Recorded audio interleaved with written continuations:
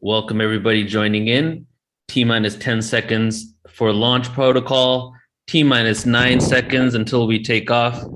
8, 7, 6, 5, 4, 3, 2, and we are blasting off into the cosmos.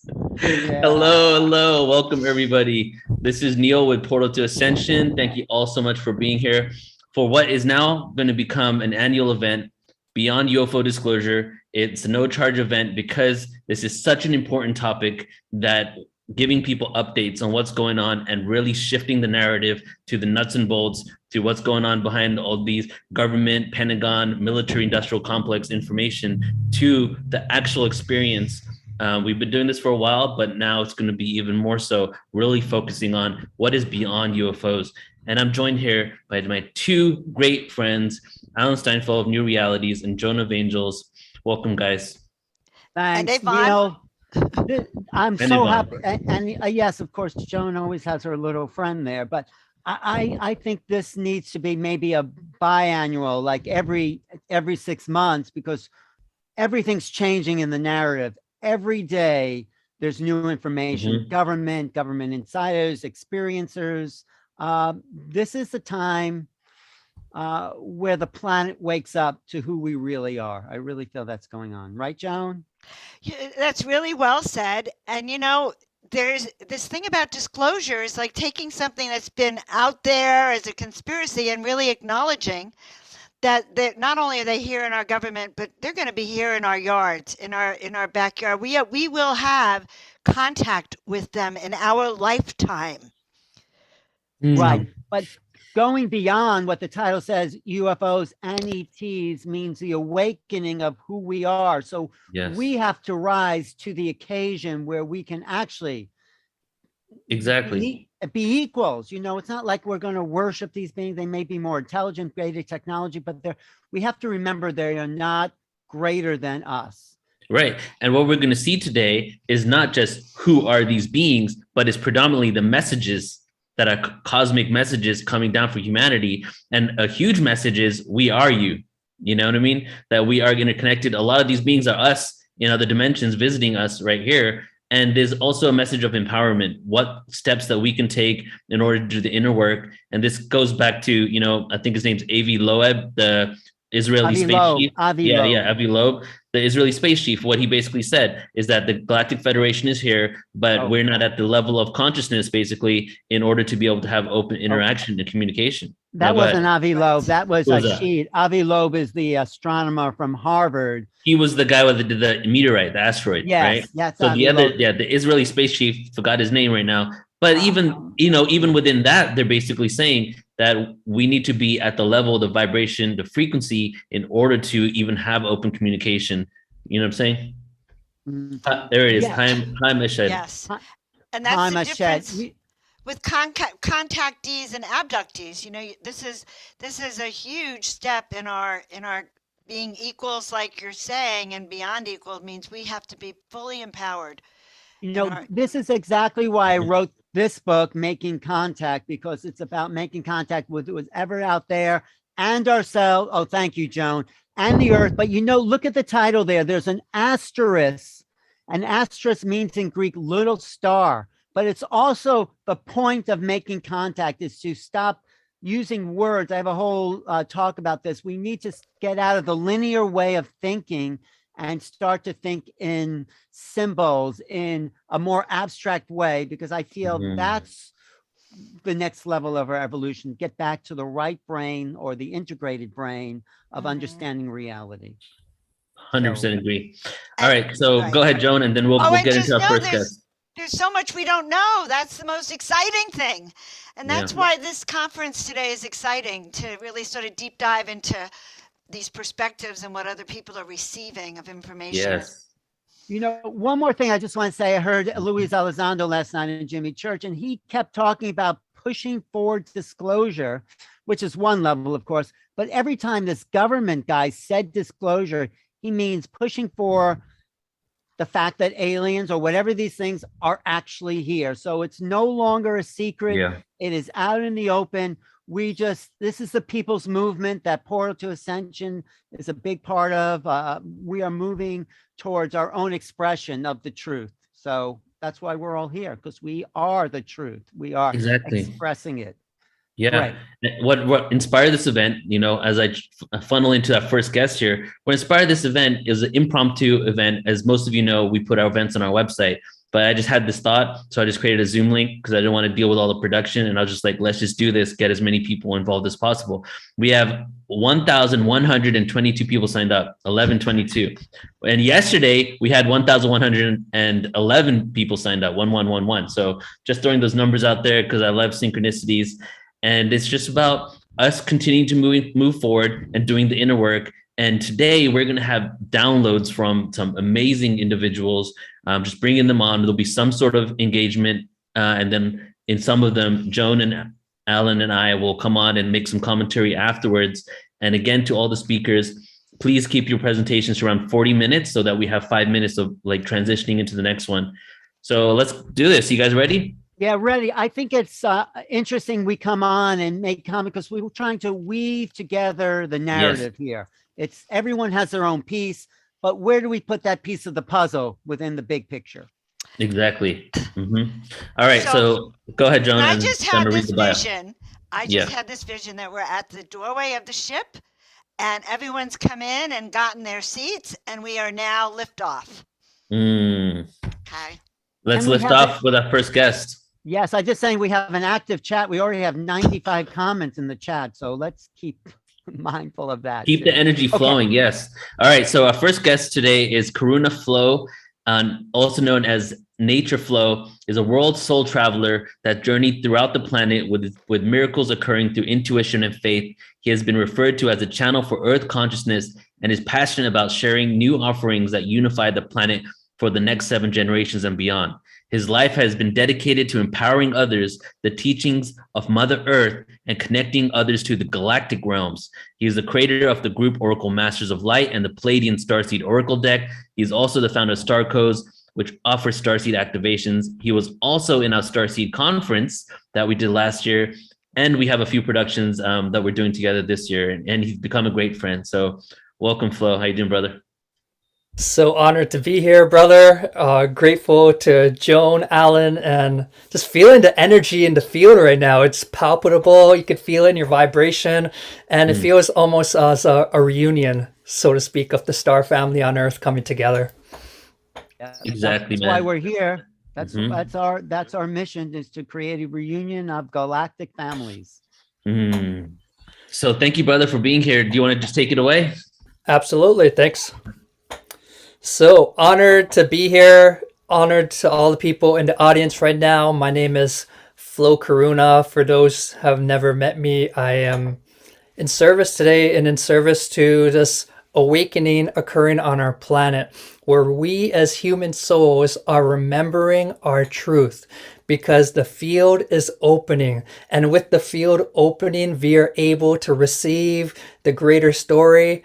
It's much beyond history books or what we've learned. The truth is in our genetics. The truth is in our DNA, and we are online, so to speak, and remembering.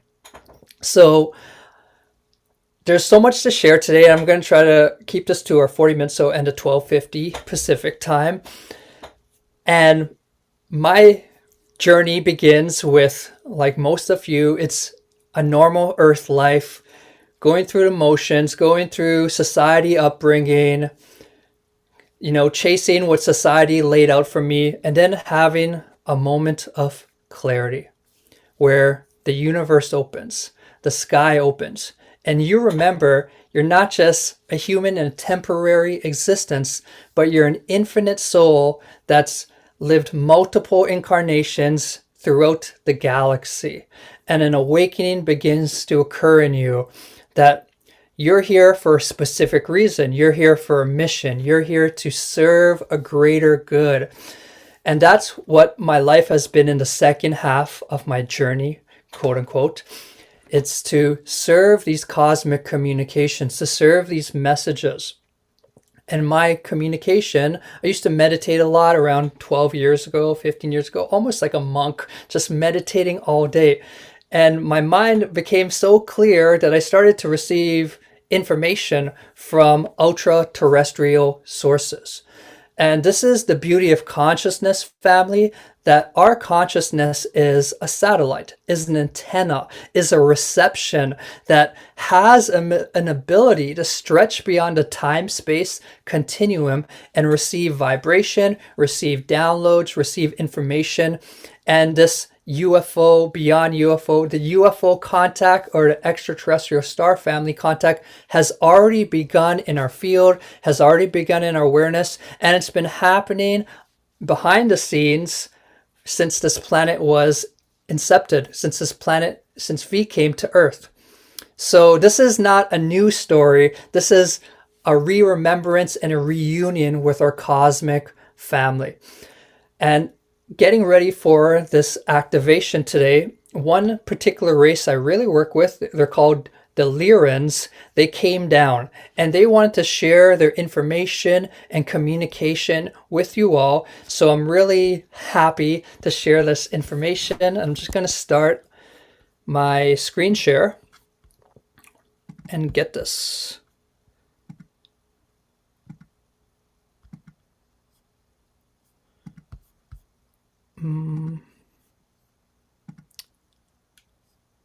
I don't see the slides.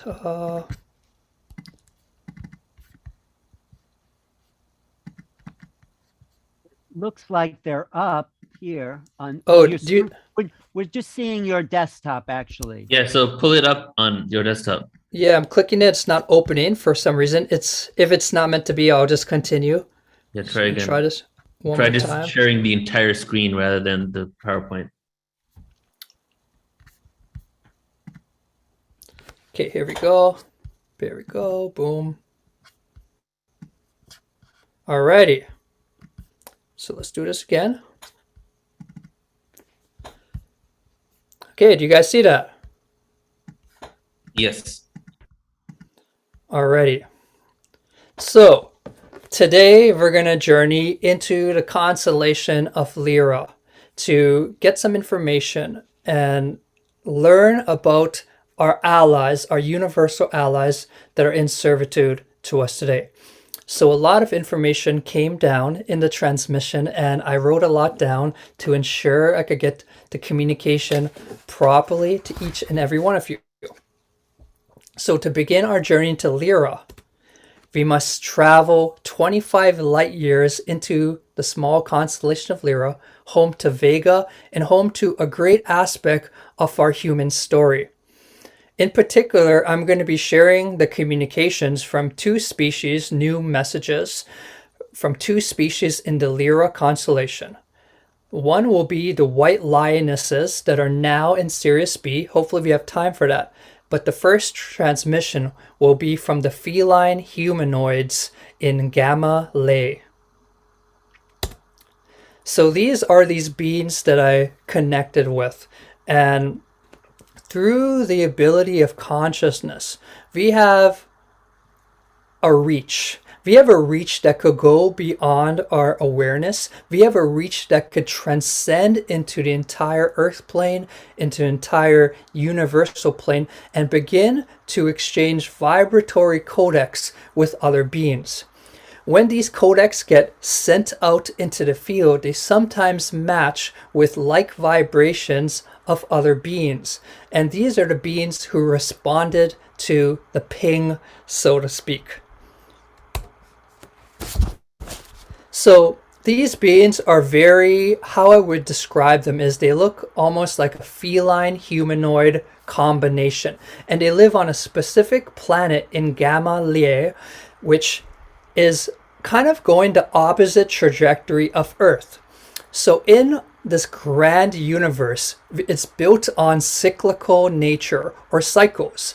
And as our planet Earth is transcending into the upper echelon or higher dimensional field, this particular planet has gone through the higher dimensional field and is slowly descending. So I reached out them to the gateway of consciousness, and how I would describe them is they're very scientific in nature.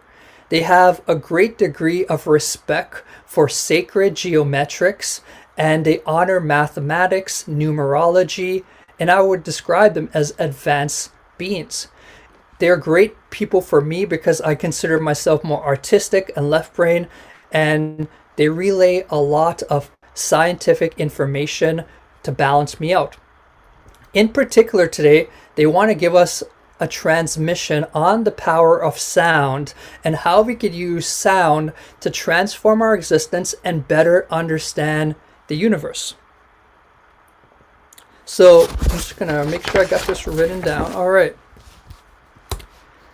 So to begin, as we shift in dimensional epochs or eras, each dimension that is experienced is founded and is anchored in a specific sound vibration frequency.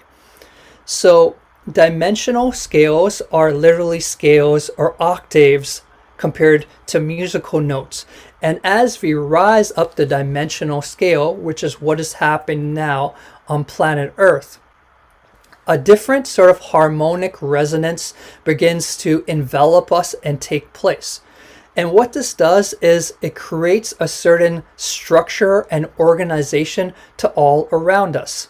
Sound in its essence is a reorganizing principle. It actually, on a deep level, is organizing the entire field around us. And as we transcend into this next dimensional scale, the field around us is going to start to organize, not just outside us, but more in particularly in ourselves. What this can be related to is the experiments that we've seen maybe online where instruments or sound frequency is played and rice begins to organize to specific patterns. So I'm just going to play this for you all now. So this is the power of sound from a deep level.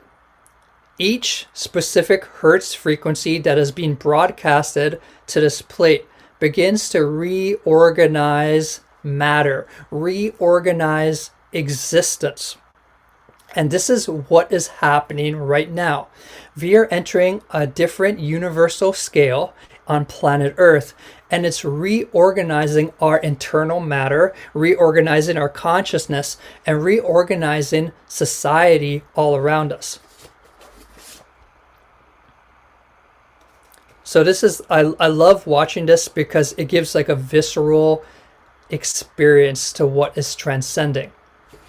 And I'm going to begin to read their messages. I normally like to just wing it in the fly, but all the information came down beforehand, so I wanted to honor the communication. So, you are an instrument that, like anything else, needs to be tuned. This process to tune yourself begins by finding your unique note and attuning to your vessel for requesting the sound to be heard internally. So in your temple, you are not just creating sounds through your vocal cords, but your entire auric field, your entire body is broadcasting a vibration through the field. Your organs, for example, there's no mistake that the instruments or organs within you are called organs because they are generating sound frequency. And as you attune to your inner awareness, you begin to realize you are sending forth a sound frequency to the world around you. Our current day scientists are starting to discover this in flora and fauna. And this is some information on researchers talking about how plants emit sound. So I'll just read it out loud. The researchers who tested this hypothesis of plants producing sound at the Tel Aviv University found that tomato and tobacco plants made sound at frequencies humans cannot hear. New Scientist reports microphones placed 10 centimeters from the plants picked up sounds in the ultrasonic range of 20 to 100 kilohertz, which the team says insects and some mammals would be capable of hearing and responding to from as far as 5 meters away. The plants made these sounds when stressed by lack of water or when their stems were cut. Tomato plants, stressed by drought, made an average of 35 sounds per hour. Tobacco plants on average made 11. Unstressed plants, by contrast, produce fewer than 1 sound per hour. The scientists used machine learning to distinguish between different kinds of distress calls, as it were, and different kind of plants. I'll just continue that. So this is more, and this is from Live Science magazine. Gagliano and her colleagues recently showed corn seedlings' roots lean towards a 222 hertz per, and the roots emit clicks of a similar tune. Chili seedlings quicken their growth when a nasty, sweet fennel plant is nearby, sealed off from the chilies in a box that only transmits sound. We have identified that plants respond to sound and they make their own sounds. The obvious purpose of sound might be for communication with others. So as we gauge by that information, there is a subtle sound in the reality that is consistently happen. And when we as humans can begin to tune into this more subtle aspect of sound frequency, we gain an ability to co-create with existence and recalibrate ourselves or tune our instrument. And these are the messages passed forth by the Lyrans on this. There is a constant revealing on string theory, quantum mechanics, and our vibratory universe, and observe how everything is connected to sound. Vibration is sound. Harmony is sound. Collective coherence is sound. And we begin to decode the structure of everything sound related, for everything is built on this principle. We have heard the sayings from the Bible. In the beginning was the Word, and the Word was with God, and the Word was God. I attribute the Word to being the world. Or the Hindu and Buddhist belief systems that the sound of Om created our world. Or your heartbeat. Once again, the beat, the rhythm is associated with life. This constantly continues, for you are moving rhythmic harmony. And when the instrument of yourself is tuned, your operating system begins to take on vitality, youth, and transcends natural limitations or barriers. Sound frequency has the ability to penetrate beyond the field of time and space and access the multi-dimensional field, for sound has no boundaries, and this is the power, beloved starseeds. When you begin to find this inner sound within yourself and let it play through your divine essence, you soon start to attune yourself, and the entire planet syncs up to a new awareness. As we've seen from these rice experiments, there is an organizing principle through how sound impacts your life. So I'm not too deep on sharing conspiracy-related information, but they wanted to share that the U.S. government or the U.S. military with, for example, HARP technology, what it involves is satellite dishes projecting sound waves into the field to elicit a specific thought wave frequency on the population. So sound waves are influencing our collective consciousness. And the beauty is that we are not just affected by the outside forces, but we have the empowerment that our instrument can impact the field all around us. And this is greater than any device of manipulation, because you are the greatest technology available. And how amazing is that? Just for a moment now, feel your consciousness and realize the genius that is residing in you. Just pause for a second.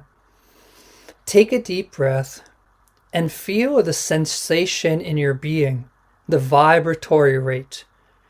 and realize you are residing in a genius vehicle of creation that is allowing you to exist right now. So to sense our vibration is the first piece of the puzzle. But as we sensitize more to our inner temple, inner chamber, those vibrations soon correlate into sound frequency. And as mentioned, not simply sounds from your vocals, but a natural eminence that your body is constantly, and your aura is constantly vibrating. We've also seen in our modern day time, like they've got the sound of the sun, and it sounded like the Om sound, because everything is in resonant frequency. This is how certain humans tapping into sound exchange codecs with the star family.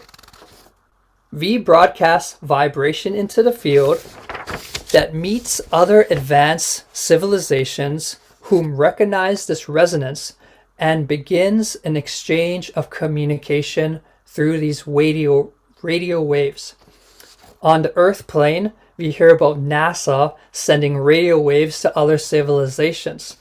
But once again, this seems like trivial when I hear about this Earth technology, when within us all we have built-in technology, which is the most advanced in the land, that can begin to relay vibration to other civilizations and begin a communication. And this is how I, in particular, communicate with various star species.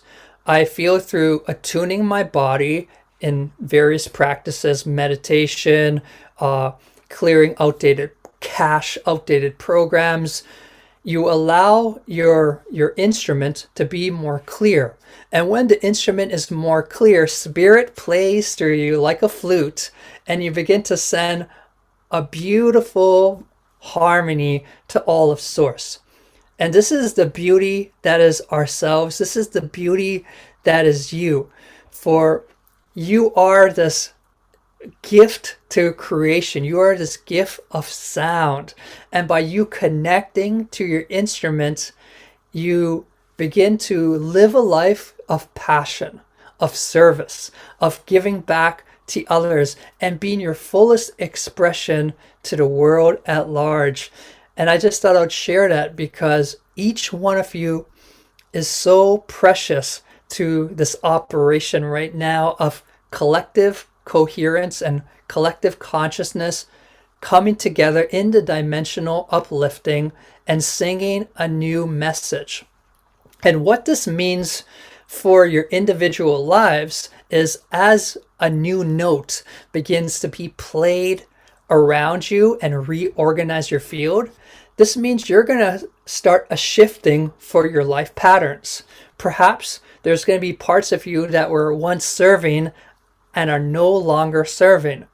And we really have to honor this transformation within our field and recognize that when something feels off to you or it's past due, it's really an opportune time to let it go and allow the new reorganization to occur in your field.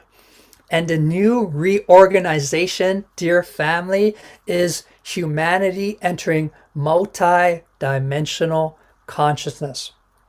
In this field of multi-dimensional consciousness, which we've talked about, dimensions are octaves and scales. So to be multi-dimensional means you can play different notes of creation. You know, to play one note on a flute, all right, that's cool. But if you could play multiple notes, you can really craft something marvelous. And this is the wavelength the star family operates on, multi-dimensional frequency. And to be a human is not to simply go to these higher planes, but it's to play all your fields, including being a human, being grounded, following your natural human abilities, and then having those moments to lift off, as we've been saying before this conference, and connect to the higher dimensional beings. But in essence, to be multi-dimensional is allowing for dimensional planes to weave with each other, to be stitched with each other. And this is how we make the greatest impact on planet Earth, in my personal opinion. For we have these different sound frequencies, we have these different dimensions. But when we root to our body and we are connected to our cosmic consciousness, we allow for these cosmic codes to interweave with our DNA, interweave with our body. And through this is going to birth the new human, which is many of us right now. This new human is telepathic in nature. This new human has vitality and its energy flow is rapid, instant healing, rapid healing, and ability for one's consciousness to weave and co-connect with their physical body and guide the body to whatever path it seeks. The opportunity here is co-creation, not simply being a slave to your genetics or what's presented, but being an empowered liberator to write the story of the future planet and write the story for yourself with full freedom. And this is the beauty of the now. In the future, from the health perspective, this is what they're saying. Everything is going to be in relation to sound healing. Not just doctors feeling your frequency and sensing what is off, but you yourself being empowered to tap into your instrument and feeling specific parts of your body that are maybe off tilt, off him, sensitizing to those parts of the body and beginning to use your consciousness to direct a new sound wave frequency for ultimate healing. We're going to find with this, we're going to shift a lot in the health paradigm and return back to ancient cultures such as ancient Egypt or Atlantis and Lemuria, or in particular Atlantis and ancient Egypt, that were using sound to heal themselves and evolve. Even from an ancient Egypt standpoint, using sound to move matter and manipulate matter. And I work a lot with the Hathor Collective, and we'll be sharing a lot of the Hathor's communication at the Ancient Egypt Starseed Conference with PortalToAscension. So I'm all about experience. I love experience, and I think that is the way to free ourselves. So I'm just going to stop this screen share.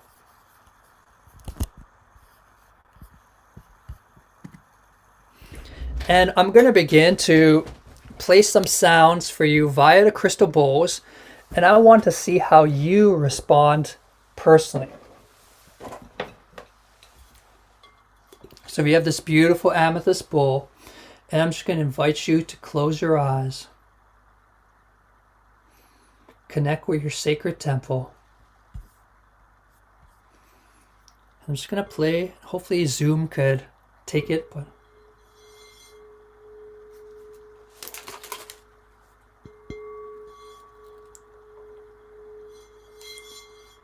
and what you're going to do is just simply observe how this sound affects your thoughts, emotions, and body.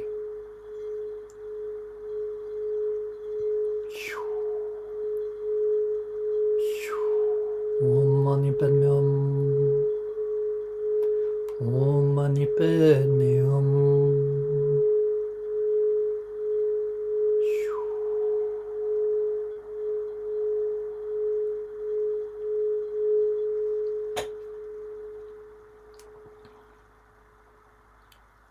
Just simply observe, notice any changes in your awareness, in your energy field.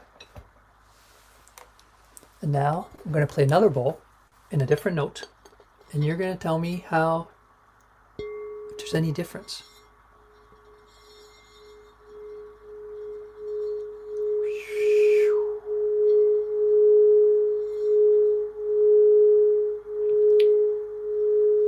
Simply just pay attention to your vessel. And through your awareness, through your sacred awareness, you're going to experience firsthand how sound is interacting with you on a molecular level. Now we're going to just for difference, I'm going to play the drum. You're going to tell me now how this sound affects you.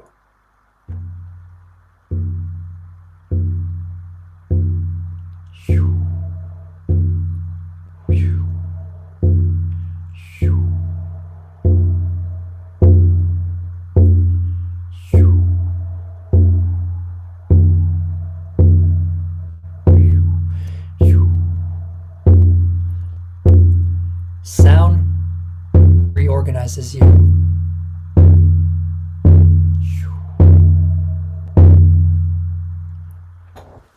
So just wanted to give you some examples and see how sound is affecting your structure.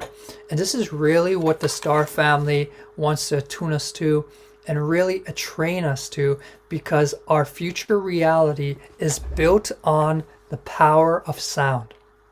And I've heard the saying, and I've received it too. In past times, the gurus were speakers and teachers, but in our current reality moving forth, all the teachers will be musicians, because sound has an ability to transcend the logic block limitations and access your heart, access your field, and begin to actually rewire everything within you. Light language, for example, is a big topic in the starseed community. And from what I know on light language is, it's not simply a language that's communicating to your logical self, but it's actually a vibratory signature that is meeting your DNA, meeting your molecular structure, and reorganize it to your cosmic remembrance.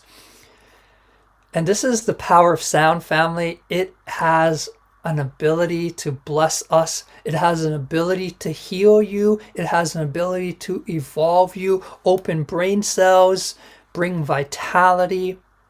And the Lyran family, especially the feline humanoids of Gamma Relay, really want to share this empowerment with us, because it's going to really serve us in the current time and the future. So I've been getting a lot of messages, and also from the white lionesses of Sirius B. And I don't know if you have limited time, and I was actually given 2 presentations, but I think if you'll stay in the sound field, and I would like to open up to any questions that I'm connected with the Lyrans right now that anyone has. Maybe if Neil or one of the hosts need to ask a question, I'm in service to that. Well, I just have a quick question, because I've been following the crop circles for many years, and it seems like you can translate those patterns into sound frequencies. Is that a Lyran? And talk about crop circles a little bit. Okay, that's great. So I'm just going to look into that. Wow. So right away they're telling me, I feel this is a Lyran energy, but they're saying when these crop circles appear, they're not just to give the planet communication from a human level. It's actually to embed our Mother Earth with a sound frequency. And I'm seeing how when these sort of crafts or advanced beings would project sound onto the Earth, the crop circles are a byproduct of the healing work entering deep into Gaia. And they're telling me, like, a patient that needs certain uplifting or frequency raising, they send them sound. And these advanced beings, in their subtle way, were sending sound frequency into the cores of Earth to keep it at a particular calibration, so you wouldn't descend too low. And it's pretty special, actually, hearing that. Beautiful. That's kind of like the pyramids that could have been created to keep us at a certain level of awareness too, But Exactly. I've heard a lot of people say that crop circles, maybe not all of them, but many of them, are the consciousness of the Earth as a sentient being, giving us this reminder, waking us up, So Wow. kind of in alignment with what you're saying. Yeah, it's definitely like a two-way street, right? There are also frequencies. What you said, they're sort of like vitamin injections for nourishing consciousness on the Earth, in a sense. Boom, here's another one. Here's another one. Yeah, thanks. That's great. Great, great. You see any more questions? Yeah, we have a question in the room. Joan, you want to read it by Jewel Fitz? You see that there? No, let's see. Oh, okay. I've been getting this consistent tone tunes in my left ears for over a month. Now, is that a way for the field to be tuning me to my own note? Great question. That's a great question. Okay, I'm just gonna personally look in.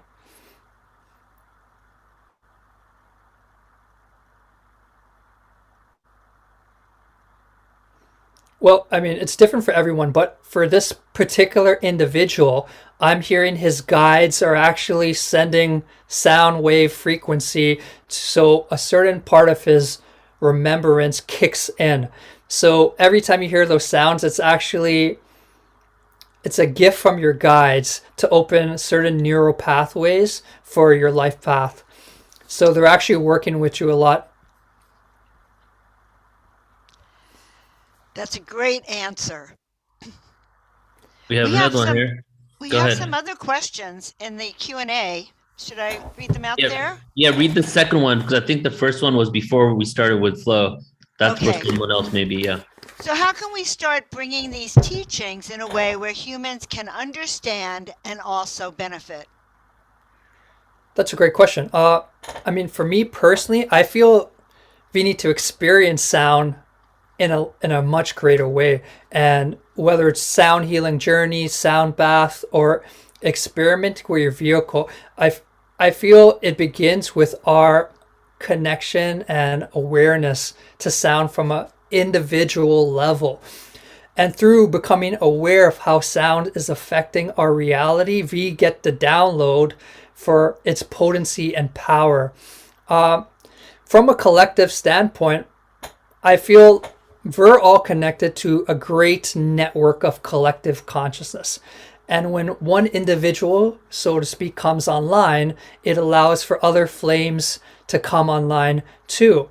And the empowerment is always an individual journey, it's always an inner journey, and that creates the field around us.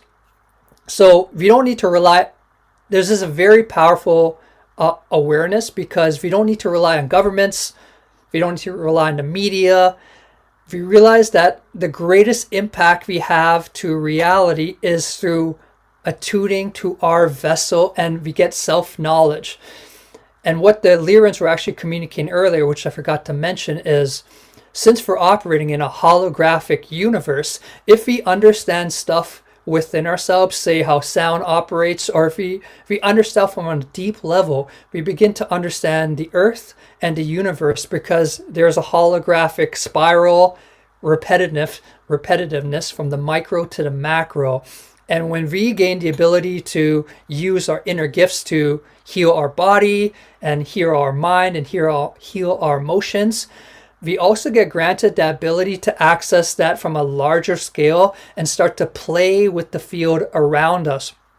And I personally believe that we're having a lot of conscious shifts right now in 2022, because many starseeds are beginning to play with the field around them and realize this ain't a one-way movie screen, but this is a co-creative journey that we're having with reality. And that power always begins with yourself. And my mission is always to remind people about their mastery within and connect people to gifts of empowerment, because once an individual is tapped into that lion within, or that source within, they become unshakable and unmovable and granted the tools to really transform this plane. Beautiful. I love co-creating reality together, to make this shift, and really just joining forces and realizing the energy of inclusion is much more of a solid vibration than of exclusion, coming together, putting our energy together to really make these shifts. So here's, Alan, did you have a question? And then I mean, because Lisa Royale and some of her work with the Lyrans, she says the Lyrans was a root race that seeded a lot of the local galaxies. So are we encoded to a certain frequency, a Lyran frequency anyway, as our base DNA consciousness? And is that why we can connect to the local cosmos? I mean, talk about that, the Lyran frequency. Yeah. That's a great question. So, I mean, we've all heard different creation stories on why the human is here. And I'm not here to contradict anyone's stories, but I just go with the information I've received. And the information I've received is, so the constellation of Sirius is like the central hub to our Milky Way galaxy. And since it's such a central hub and centrally located, a lot of intergalactic councils have met here and formulated, guidance. So anyway, to make a long story short, these intergalactic councils, from my information, seeded the human on planet Earth with various starseed genes because we are a peace offering to the universe of what it looks like when many races come together under one place. So I feel many beings on this plane have Lyran genetics, but many beings on this plane also have Palladian genetics or reptilian genetics or other beings, and we're part of this grand experiment where we're learning to coexist with each other and demonstrate what it's like when different species live under one roof. So I feel the human race is a peace offering to creation. And when an individual has, a big part of this reality is relationships. And when an individual transcends a relationship or a conflict in their field, they're not just healing themselves and the collective, but they're actually doing something massive from a universal level. And we are powerful beings, and that's just my message. I feel there's so many galactic beings here right now, and many of us have lived multiple, but from a genetical standpoint, yes, the Lyrans are embedded into many. Beautiful. That's such a great answer. And I've been saying so much in alignment, brother, with everything you say and things that I say when I with sound and galactic. I've been feeling for a while that Earth is like a test of galactic racism, speciesism, how we can live in harmony with all the species on the planet. Because if you look at different dimensions, you talk about beings from specific planets. I think the diversity that we have on this planet is so vast. And a lot of galactic beings, or maybe even intergalactic, have donated DNA to this Earth experience. And in the future, we evolve and become these beings that even created us in the first place. But as we're doing that, we're trying to figure out how all of these beings that have donated DNA, all of their manifestations can actually live in harmony with one another, Absolutely. It's crazy because I run this 7-week Starseed activation course on star codes. And the more I get information, the more I realize the story of creation just keeps going, and we're like a piece of the puzzle. It's been a long journey, and it just keeps going. Milky Way to Andromeda, and the dragon lineage, the Lyran lineage. It's just never ending. And I'm so grateful. Sorry. What you said about Earth is also what's happening now, as all the races are mixing here on the planet. So as above, so below, we are experimenting with our own consciousness and the mixing of different cultures and races. And that's why I think the future is opening up in a more galactic way, because we are now integrating. Absolutely. And, when you hear some of the creation stories from the indigenous beings of Mother Earth, the originals, as I like to call them, they say, we came down in colors and directions, and our whole mission was to integrate and merge with each other. So it's in alignment with, that unification. And that's why we're here. I often say the only way out of this dimension is unity. There's only one way out. Beautiful. Well, there's only one consciousness, really. We're all, one. We just don't realize it. Yeah, go ahead, Neil. In the last minute here, brother, let's go ahead and share the project that we're doing together. And do you want to speak on that a little bit? I'm going to share the screen. Yes. So on March 5th, we have the Ancient Egypt and Extraterrestrial Connection Conference. There's just such deep interweaving between extraterrestrial species working with the Egyptian culture. That's when our planet was slowly starting to descend. So there was a lot of exchange at this time. And on March 5th, we have an incredible list of speakers coming together. We have Robert Edward Grant, William Henry, Alan Steinfeld, Desiree and JJ Hertek, Dharmapa, who is one of my teachers, Neil, Raji, Lahini Rose. And we're going to try to bridge in our conscious memory the time of Egypt to the starseeds, to the star beings. So it's going to be a powerful conference. And for, at least for my talk, I'll be sharing the Hathor's teachings. The Hathors have been really coming in my field. They're just like around, and they've actually communicated they're like back on Earth fully. They've been documented to be in Egyptian times, working in the temples of Diendra, working with the priestess societies, and using sound to materialize matter and bring a lot of information to that time.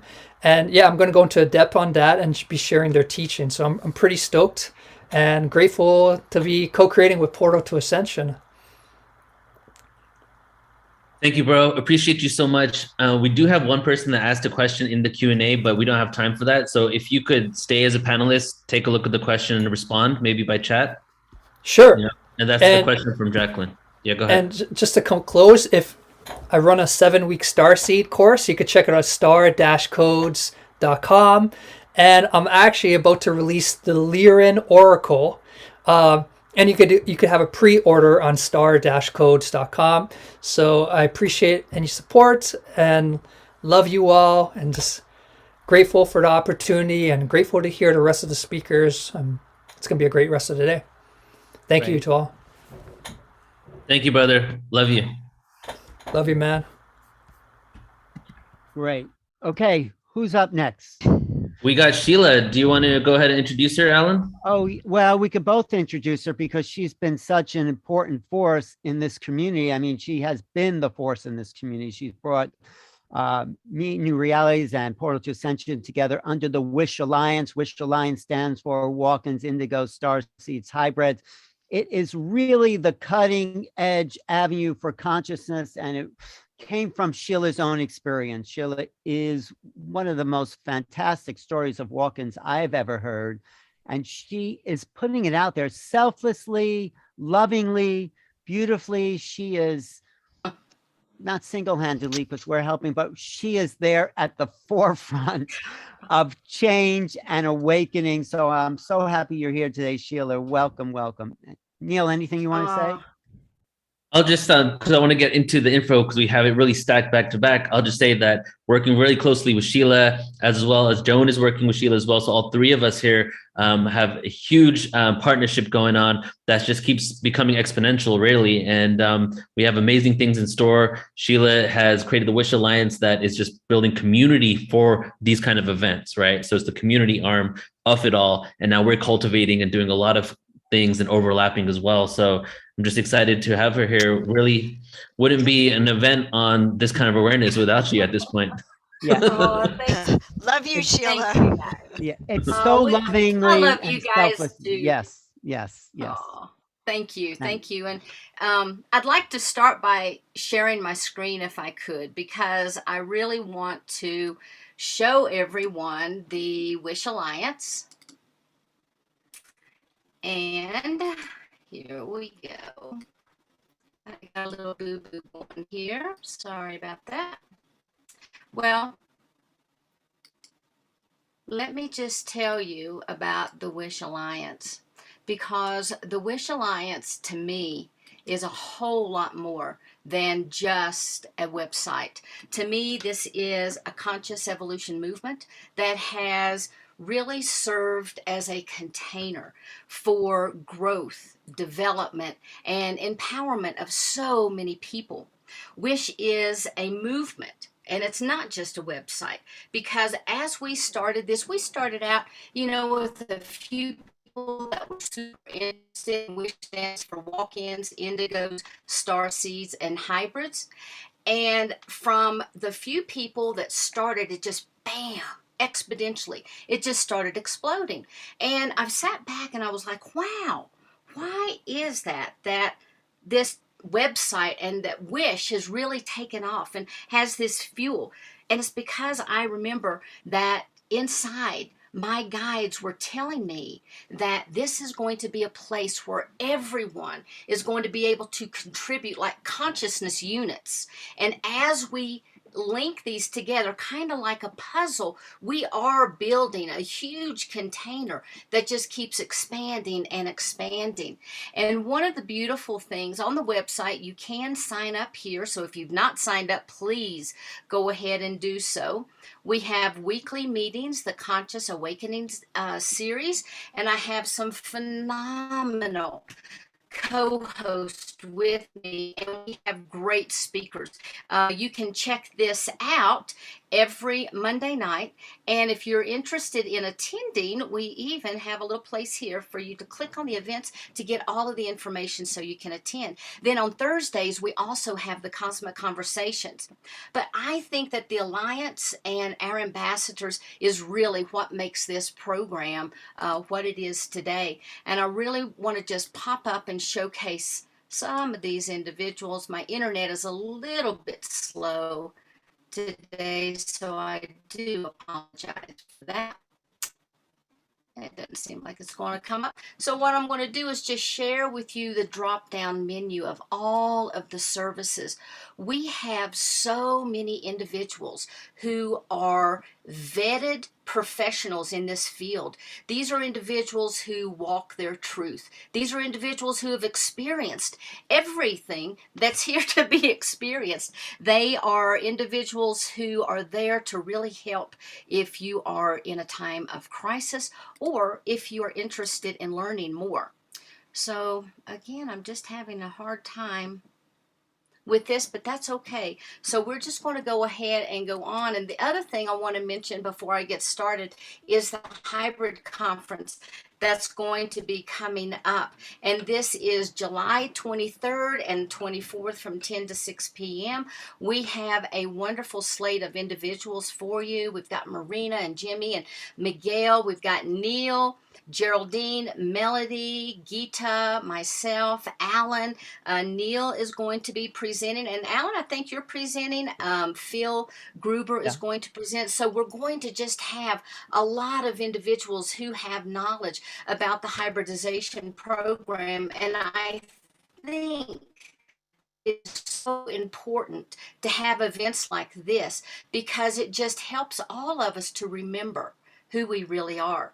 Because in my opinion, each and every one of us is actually a hybrid.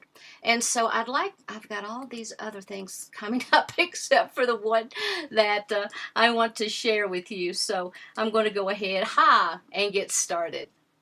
Okay. I'm going to play from the start. And I wanted to start with this beyond disclosure because beyond disclosure is already happening. Individuals are already here. People are making contact with their collectives, with their guides, with galactic beings, benevolent beings. They're already in service and working hand in hand together. The Wish Alliance came as a result of my collective speaking with me, guiding me, giving me direction, opening doors for me. And I have found that if I listen to my collective, I am right on target. And so what I'd like to do is talk with you for just a few minutes about beyond being this disclosure, because it's more about our higher consciousness and anchoring in that higher consciousness. And for a moment, I'd like for you, you can close your eyes or not, but what I'd like for you to do is I want you to think disclosure has happened. And it's going to happen from the ground up, not from the top down. It's happening right now. We are the disclosure. But our galactic families have landed. The governments have taken photos and they're sharing with everyone. The media are showing that the ships have landed. Our galactic families' faces are all over the news. They're in magazines. They're in the newspaper. Government officials are being plunged into chaos. because all of a sudden people are waking up and they're remembering who they really are. And they're starting to question. They're starting to question these rules and all of these paradigm ropes that have really been entrapping us. And systems begin to break apart. And people are starting to look at themselves, at the old you and the new you, because all of a sudden they begin to have options. And as these options come in, they begin to understand that there is a new day dawning and new ideas are starting to come in. New paradigms are starting to form. And people are beginning to release and let go of those things that no longer serve them. And they're really beginning to turn deep within themselves. Now, conscious awakening is occurring now exponentially. It's like every time I talk with people, and I have some clients that come in to see me that initially came in under old paradigm structures. But as we continue to work and as we begin to talk with each other, they start coming in and saying, oh, look at this ship I caught last night. Oh, do you know what? I had this dream that this galactic being came into my home and it was giving me messages. And that is on the good side. There are going to be those people, however, that's going to drop into fear or trepidation about what it's going to mean for their current way of life and their religious convictions. They're going to become concerned on what is going on. Is Creator truly Creator? Is Creator another force that we never even considered? And people are going to begin to break open like eggs. And it's going to be this community. It's going to be the speakers, our viewing audience, all of the people who are involved in Portal to Ascension and New Realities and Joan's show and everybody. We are going to be the ones that are there as their safety net. So we really need to get ready. We need to start preparing ourselves. Now, on the other hand, people like us are going to be rejoicing because all of a sudden there's going to be this, I think, this sweet flow of surrender, this knowledge, this anchoring, this ancient knowing, and this ever-flowing change is going to begin to take place. And I think it's going to be satisfying because we're going to know that whether it happens in our lifetime, and I really think it will, but whether it happens in our lifetime, our children's lifetime, our grandchildren's lifetime, we have been the ones to help to pave the way. But the important thing is that we all come together so that we can begin to embrace our new reality. And it's going to happen sooner than I think people believe. And so a lot of times when I'm talking about these things, people are like, well, how can you talk about this with so much conviction? And first thing is like, well, how can I not talk about it with so much conviction? Because I, along with a majority of our panel and audience, are the disclosure. We're the ones that we've actually been waiting for. And in truth, my collective and the Arcturians have shared with me time and time again that together we need to unite. We need to become one. We need to let go of any pettiness, anything that's holding us back from our truest expression of love. You know, we are actually the ones we've waited for because now we are the walk-ins, we're the indigos, we're the starseeds, the hybrids, and we're here. We come from collectives, we come from different dimensions, we come from timelines, different planets and universes, but all to be here to witness and to participate in this time on the planet. And in a few minutes, I'm going to briefly share my story, but I really want to say that I am grateful for the opportunity to be here, because events like this help to create this synergistic vibrational ripple that moves out through the very fabric of the old paradigms, breaking down the old barriers and helping to create and to nurture a new paradigm, a new energy, and a new way of being. And each one of us is represented here. We're helping to anchor in that age of Aquarius, and I, for one, am honored to be part of that change as a walk-in and as an experiencer. Now, every day, I work with individuals who are seeking healing and answers, and in my day-to-day life, I kind of consider myself a co-creator of conscious change, because I am physically I am a physical and multidimensional healer. I'm a multidimensional life coach, blah, blah, blah. I do 100 different things, as all of us do. And we all learn these things. Yes, we learn them for ourselves, but we learn them to be in service to humanity. And one of the things that I love that I do is I'm a ceremonialist and a shamanic practitioner, and offer one-on-one groups and group sessions. I love working with the crystals and the crystalline grids, because they're actually being able to heal not just my clients, but the earth, because we know that as we heal ourselves, we also heal the planet. Now, I brought this book in 2 years ago under the guidance of my team, and I share in it the story of 15 other walk-ins, as well as other people who are in the field of science and consciousness. I'm currently working on a couple other books. We have books that's going to be coming out by all of the Wish Alliance members, and so I can't wait to have that photo up here.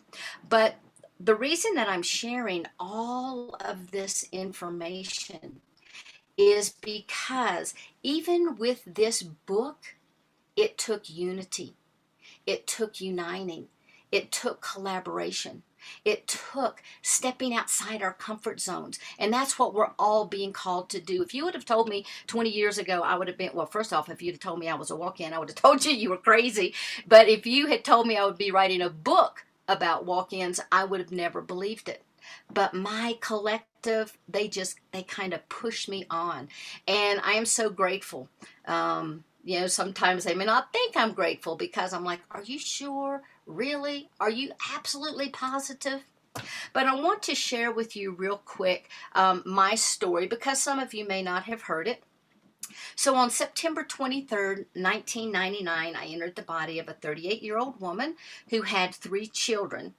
And I agreed to come into this body to help clear all of her old soul contracts, to clear up the karma, and assume her life.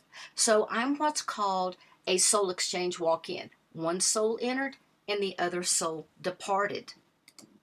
Now, I really don't identify with this person, and you can see all of the various illnesses that I had. But then I was sick. I'm a healthy person today. 20-some years later, everything about me changed when I became a walk-in. I went to bed on this night, September 22nd, 1999, sick, plagued with illnesses, walking with a cane, migraines every day, having been told that I had bone cancer, and I would be in a wheelchair because of MS and all kinds of things. And I was exhausted mentally and physically. I was in a dysfunctional marriage. And when I went to bed, I had no idea how my life would change. Now, I want to stop here for a minute, because something like this could have happened to you. Maybe not to the degree that it happened to me, but you could, through night, through working, through astral traveling, you could be having similar experiences that I had, or that some of the other people that you're going to hear today could have had. So if something resonates with you, make a note, write it down. If you got a question, give me a call. I'll tell you how to get a hold of me at the end of the presentation. But the next morning, I sat up and it felt like someone had reached down and grabbed me by the hair of the head, pulled me bolt right up in bed, and it was like lightning was running through my body, and I found myself in white space. Now, I don't know how long I was in this white space, but I liked it because I was out of pain. For the first time in a long time, I felt that peace, and that inner peace I'll never forget. And there was it almost makes me want to cry. There was an unconditional love that I experienced there that I've never, ever experienced before. And if you've ever had that kind of love, you'll never forget it. Whew, okay, let me go on. So when I finally came back to myself out of this white space, I was sitting there looking around in my room. I didn't know what had happened because at first my peripheral vision came in and then my frontal vision, and I was looking around the room, and I knew something had changed, but I didn't know what, because that veil of forgetfulness was firmly in place. And I didn't realize it at the time, but my body was also completely healed. So when I went to my regular doctor's appointment, they kind of freaked out a little bit because they didn't have any explanation for what had happened, and they were totally dumbfounded. Everything about me changed, as I mentioned. I brought in a variety of gifts, but the thing that was important are all the personality changes, the eating, the lifestyle changes, music and taste in clothes. I remembered things that I didn't even believe in the night before, like past lives and healing modalities. There was so much information flooding my body that I was completely overwhelmed. Now, I wanted to use this photo because this photo, when I saw it, it reminded me of what my soul must have been going through. To me, that's kind of like being pulled in so many different directions that I didn't really know where to go. There was illness, there was family, there was so much. And everyone here can relate to that, not just me. Everyone has so much pressure on them as far as things that we need to do. We have things for work, we have things for family, we have things that we want to do for ourselves, etc. But this previous soul had incarnated for a certain set of experiences that really had nothing to do with me. And when they left this life, part of my agreement of coming in was to assume that role, to help clear up all of the old karma, all of the old contracts that they had. And had I not met the call, this person would have really remained here. And I think that would have been sad because this person was in so much pain that there was just no way for them to really survive. They would have passed, and then my children and family would have been left without this Sheila form that's here today talking to you. Now, I love this photo also because to me, this kind of represents the collective. And this is where I came from. My collective came to me actually as work with Barbara Lamb. And I found out that I was part of a multidimensional essence, and that this essence included a ton of my multidimensional aspects that had come back in the fullness of their being. And so I was Palladian and Seren and Arcturian and Lyran and Orion and Mantis and Andromedan, and we were all enveloped in this Christ consciousness energy. And we were deep in the Andromedan system when we heard or felt or sensed this call from Gaia, crying. She needed help. She was working to get people to wake up. And this was back in the 80s with the concordance and the convergence, and many of us, I'm sure, remember that. But that is the time that we left and we came back and we merged with other collectives that had a very similar mission that we had. And we all began to enshroud the earth and was working on Earth's crystalline grid. And we were sending frequencies of love and light and the awaken and the ascension codes, because we all have those embedded in our DNA. We just need a little more help to wake those up. And that's kind of what we were doing, was infusing the interior and the exterior of the planet. Now, it was decided from the collective that I would be the aspect to come in. And my name is Noela. And I think I'm going to start using it. I haven't really officially decided that, but that was the name of my essence. And that was the name that was given to me when I first became that initial fractal from source energy and was working with the Elohim to help create other angelic beings. And so I carried that name Nuela because it has a certain frequency, and I come into a body, Sheila, Nuela. They kind of have, similar sounds. But anyway, it was decided that I would be the aspect that would come in.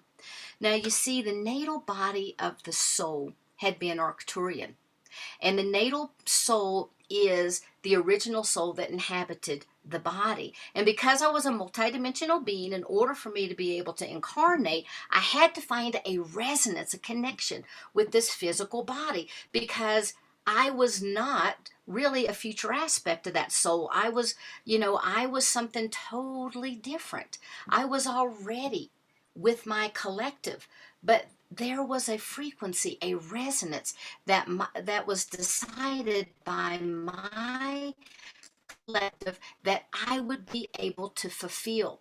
And so, since this had been an Arcturian field vessel, I came in bringing with me from the collective mostly Arcturian energy. And this frequency is from lifetime after lifetime after lifetime of when I was actually an Arcturian being. And it was that frequency that allowed me to actually connect and integrate with this physical body.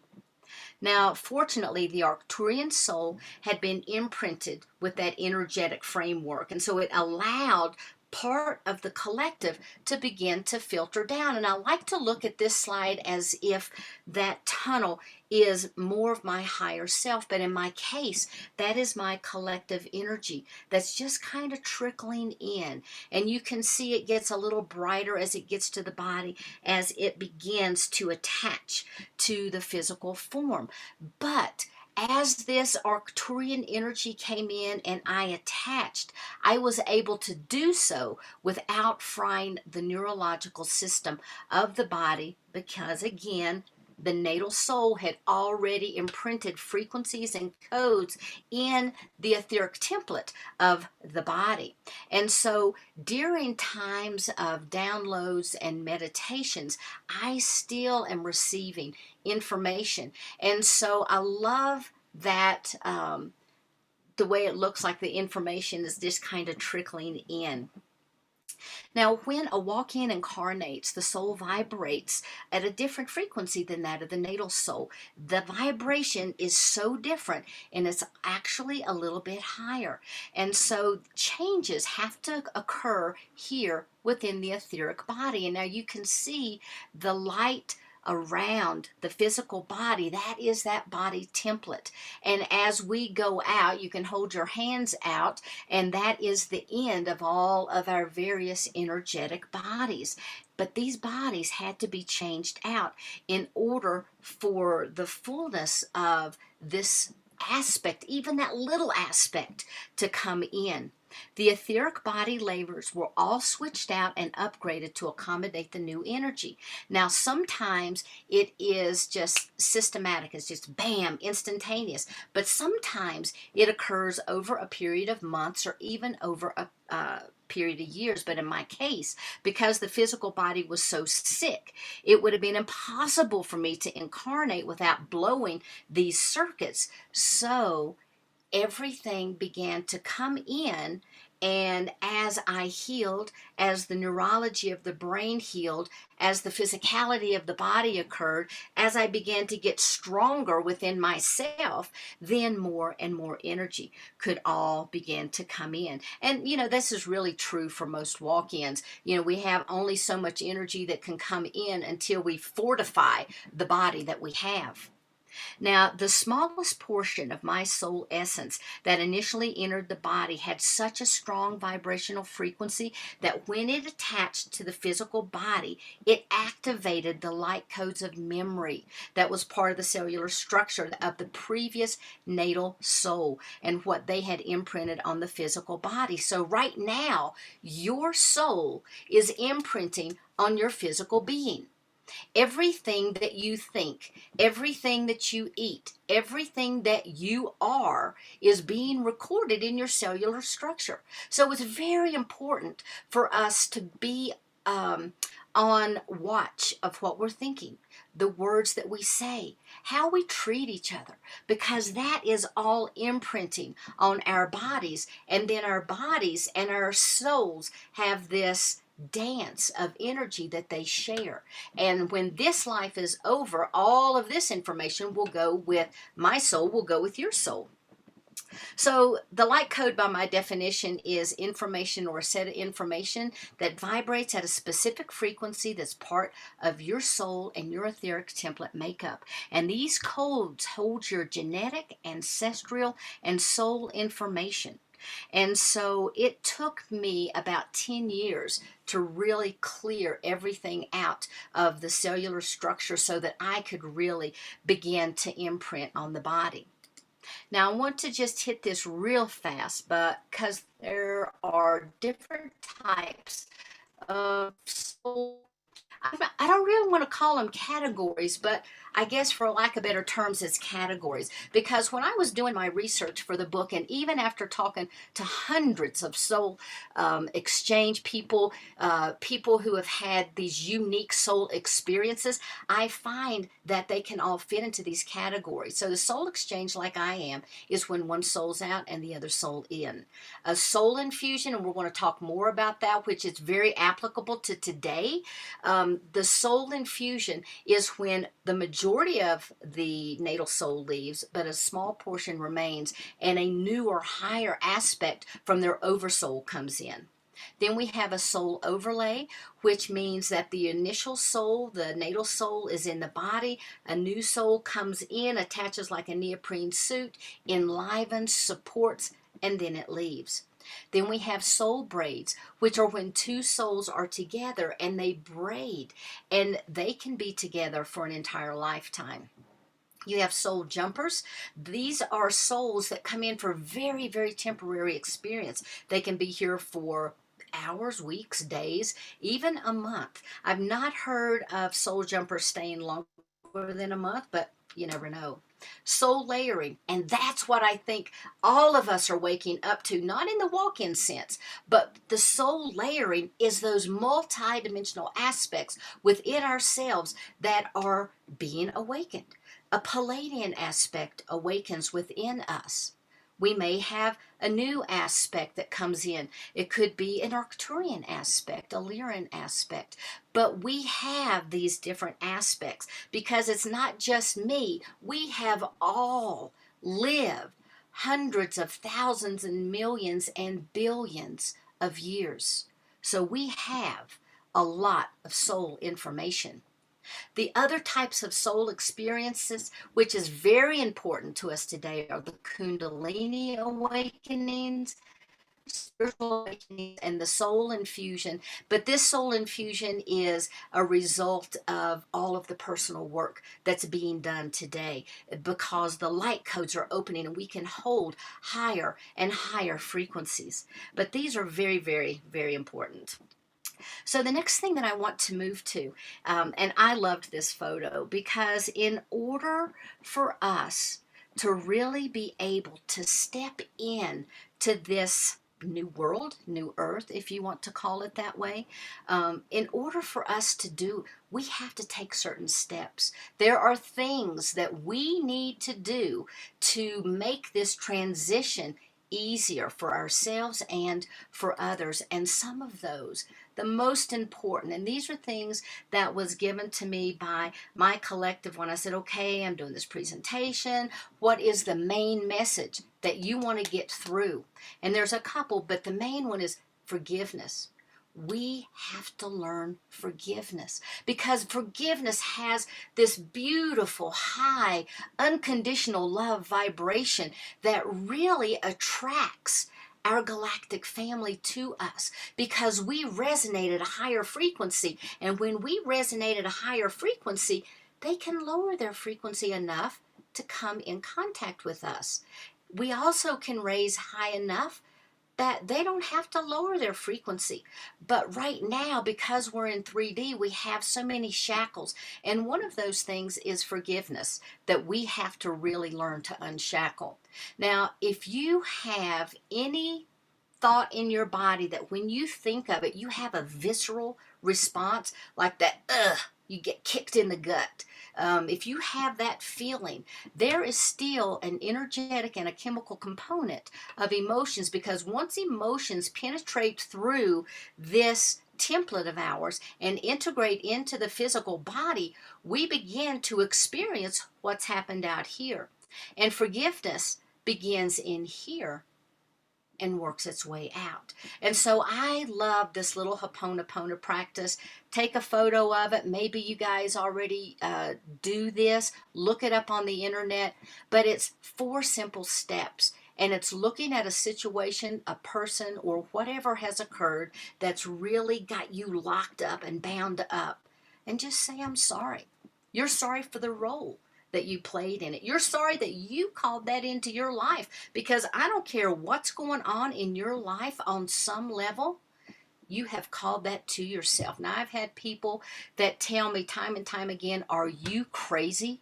I would never, ever in a million years have called that situation to me. Well, no, you wouldn't in the physical realm.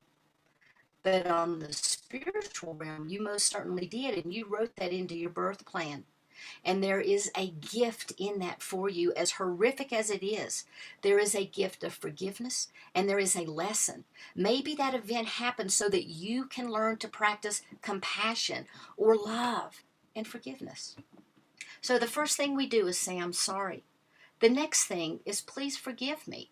Please forgive me for the role that I had in this event. Please forgive me for the way I responded. Please forgive me for all of the actions, for getting angry, whatever that is. Just please forgive me. And you have to ask yourself that same thing. Please forgive yourself. The next is, I love you. I love you as my brother and sister on this planet. I love you as my galactic family. I love you as we all come together and unite. I love you for the role that you're playing in bringing this to me. And thank you for this experience. And if we can truly learn to integrate and practice this Ho'oponopono, you're going to find that your life changes. Your energy will lighten up. Your radiance will shine. And you will have more and more opportunities come to you that are the ones that you're seeking. Now, the other one that they said to remind people of is meditation.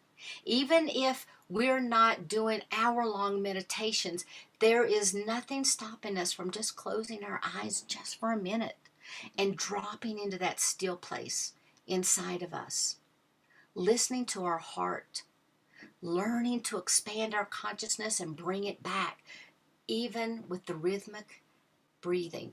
Okay, so you expand and you contract, expand and contract your consciousness. And as you do that, you're going to become more and more aware of the situations around you. You're going to become more and more aware of the things that might be holding you back. You're going to become more and more aware, and you're going to provide a gateway, an opening, an opportunity for your galactic family, your guides, your collectives, whomever, to speak to you, because it has to be in stillness that we're able to hear. When we're out running around and doing 150,000 million things, we can't be thinking of stillness. We can't drop into the essence of who we truly are because we have our minds engaged. Meditation allows us that opportunity to drop in to our heart.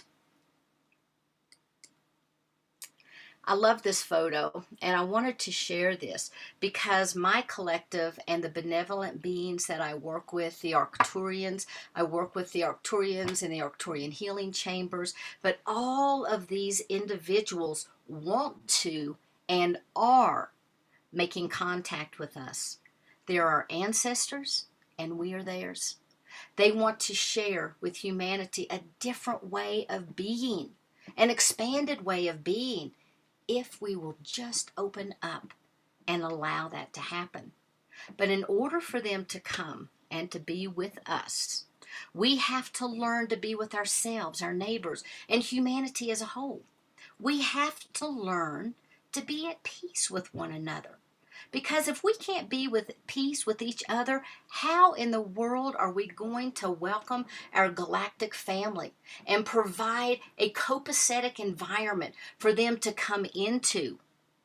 Now, I'm going to be the first to admit that I might have an instant laundry problem. If I had her knock on the door, I opened it up, and there stood this huge dragon being.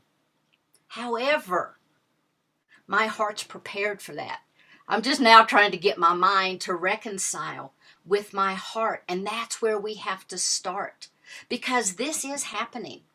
We have to be in a place of open-heartedness. We don't want to drop into fear. We don't want to, let me just give you an example. I had a death in my family, and my family member came to me. I was in the shower, and they showed up as all of these pixelated light, just pixelated lights. It looked like little triangles, hundreds and thousands of them.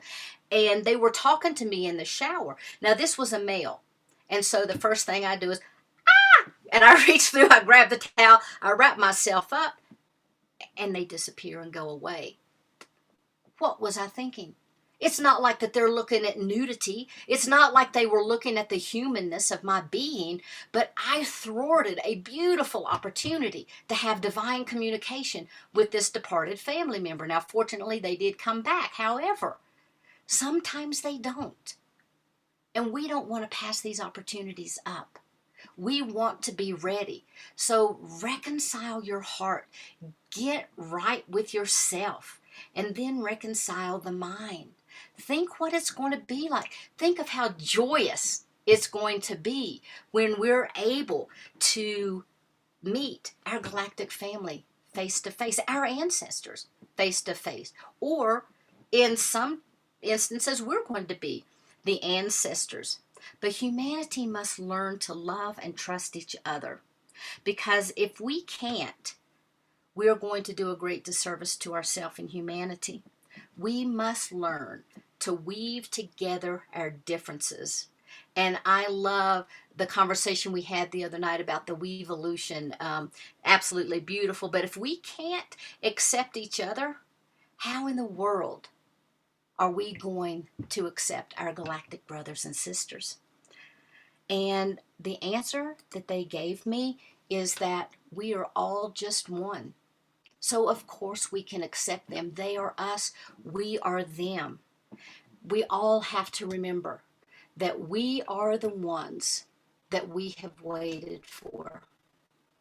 Each and every one of you are here to bring your light, to help hold space, to anchor in these vibrations, and to do the work that's necessary in order for us to bring about this new earth that we all talk about.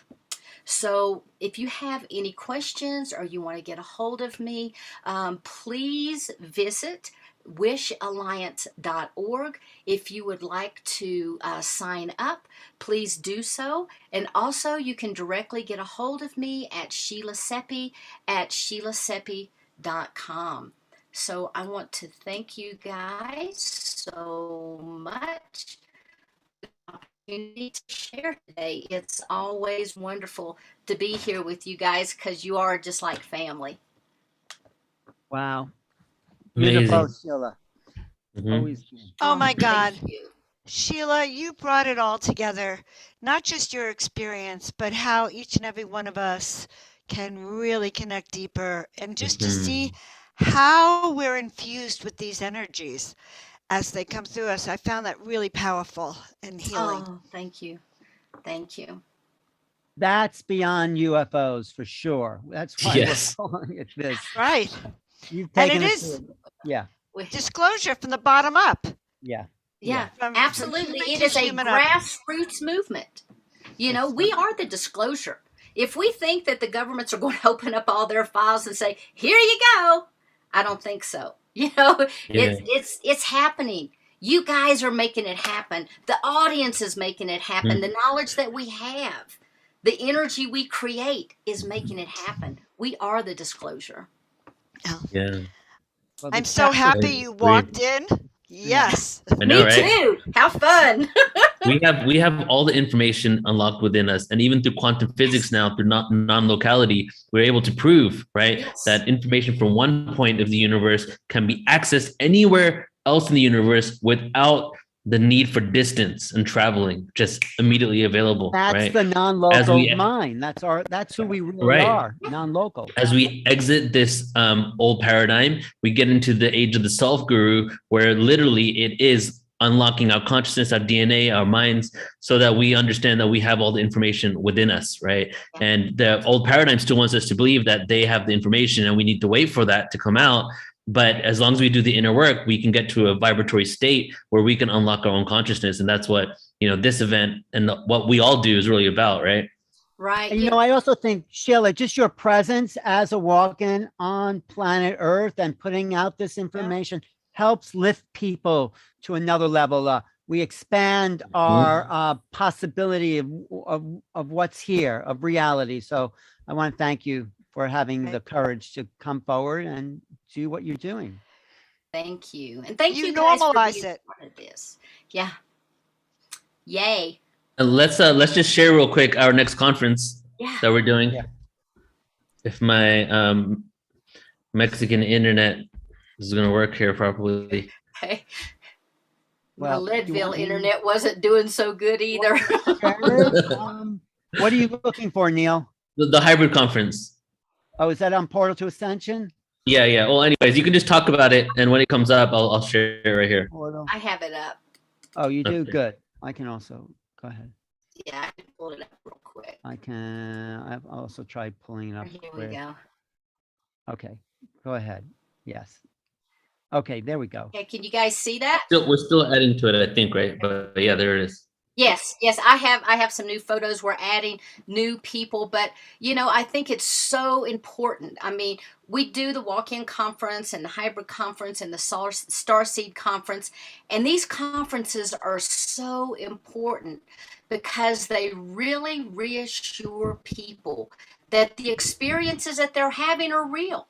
And that there are other people out there having these experiences and they're able to join together and to be able to be a little ripple that goes out into the universe. And so I'm super excited to hear what everybody has to offer. So guys, get out there, check it out, PortalToAscension.org, July 23rd, 24th, and you can go ahead and register now.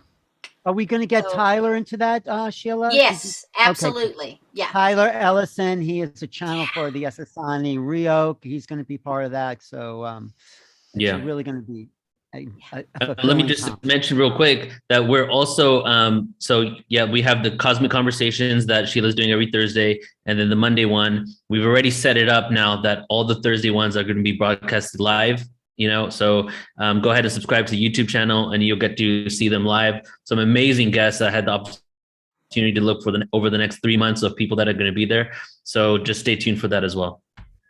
Beautiful. Thank you. Thank you so much, Sheila. Love you. Thanks. Mwah. Love you guys. Okay. Who's going to introduce Jenna? I would love to, but I don't really know her. Joan's I the wanna one have- who brought her on. Hey, Jenna. Jenna, so lovely to see you. Welcome. Hello. Good to be here. It is good to see you. I have to turn my speaker a little louder. Okay, great. I'm going to do a little introduction of you for everyone. So Jenna Layden has been a leader of transformation and change for over 15 years, leading teams and individuals to adopt empowering mindsets and achieve their goals. She is a former global vice president at Whole Foods Market, a student and a teacher of universal spirituality, a master of manifestation, a shamanic practitioner, and she's particularly passionate about helping humans understand the nature of consciousness, metaphysics, and transpersonal phenomena, including the ET experiences. And actually, she has a whole Star Family Wisdom program for all of you.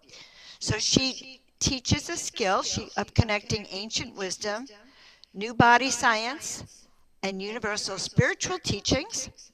She has online courses to help students transform and manifest their dreams that are going to really engage all of you. And I had a chance to have Jenna on my show a few months ago. We talked about ETs, we talked about star family wisdom, and we talked about the evolution of consciousness. So I'm just happy to see you, Jenna. Thank you, Joan. It's so good to be here. Thanks, Neil, for having me on. And this is such an awesome event already. Flo, Sheila, amazing presentations. Well, we are looking forward to yours, and Thank you. we're looking forward to hearing what you have to say. Yeah, thank you. Yeah, and Jen. So, Jenna, could you increase your volume at all? It's a little low. is it, let me see if I can switch to just Zoom. How's that? Is that a little better? Sounds the same. But if you go next to the microphone, you click the arrow, audio settings, and you can increase your volume on Zoom. Okay, let's see here. So a little upward arrow right there next to the microphone, and then audio settings.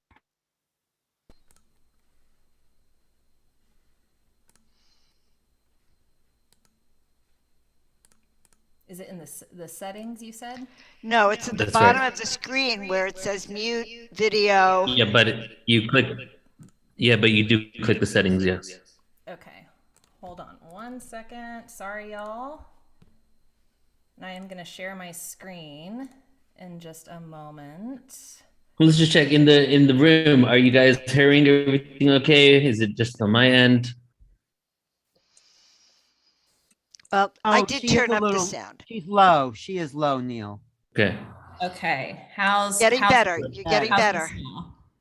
Yes, that works. Getting Better? hot. Yeah. Better? Yes. Perfect. I think so. Okay, I think All we're right, Jenna. I think we're in business. So I'm going to share my screen and walk you through a presentation. And since this is the first time that we are talking today and the first time that we are meeting, I wanted to share a little bit about myself, my personal awakening experience and what I have learned from that experience. And then I want to spend a few minutes talking at a high level about what we have learned from the ETs and the spiritual teachings that all of the star races have to offer us. So thank you, Joan, for that awesome introduction. For those who don't know me, I'm Jenna, and I am a former Global Vice President for Whole Foods Market, where I spent many years, over a decade, leading people through change and transformation. And my last role was VP of Merchandising Operations. And in 2021, I founded Star Family Wisdom as a resource and a place for people to be supported on their spiritual and cosmic journeys. And over the last 5 years, I have gone through my awakening process. And I think it's important to know that I'm a former atheist. So I was not a spiritual person. I was not raised in a particular religion.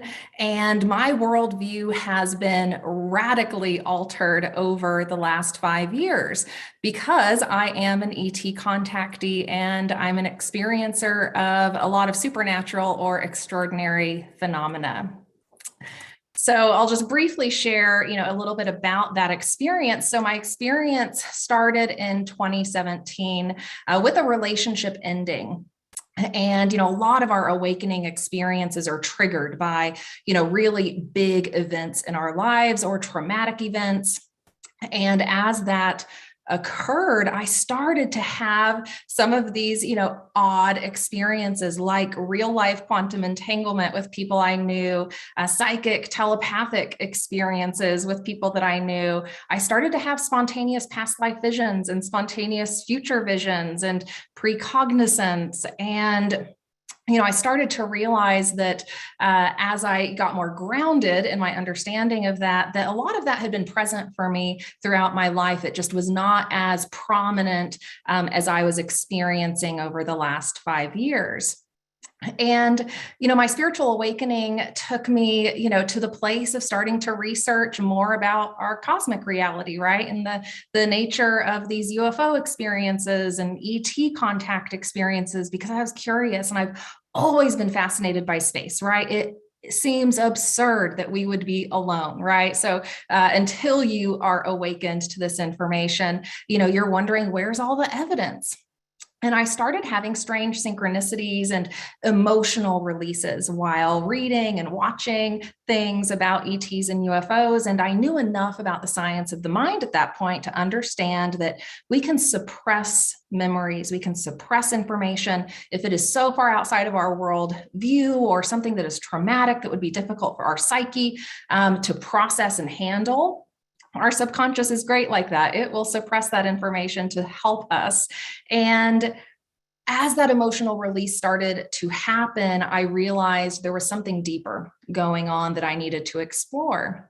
And fast forward in 2019, I started to have some telepathic contact. And that contact was, a little startling at first because it was clearly not my thoughts, clearly not my consciousness, not my, brain patterns. And, but it was helpful.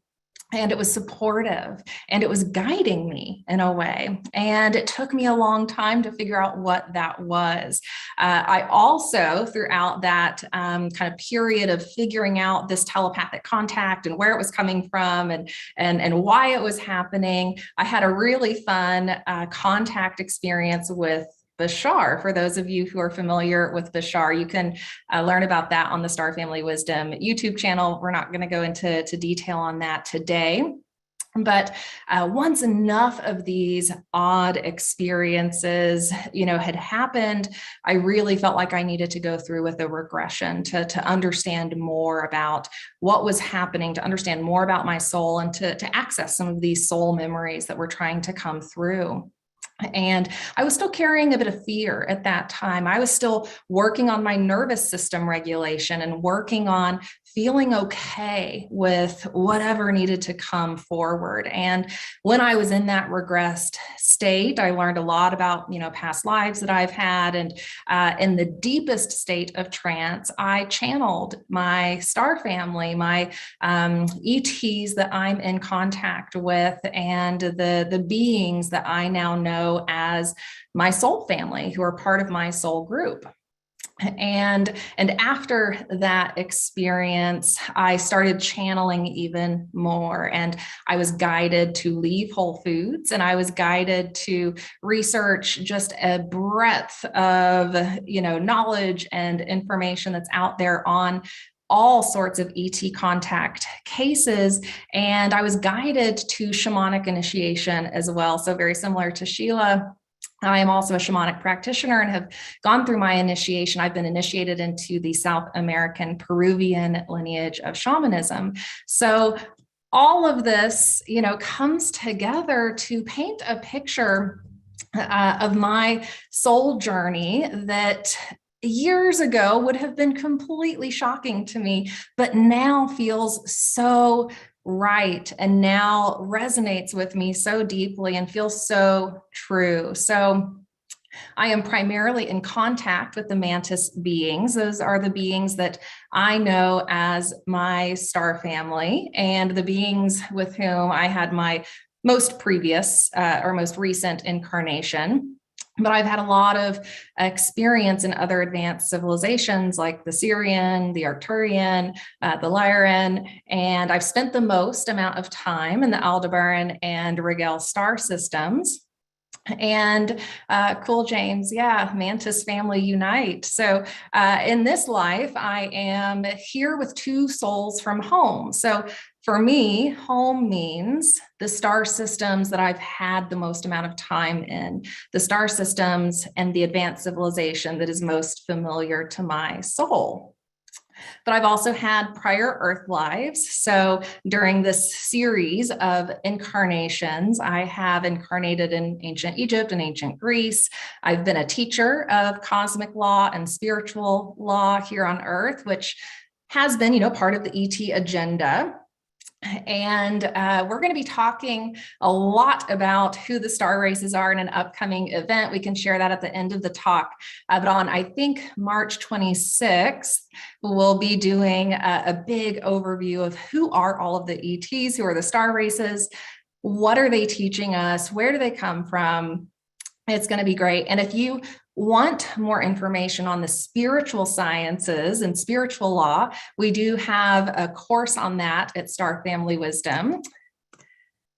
And Sheila, talked a lot about like coming back into harmony and balance. And the more we can practice spiritual law and practice that sort of harmony in our lives, the more we will bring that to the whole collective. So after, putting all of the pieces of the puzzle together and really grounding myself in the science, the research, all of the information that is out there to validate the experiences I have, I wanted to share my experiences with those who are willing to listen. This is a really important and critical time on the planet. And, for some of you, this is not new information, but again, since this is the first time I'm speaking with you, I want you to know my perspective and to understand, what I've learned and what I know to be true. So we're absolutely not alone, right? We have never been alone, and we just forgot. And, Flo, I think, talked about this too, that we are ending an era. This is, again, a really critical point for human civilization. And it's really exciting, right, that we're entering this time of expanded consciousness where we can remember and we can come back to who we once were and build a better future for all of us. So, again, why are they here? Why are the ETs in contact with us now? Why is all of this contact happening around the planet? Well, it's because human consciousness is expanding, right? And they want to see us evolve positively and peacefully. And we've got big choices to make, right, at this point in our evolution. And they're assisting in our awakening process, right? They're sharing knowledge that was lost in our dark ages, right? Libraries have been burned. We've had wars and violence ensue across the earth. And so much has been lost, but so much has also been preserved, which is so beautiful. And, I look to our, First Nations and Indigenous cultures as just a beautiful example of preserving that wisdom and preserving that story of who we once were and who we can become again. So, again, we've talked about how this is happening. We are the disclosure, right? It's happening, from people like all of us sharing our experiences and validating each other's experiences. And, as a leader, it's important for me to validate your experiences and to come out as an ET contactee and help people know that this is a reality. This is part of our reality. And, as Bashar says, the window for open contact begins next year. It doesn't mean the big show is going to happen next year, but we are entering that window for open contact. But we've got to raise our vibration to get ready. So, Sheila talked beautifully about this and about forgiveness and, the process we go through to raise our vibration. And the earth is transitioning dimensions, right? And we want to go with her as she makes that transition. So, we're already experiencing these dimensional shifts. You're probably experiencing it, in your life every single day. And the more we can move into a place of harmony and balance within ourselves, the more we will help that shift occur in an easier way in our reality. And, I get questions a lot about how the dimensional shift occurs. And, again, just like contact, it's already happening, right? So two people can live in the same collective reality, and those two people can experience that reality differently. So it is possible to manifest an easier path in life, a higher vibrational path. And you do that by doing that inner work and healing and finding love and joy and expanding that out into the world and practicing cosmic law and practicing spiritual law. And at Star Family Wisdom, we actually have a 28-day Raise Your Vibe challenge. So check that out. It's totally free. And you're going to get a new challenge every single day for 28 days, really practical things that you can be doing in your life and practices that you can incorporate into your daily routines that will help you raise your vibration and help you through that inner work process and that process of clearing your energy field. Okay, so I want to talk for a moment again at a high level about the spiritual teachings of the ETs, because I think it's so important that, we reflect on the gifts and the support and the benevolence that all of the star races have to offer us. And when I step back and, look at, the breadth of case studies that we have on ET contact cases, the majority of them, the vast majority, right, give way to this realization of our expanded reality, this realization of what is possible for ourselves. And, I love the fact that our ET friends and family talk about manifestation, right, and the process of creating our reality and how we step into that and how we are masters, right, of our destiny and how we can again, raise our vibration to experience a more beautiful reality and how we are in constant co-creation with the universe. On Star Family Wisdom, we actually have a couple of manifestation courses that will help you step into the process of really being a conscious creator of your reality and starting to experience that magic that's available to all of us. And, the ETs talk about the power of the mind and how that relates to the creation process, right? And how our mind and our consciousness has the power to shift physical reality around us. And, again, this is not new for many people in this audience, but the interconnectedness of all life, right? This experience of oneness and helping us remember that we're only experiencing an illusion of separation. And that we have this ability to connect with source inside of ourselves, right? We are all God. We have God inside of ourselves, and we can harness that power and utilize that power in our lives in a way that is truly transformative. And, they've taught about universal geometry and physics and sound and frequency, as Flo was talking about. And it is so incredible and beautiful that they are, again, bringing back to us this information that was lost in our dark ages. And again, they talk a lot about our ability to travel between dimensions, right? And our ability to ascend between the dimensions, right? And to stair step up that ladder as we evolve and as we grow and as we learn. And they talk about the nature of duality. And the fact that, here on Earth, we are experiencing a much more extreme version of that duality and the polarization that comes, during this sort of critical time of growth and this, changing of eras.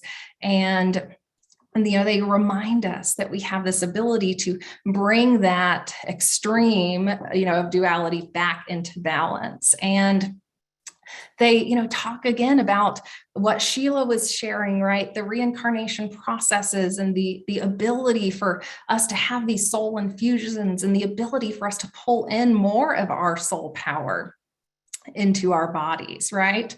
They talk about the moral codes and spiritual laws of the universe that we should all be following, right? That we should all be practicing and stepping into and remembering as we go through this transition. And, again, like Sheila was talking about, they share this, desire for us to transform and, to come out of a place that was, so very fear-based. And, when you just look around our planet, right, we've had, just a really tough go of it, right?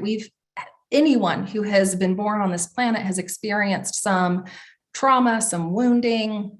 And we have the power to transform that and transmute that back into the light. And that's our job right now here on Earth, right? We are all doing the work to return to the light and bring that lightness back to the human experience that has been missing. And then lastly, again, they are imploring us, right, to make changes and to create, a more sustainable future for ourselves, right? They're reminding us that we are interconnected with all of life here on Earth. And, as the Earth goes, we go. As nature goes, we go, right?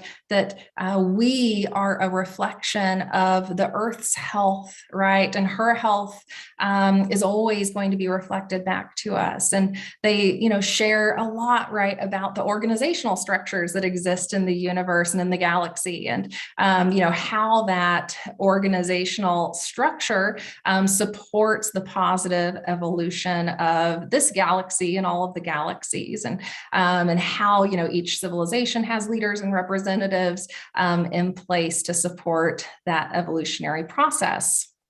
So, when you step back and really reflect on all that the star races are offering us, it appears to me, and I know from personal contact experience, that we have so many supporters out there that are so excited about our ability to evolve beyond this current place in our civilization. And they're excited, right, about these sorts of events that are happening, and they're excited about us becoming more open and more, receptive, right, to a more complex reality than we maybe previously understood. So, I think my experience is a testament to, so many of you and so many of the people who have gone through, a difficult awakening process and have changed their worldview and have been willing to change their minds when presented with new information. And I think we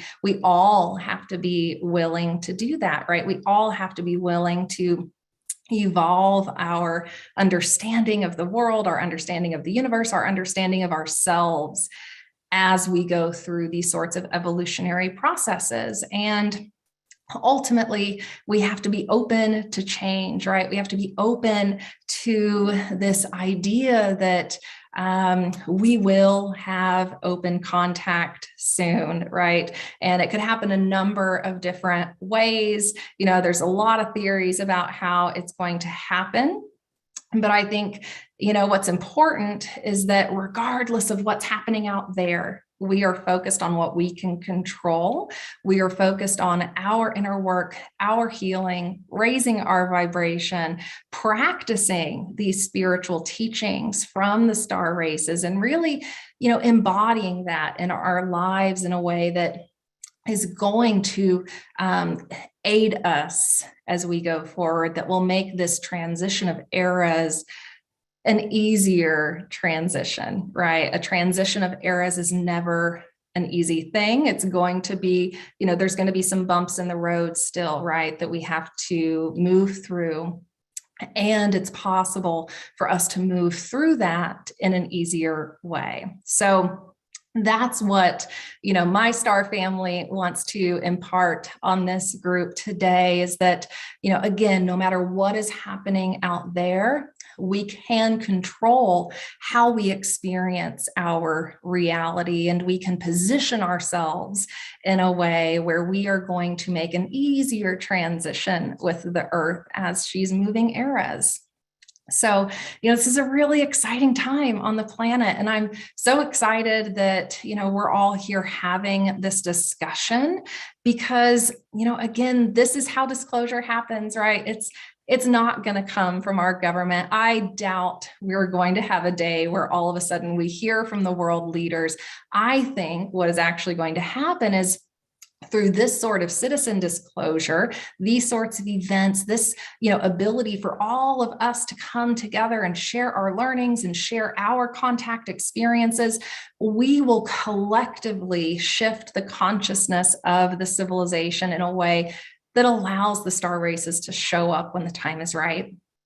And I think that's what we're preparing for. I think, a lot of our world governments have dug a pretty big hole that they now have to dig out of as it relates to the cover up. And so, again, I don't think we're waiting on that. I think we are leading the way and talking about what we know and talking about what is possible in our universe and bringing others along on that journey. And, the last thing I will leave you with before we wrap up is that, I think it's important we are all sensitive to each other's journeys, right? As we go through this awakening process on the planet, it's not going to be easy for every person. We've already seen that, right?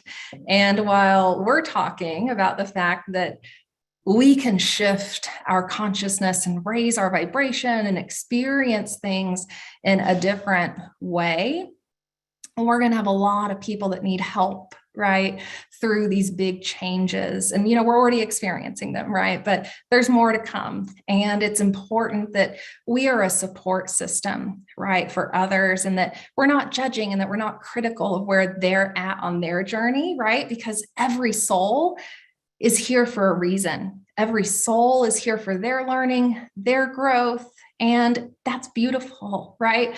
No matter what it is, right? There are some things in the physical that we maybe would not deem beautiful, but there are reasons every soul is having the experience they're having. And it's important that we're sensitive to that, right? And, I liken it to, kind of like the old school one-room schoolhouses, right? Where you have students at different grades all in the same classroom, right? And so we've got a lot of souls here from different grades, all in the same classroom, right? And a lot of you are in the higher grades, right? Some of you have graduated from high school, right? And you have souls that are with you in your family, in your community, who might still be in middle school or elementary school, and they need your help, right? They need you to be understanding and compassionate of where they're at and to just allow, for the experiences that they're having. So I think that's, a good reminder for us all as we go through, times that test us, right? And things that, might feel like a little bit of a trial for our civilization. So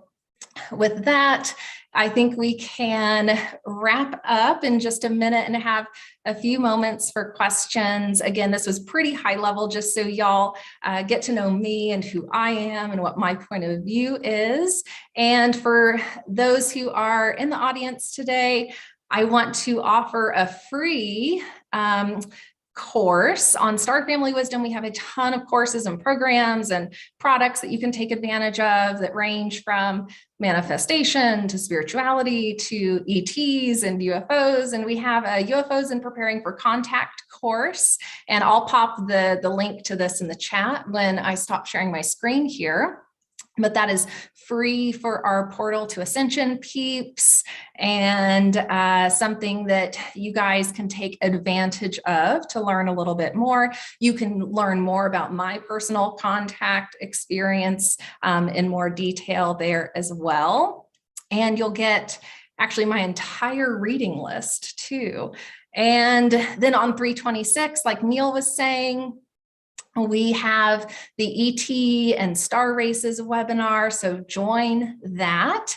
And that is actually the same day that we are launching the Meet the Star Races course on Star Family Wisdom. So that's a fun synchronicity. So join that event. And if you do, you'll get a special discount on the course so you can dive even deeper. Okay, so I'm going to stop sharing my screen, and we have a few moments for questions if anyone wants to throw one out. I have a question, and it's great to meet you. Thank you for doing the work. I'm always curious when people go from one worldview paradigm to another one. I know it's a long story, but can you give us a brief, like how that happened, and was it hard for you to adjust to this bigger universe you found yourself in? Oh yeah. Oh my gosh, Alan. There were about 6 months I thought I was crazy, as I was, having some of these experiences happen to me and realizing, well, that was real, that actually happened. So how do I explain this now? Right. So as I was, going through that research process and, looking to people like you and others who have expertise in this field and started to validate those experiences, I got beyond that point of What was feeling the first? crazy. What was the first experience? What was that like initial being contact? Can you just say briefly? Yeah. I think I had experienced some quantum entanglement with an ex, which was startling to me and told me that something, was going on here that was not explainable by my, old paradigm view. And then I had spontaneous past life visions pop in during a meditation. So like Sheila was saying, meditation is so important. That opens us up. And it was as I started a meditation practice that I started accessing soul memories, and then the ET contact started to occur because I had, allowed that space. Well, great. Welcome to the family. Thank you.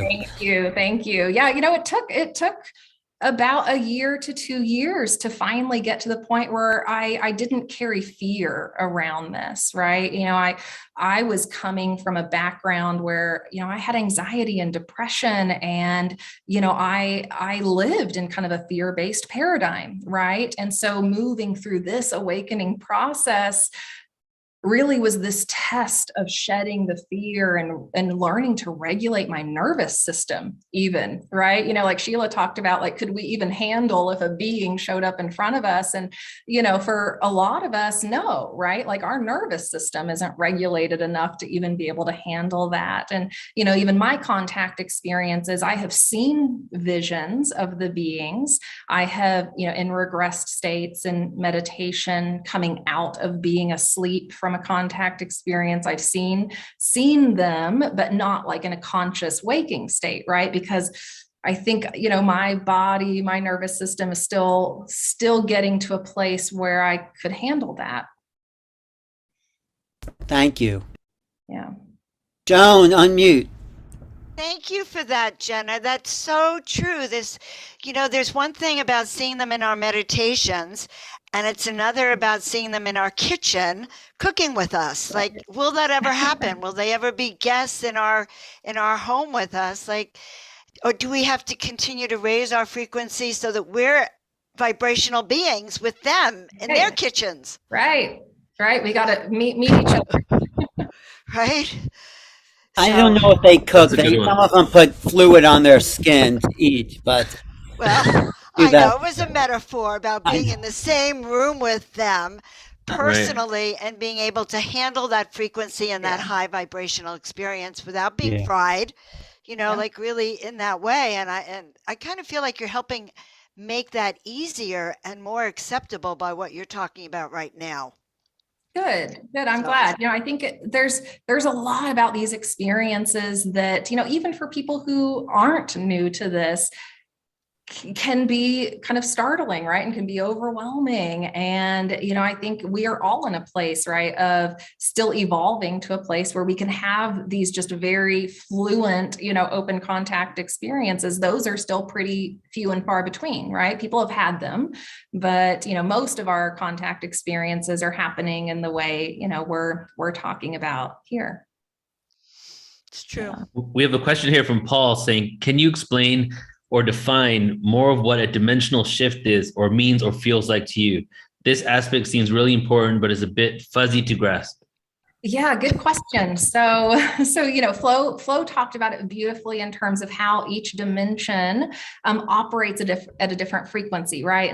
And different sounds, represent those frequencies. And so, all of us are vibrating at a slightly different frequency, right? We are occupying the 3rd/4th dimension right now. Some beings on this planet have already, shifted more into the 4th dimension. And I can tell you from my personal experience, a lot of that shifting really has happened as I've done my healing work, right? So, part of my awakening experience has also been doing that really deep transformational healing work, to shed old wounds and traumas. And as that has happened, and as I have practiced spiritual law and utilized my mind in the right ways, I have been experiencing my reality in a different way. So like I have been experiencing more miraculous, synchronistic moments. I have been experiencing this type of alignment with the like divine plan for my life, right? This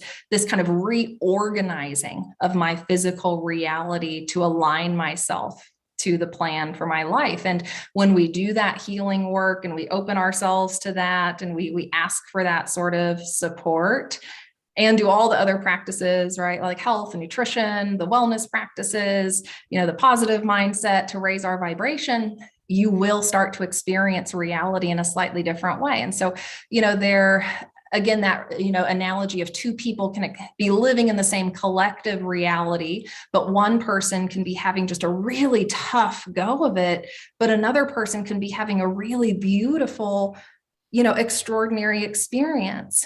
That's kind of an example of it.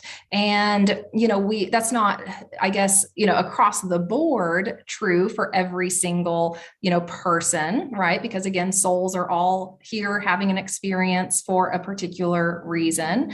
But we can shift and alter how we experience our reality. We can start to stair step up, right, in a way that allows us to experience, a more beautiful reality. And, I teach a lot about manifestation on Star Family Wisdom, which I thought was woo-woo BS for a long time. And I can tell you now that anything I teach on Star Family Wisdom, I have tested, practiced in my own life, and, can testify to the possibility, right, for what we can experience. I think you make a great point, because as our worldview and vibration expands, the world becomes more fun. There's more possibilities, more parts of us get activated. So this is what we're hoping the whole world can play in, this playground of Portal to Ascension, ascending. Yes. So, I think it's also probably not a coincidence that I, started working at Whole Foods a long time ago, right?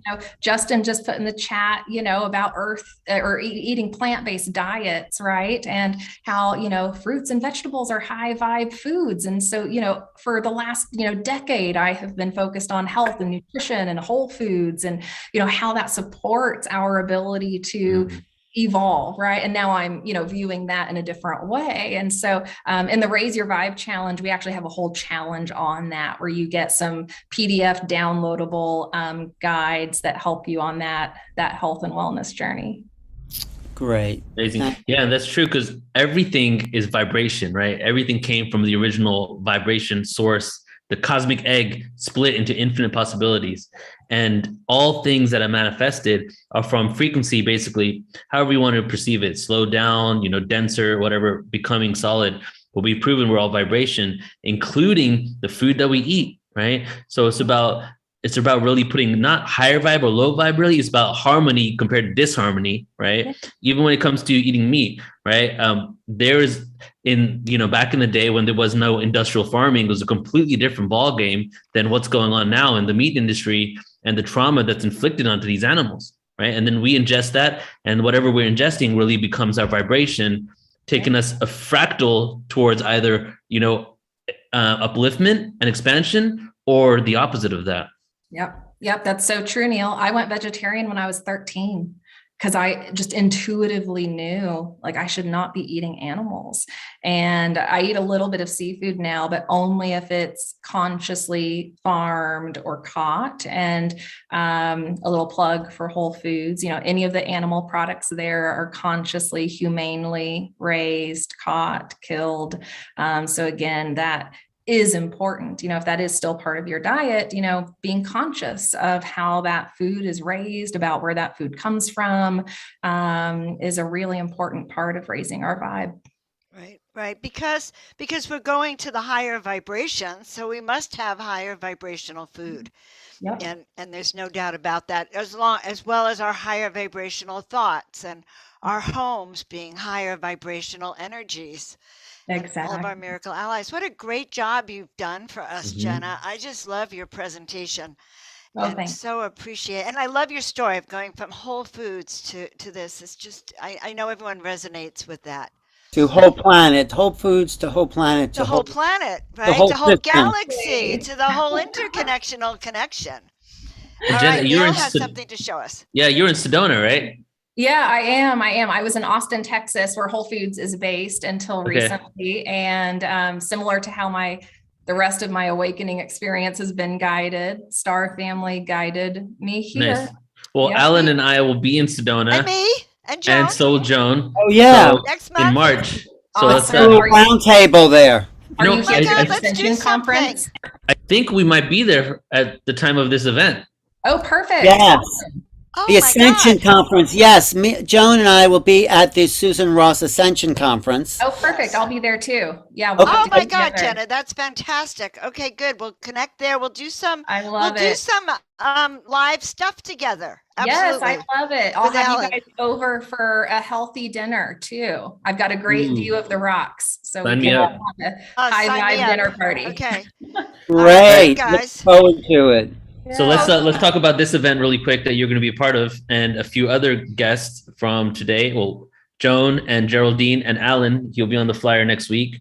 But this is something I've wanted to do for a while was to, we do a lot of consciousness, extraterrestrial stuff, and there's definitely going to be a lot of consciousness in this event. But I wanted to do something on like going deep into the races, what the different races are, the characteristics, and also the planets, what they look like. If anybody has testimonials from them, Mary Rodwell is going to share some stories from children that talk about their home planets and what they look like and what their day-to-day life is, right? Wow. And then also the technology. What are the crafts that they're using? How are they traveling interdimensionally? What various forms of craft are there? So there's two people I need to add to this event. Adam Apollo, he just signed up, and then Alan, of course.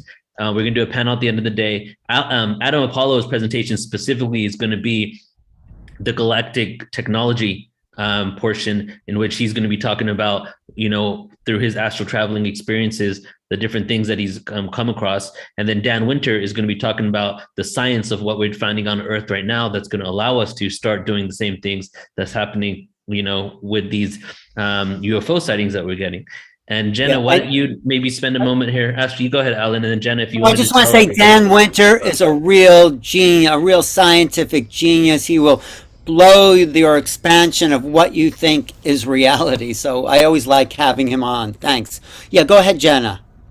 Yeah, so in this conference, I'll be presenting specifically on who the star races are. So all of the different star races, we'll probably talk about at least 20 to 30 of them. We'll talk about what their intentions are, how they've been interacting with Earth, what we know about them that is going to help prepare us for meeting them in person one day. And like Neil said, the rest of the panelists will be talking about all of the other aspects of the technology and the planets. And interestingly enough, in one of my channeled states, they told me that, one of the starships out there near Earth is about as big as Houston, Texas, for perspective. So it would fit over all of Houston. Let's do a CE5 when we're all in Sedona. Let's go out into the desert. Yes, let's do it. Yes. I'm staying extra. I can already see. I'm not going to be able to leave Sedona if you guys are like going up there. I know. Yeah. Well, and our podcast is going to be launching by then. So Star Family Wisdom is also becoming a podcast and YouTube show. So y'all will be able to check that out in March Nice. as well. Congratulations, Jenna. Beautiful. Thank you. We're so Thank you, happy Joan. you came on. Yeah, thanks, Jenna. I'm really excited just to be connected with you now. Just this is really the beginning of us working together. There's a lot of things I feel we're going to do. Yeah, this is awesome, Neil. Thank you. It's important that we help the world prepare. I am in service to the healing of humanity and the planet. However I can support, let me know. Thank you. Thank you. Thank you so much for being here, Jenna. I appreciate you so much. Bye, everyone. Thanks. Take care. Great.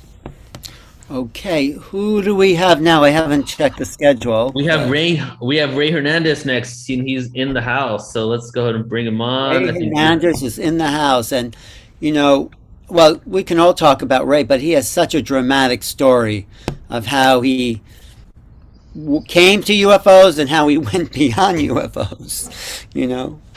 So, Ray, we want to see your face. Okay, here we go. Let me see. Come on, Ray. Okay, here we go. Hey, I look Wow. like Santa Claus. There you how you go. doing, brother? Quantum Santa Claus there. North Yeah. Pole. Yes, I'm matching Dr. Tom Campbell. It's good Well, to see you, man. Yeah. Are you? Everyone's healthy. Yeah. You know, are you going to go beyond where you went before? Right. Right. I mean, you. I have to say, Ray was a lawyer, didn't know anything about anything, and boom, one day. Well, it's a whole story. His wife, and then him, and then the download, and then he had synchronicities, near-death experience. I'm just fast-tracking it all so we can get to you, but it just blew open his mind to say he's dedicating his life to this. Hooked up with Edgar Mitchell, wrote his first book with a bunch of other people, Rudy Shield, Beyond UFOs, and now he's really taking us to the next level where he's become one of the people saying, you know, it's all consciousness. And what does that mean? How does that evolve us? And who are we really? And what is this out there? So is that a little bit of what you're going to be talking about, Ray? Yes, I can talk about the new book. I've already, I guess, presented to many of the members of Neil's group about my history of how I got here as an individual, which is it's unbelievable. There's no It's other way. dramatic. To It's a movie. It should be a movie. Yes. and it was an experience. Well, we are doing a documentary. We've been filming for 5 years, Wow. and it's going to parallel the new book. We've interviewed more than 30 PhD academics and medical doctors, and close to 70 experiencers of the contact modalities. These are individuals that have had 3 or more different experiences via the contact modalities. For example, people have had NDEs, they've had OBEs, they've seen deceased people, they've seen UFOs. I guess our mutual friend Preston Dennett is a classic case. He's had all of the above except an NDE. So our book is going to be literally, actually it's going to be 4 books, 4 volumes. And volume 1 and 2 are theoretical, and volume 3 and 4 are experiential. It's going to be the testimony of these major individuals. So I'll stop to take a breath here. Yeah. Do you have a PowerPoint, or are you just going to talk? No, what I can do is I could show what the front cover of our book is going to look like, and the topics, the various topics. But before we get into that, I just want to present to the audience members that I've called down huge UAPs. Okay, not these. Wait, just real quick, could you turn up your volume? Yes. Okay. Hold on one second. Volume. Testing. How's that? More, please. Okay. How's that? Testing. Sounds the same. Maybe you can do it in Zoom. You know where the microphone is? There's a little up arrow. Yes, I see it there. Audio settings. Okay. Audio settings. Yep, and then microphone volume. Okay, microphone volume. How's that There now? we go. Perfect. All right, fantastic. Okay, and just for individuals that do not know me, do not know my story, an energy being appeared in my living room to my wife and my daughter, and to my wife first. And then she went upstairs to call me because she had been praying all night to the Virgin Mary of Mexico, La Virgen de Guadalupe. And that morning, this energy being appeared, and she went upstairs to call me because to her it was an angel. And then I went downstairs with her at 6 o'clock in the morning because she had been praying all night because our dog was totally paralyzed. And we were going to be euthanizing her later in the afternoon. And so this energy being appeared, my wife disappeared in front of me, the dog disappeared, this being put me to sleep. And when I woke up an hour later, the dog was completely healed, running around the entire neighborhood. And my wife was saying, hallelujah, hallelujah, the angels cured her, the angels cured her. And my background, I went to Cornell for a master's degree. I went to University of California, Berkeley for a PhD, and then I became an attorney. So total atheist, material rationalist, and this was like an atom bomb exploding in my head. And then my wife began to pray at night, and these huge UAPs, it's another terminology for UFOs, would appear, these very large objects. And then I tried to do it, and it happened. The first time I tried it, it was this huge object the size of a football stadium appeared right on top of my next door neighbor's house, literally 30 feet away from me. And that was witnessed by my daughter, who was 10 years old at the time, and 3 adult friends of mine. And that lasted more than an hour. There was telepathic communication that took place, holographic projections, and I won't go into the details of that. And then I began to have a series of nonstop paranormal experiences, including out-of-body experiences, seeing shadow beings, getting physics downloads, other types of downloads of information. I had 3 near-death related type of experiences, which gave me spirituality. And that, again, that was a very complicated process, which I won't go into the details of it. And then how my research part came about was I was driving my car in the middle of a traffic jam, and I was taken out of body to another multidimensional reality where I was taught the nature of our reality, the relationship between consciousness and what I now call the contact modalities, all the different paranormal ways that humans are piercing the veil of our reality and having contact with non-human intelligence. And I was shown that that all of these experiences, i.e. NDEs, OBEs, UAP contact, people that see ghosts and spirits, hallucinogenic journeys, channeling, remote viewing, et cetera, that all these experiences are actually part of one phenomenon. And they need to be studied as one phenomenon. And the main reason is because all of them involve what is called a manipulation of space-time. So, and then that night, that evening when I got home from work, Mary Rodwell sent me an email. I had never communicated with her before. She was responding to an email that I had sent her 6 months earlier. So on the day of that experience, she said, "Dear Ray, I'm sorry I'm responding to an email that you had sent me 6 months ago, but it's just popped up on my computer today." So it was held up in cyberspace for 6 months. So if any of you are going to be seeing Mary Rodwell in the very near future, say, "Look, Ray Hernandez told us this crazy story. Is it true or not?" You know, and she'll tell you that, yes, it's very, very true. And we spoke until 1:30 in the morning, my time, Eastern Standard Time. And then I said, "Look, Mary, I got to go to work tomorrow." And we agreed to communicate later. But then the very next day, this is 24 hours after that OBE experience while I was driving my car, I got a phone call from this emeritus professor of astrophysics at Harvard University, Dr. Rudy Shields. And I had no idea who this man was. And he's calling me at 8:30 in the morning. And what had happened was that Mary had sent him a detailed chronology of my experiences that I told her. And so he wanted to talk to me because my experience dealt with consciousness and physics and cosmology. And that's what his interest is in.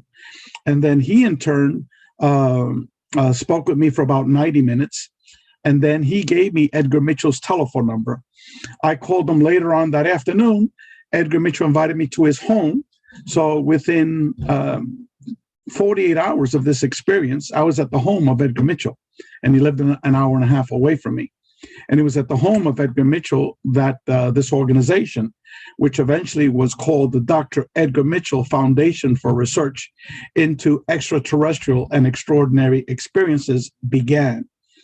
And then we then invited Rudy Shields and Mary Rodwell for us to become the co-founders of that organization. And then we invited many PhD academics and UFO researchers, Barbara Lamb, Denise Stoner, Dr. Leo Sprinkle, the late Dr. Leo Sprinkle, Kathleen Martin, and several others to work with us to undertake the world's first comprehensive academic statistical research study of UFO contact experiences. These are individuals like myself that had seen a being, an intelligence, and have had UFO contact experiences. And we spent 9 months developing the research for that. We then developed 3 surveys. We administered in multiple languages. And just in the English language alone, we collected responses from more than 4,300 individuals from over 125 countries. And needless to say, our research data pretty much contradicted what is circulating in the field of mainstream materialist ufology. It was the total opposite of what's circulating out there at these UFO conferences. And why? Because no one has ever done this study before, this comprehensive academic statistical research study. And again, this was done with PhD academics together with people that had their boots on the ground researching UFO abductees and conductees for numerous years. Leo Sprinkle, for example, was working in that field for 40 years. Same thing with Barbara Lamb, Mary Rodwell for at least 30 years, Kathleen Martin, again, another 30 years. So these weren't just naive people. These are people that have been working in this arena for many years. All we did was just combined it with the PhD academics. So we made it academic and scientific, and we managed to publicize our data in 2 peer-reviewed academic journals. And we published an 820-page book titled Beyond UFOs, The Science of Consciousness and Contact with Non-Human Intelligence. And if anybody wants to receive roughly half of our book, the most important sections that dealt with the data, I'm giving it away for free. Just send me an email to info, I-N-F-O, @experiencer.org. That's info, I-N-F-O, @experiencer.org. Right there, someone just typed it up on the chat box. And so the reason I pushed that study to begin with was, here I was in this out-of-body experience in 2013. This is May of 2013, where I was shown all this information, that it's all one phenomenon. But yet the folks in ufology, they say, what the hell does NDEs have to do with UFOs? What does OBEs have to do with UFOs? Okay, what does channeling have to do with UFOs, etc.? Well, what did we discover in our research study of 4,300 people? What we discovered was that this phenomenon, while has a physical component to it, okay, you see a perceived physical object in the sky, you see a physical being in front of you. Like in my case, it was an energy being, which was multiple colored, semi-translucent, that totally controlled my consciousness, made my wife disappear, our dog, and totally healed our dog, who we were going to be euthanizing later that afternoon. So while it is a physical phenomenon, the overwhelming majority of the experiences that these people were having can be called paranormal in nature. For example, 80% of these people were having out-of-body experiences. That's a huge percent, okay? 37% had near-death experiences, okay? Orbs, 60% had seen orbs, okay? Deceased people, again, it was like 67% saw what is commonly called a ghost or a spirit. You name the paranormal experience, these people were having it in very large percentages. So that was one of our major research findings. And that also brought the hypothesis that these experiences need to be studied as one phenomenon. Why? because the experiencers were having all of these experiences. Okay, you just don't see a UFO. No, you're having. Once you see a UFO, like in my case, boom, you get activated. Okay, and you begin having all of these experiences via what I call the contact modalities. And that's a term that I coined in 2013 when I wrote a paper for the Dr. Edgar Mitchell Free Foundation on our website. It was titled The Quantum Hologram, Theory of Consciousness, and the Contact Modalities. Okay, so the experiencers themselves demonstrated that it needs to be studied as one. So this is not just theory, okay? It's also practice via the experiencer. Our approach always was that the experiencer holds the key to be able to begin to understand what is consciousness, what is the nature of our reality. If you just deal with pure philosophy, the philosophy of the mind, okay, and study idealism, like many of these scholars that are pure philosophers, you're never going to have a true understanding of what is consciousness. The other approach is a physicist approach. You could, approach it as via quantum physics, and just like the early developers of quantum physics conclude that yes, consciousness is primary. Okay, but you talk to the people that have had major contact experiences. And again, we talked about our friend Preston Dennett, but our book has over 70 of these people. They will tell you, yes, consciousness is primary. Okay, our reality, what we think it is not the real reality. We're actually inside a greater reality. Yes, Lilo, the title of the book is Beyond UFOs, the Science of Consciousness and Contact with Non-Human Intelligence. And as I said before, you don't have to buy the book. I'm giving you more than half of the book for free to send me an email to info@experiencer.org. So anyway, the reason why we did that initial study on UFO contact experiencers was because there was zero statistical data on the phenomenon. Kathleen Martin, who was a member of our research committee, she and Denise Stoner, who was also a member of our research committee, they did a study several years before where they administered 50 questions to 50 abductees. Okay, very, very limited. Okay, one of the research findings that we found was that 2/3 of the people that took our surveys had seen a UFOs, had seen a non-human intelligence, but they never had an abduction. Okay, so all these people that just focus on abductions, this, abductions that, abductions everywhere, they're missing 2/3 of the people. And we also determined that the people that had an abduction, okay, 70% of these people now call themselves contactees and not abductees. Why? Because overall, initially, all the people who took our survey, 37% viewed their experiences as negative. Okay. Why? Because of the ontological shock.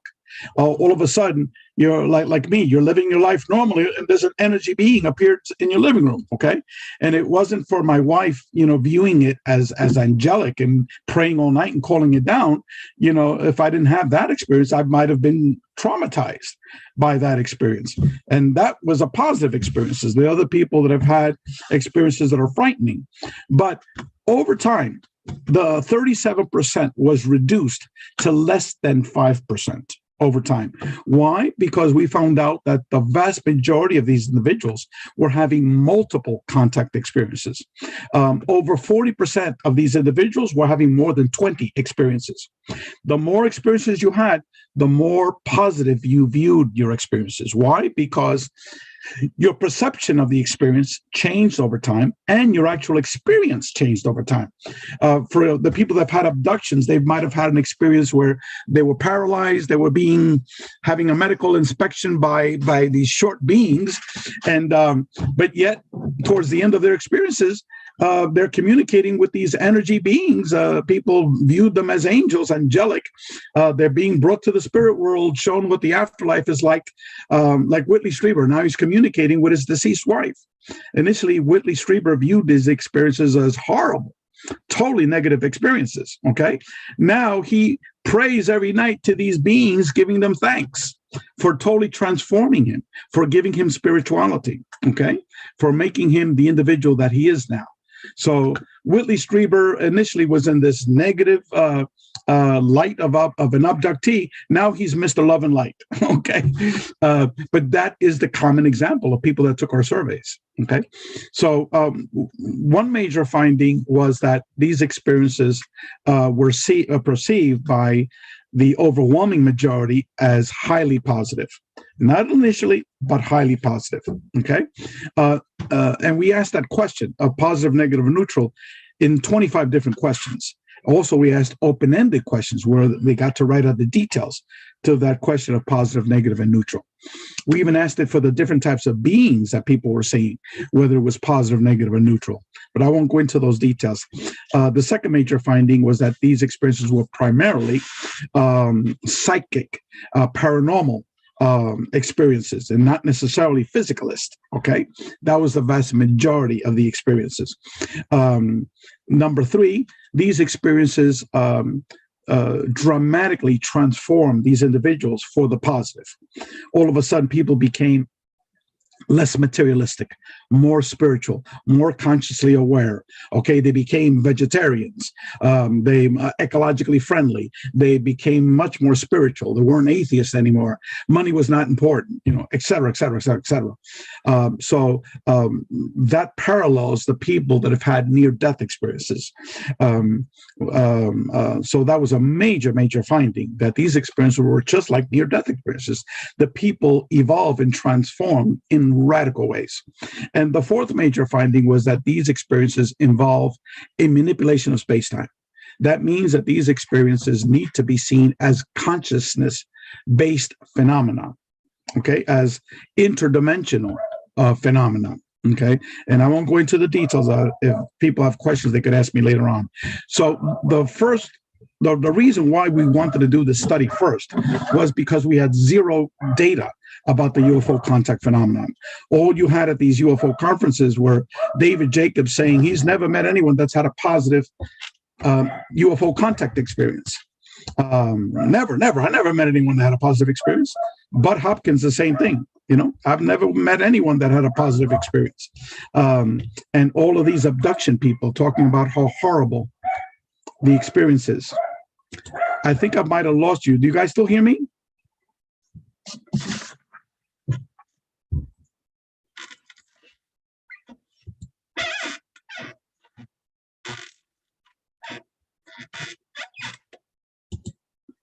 Hello? I seem to have lost, I can't see my picture here. Maybe I did something. Okay, here I am. Sorry, I apologize. All right. So we didn't have any data. There was very little understanding of what is a UFO contact experience. Okay. Now we do have that data, and it totally is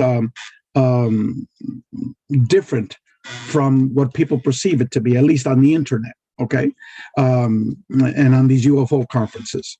Now a lot of experiencers are beginning to talk at these UFO conferences, and they're giving a totally different perspective of what the phenomenon is all about. So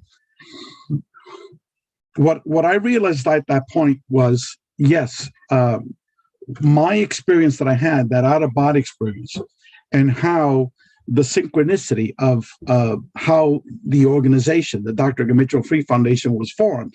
It was orchestrated, okay? Just like all of my experiences, these were sequential. Just like how they gave me spirituality, it was through a series of NDE experiences. And I'll just give you what happened at the last 3 days of this. The last 3 days was that on December 21st, 2012, I was with my daughter, the pediatrician's office. All of a sudden comes out a robotic voice. "Excuse me, doctor, have you ever heard the term near-death experiences? It's a phenomenon that you need to know about. And I've just finished reading approximately 300 books on this phenomenon over the last 4 months, and many of them written by medical doctors such as yourself." So I was saying, what the hell is happening? Where did this voice come from? I have a split personality, I'm going crazy. And then all of a sudden, I apologized to her. I said, "Excuse me, doctor, I don't know why I said that." And then she said, "There's no need to apologize. How did you know I had one?" Okay. That occurred the very next day. Okay, Saturday, December 22nd, 2012. And on Sunday, that was with my father. And when I told him that Sunday, so 3 days in a row. And my father's experience was the most profound experience NDE experience of any book that I ever read, any case study. And it was on my way home that I put down my windows. I looked up at the stars, and for the first time in my life, I spoke to God and to these beings who I consider modern angels, intermediaries of God. Again, a non-religious God. Okay, the universal mind, and from that day on, I don't have a knowledge of spirituality. I have a knowingness of spirituality. So anyway, at that point, after our research study, we can readily conclude that all of these phenomenon need to be studied and researched as one phenomenon. Okay, so over the many years since I had that first initial experience, I had been in communication with many academics, PhD academics, some of the major consciousness scholars. And so I would talk to these people because we had many PhD academics in the Dr. Edgar Mitchell Free Foundation. One was Edgar Mitchell, the other one was Rudy Shields, the other one was Dr. John Klimo. He knew all of the parapsychologists, John Klimo out in California. He knew Russell Targ, Stanley Krippner, Dean Layden. Edgar Mitchell got Dean Layden to invite me to IONS to make a lecture out there. And I met Jacques Vallée, I mean, tons of people. And I would always be talking to these people about the nature of our reality. And universally, all of these individuals said, look, our consciousness is primary. Our reality is not what we think it is, okay? That we're actually inside a greater reality, okay? And then they would always say to me that all of the paranormal, they hypothesize, is actually one phenomenon. Why? Because consciousness is primary. It needs to be studied as one phenomenon. But then I would ask them, how come you've never published a paper on that, but published anything academically on that? And they would all say, look, we have our hands filled with what we're focusing on. Like in Dean Layden is studying scientifically via experiments the psi phenomenon, and he said that what we were doing, he said we're like sister organizations, but he said what you're doing is you're much further ahead of us in terms of looking at the society at large on these issues. And so again, I'd be talking to more than 60 or 70 of these people, and they would all tell me the same thing, all these PhD academics. And then I said, look, we need to develop a similar research study that we did with the Dr. Edgar Mitchell Free Foundation, but now we need to include everybody that's had an experience with the contact modalities. And so I decided at that point, we need to be able to introduce these topics via a book. And let me share my screen just to show you. I've been working on this for 4 years. Hold on a second here. I hope everyone can see this book, this front sheet here. The title of our book, let me, sorry about that. Let me get you the front cover. Okay, this is what the front cover looks like. The title of the book is A Greater Reality, the New Paradigm of Non-Local Consciousness, the Paranormal, and the Contact Modalities. And if you could see here to the left, you have all of these terms. They're all different aspects of the paranormal and the psi phenomenon. They're all being sucked up into a black hole. And as you can see, also being sucked up were binary codes, zeros and ones, which stands for the information fields of our reality. And the big major ones in capitalized letters are near-death experiences, out-of-body experiences, UFOs, and ghosts and spirits. And a lot of people don't get this, but if you look at Nous in Greek, that means knowledge or wisdom. Okay, so very few people catch that. We have 5 co-editors. Dr. Rudy Shields is an emeritus professor of astrophysics at Harvard University, now retired. Dr. John Klimo was a professor for over 45 years in psychology, and his focus was primarily on consciousness and the paranormal. Michael Grosso is also an experiencer, together with John Climo. He, as a matter of fact, saw a huge UFO in Manhattan with his girlfriend and a neighbor. And he received a PhD in philosophy from Columbia University in the early 1970s. He's in his mid-70s now, and he's written about more than 10 books. Most of them deal with some aspects of the paranormal. And he's written many, many academic articles on consciousness. So that's Michael Grosso, Dr. Michael Grosso. Dr. Jeffrey Long is a medical doctor. He's an oncologist, and he's one of the world's leading researchers on near-death experiences. Okay. All of these individuals have written chapters for our book. And the title of the organization is CCRI, which stands for Consciousness and Contact Research Institute.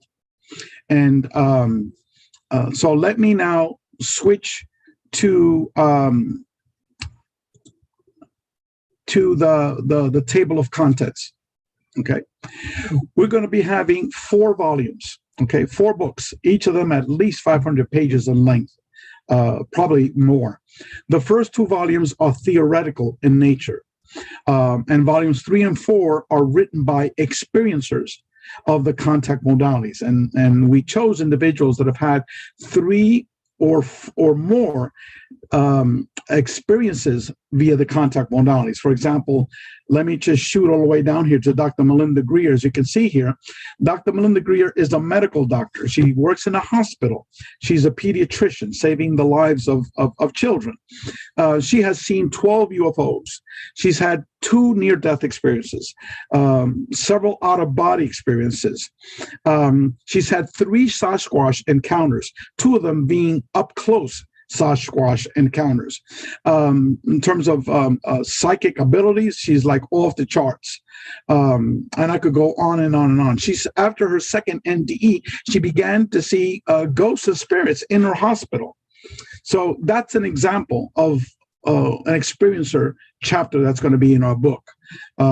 Now, in terms of the theoretical chapter, the prologue is written by Dr. Jeffrey Kripal, and he is a professor of religion and philosophy at Rice University, and he was one of the judges for the Bob Bigelow Consciousness Award, which was won by one of our authors. Down here, you'll see his name, Dr. Jeffrey Mishloff, right here. He's we have 2 chapters by him. I'll go over them in a second. So he won $500,000. Okay, so this is not just chump change here. Okay, he won $500,000. We have 3 other people here that won prizes with the Bob Bigelow Consciousness Research Study, and I'll go over some of them. So Jeff Kripal was one of the award winners, and he's written many books relating to consciousness and the paranormal. And I think about 3 or 4 years ago, he wrote jointly a book with Whitley Strieber.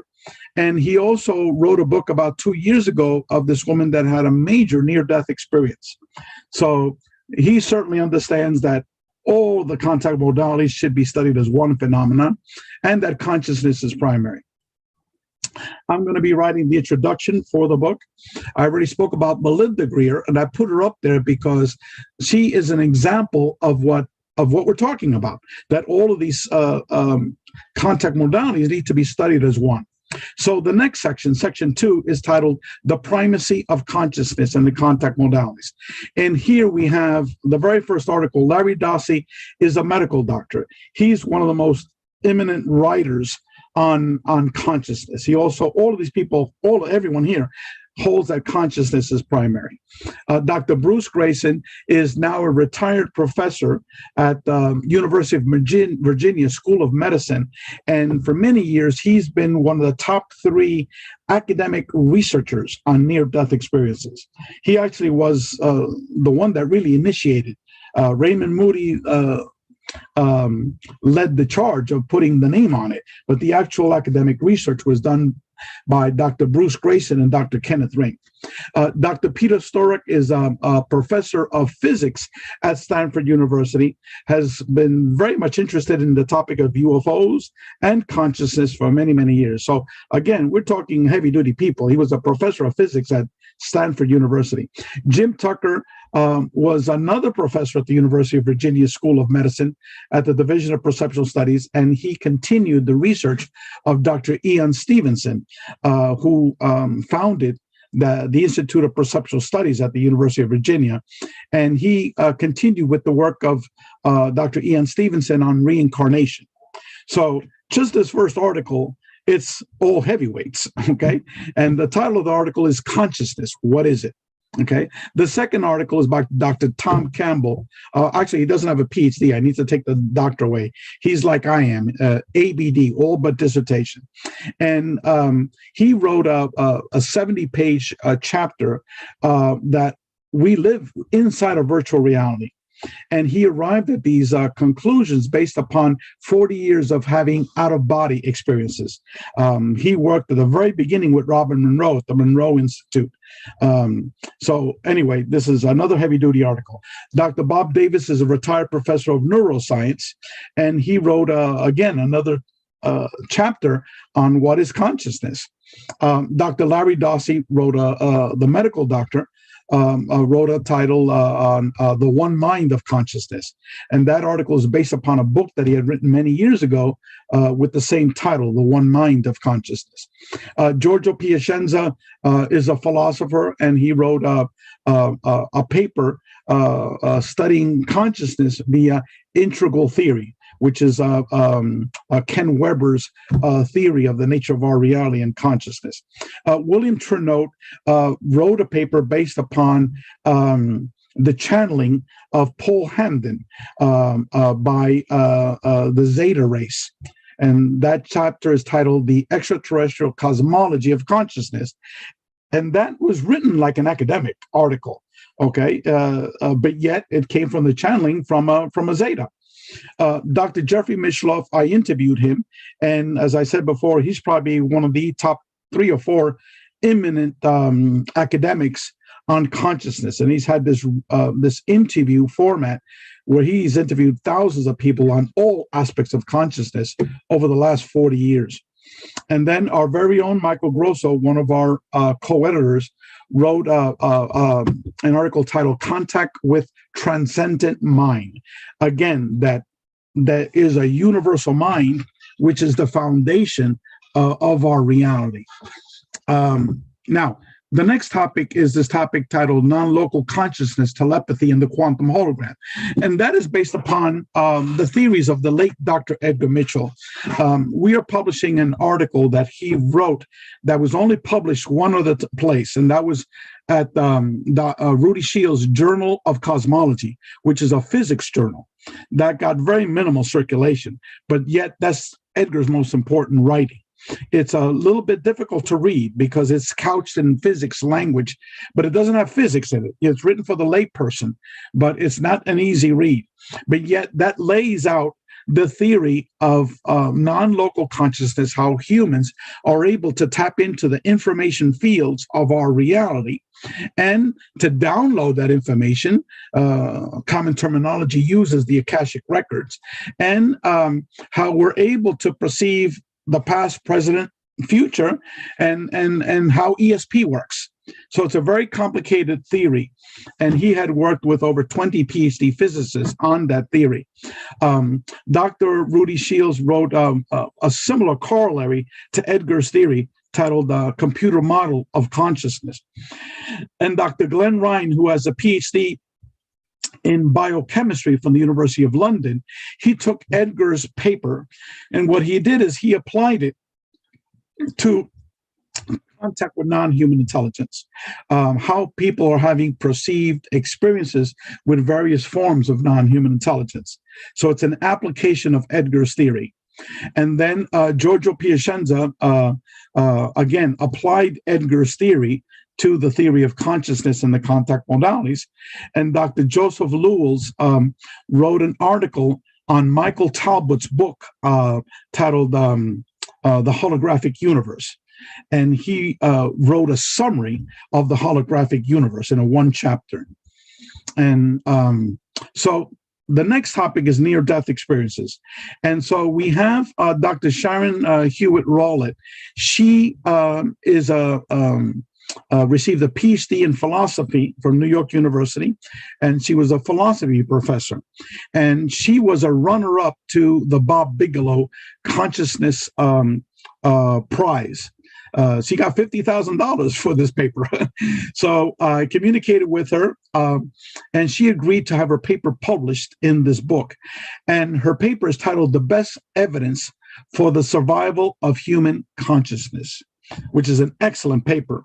It's written for the layperson, but yet it's written in an academic format, but yet digestible for everyone.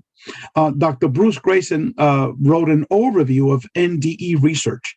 And I said, he's the founder of NDE research. He's the man. He's the godfather of that.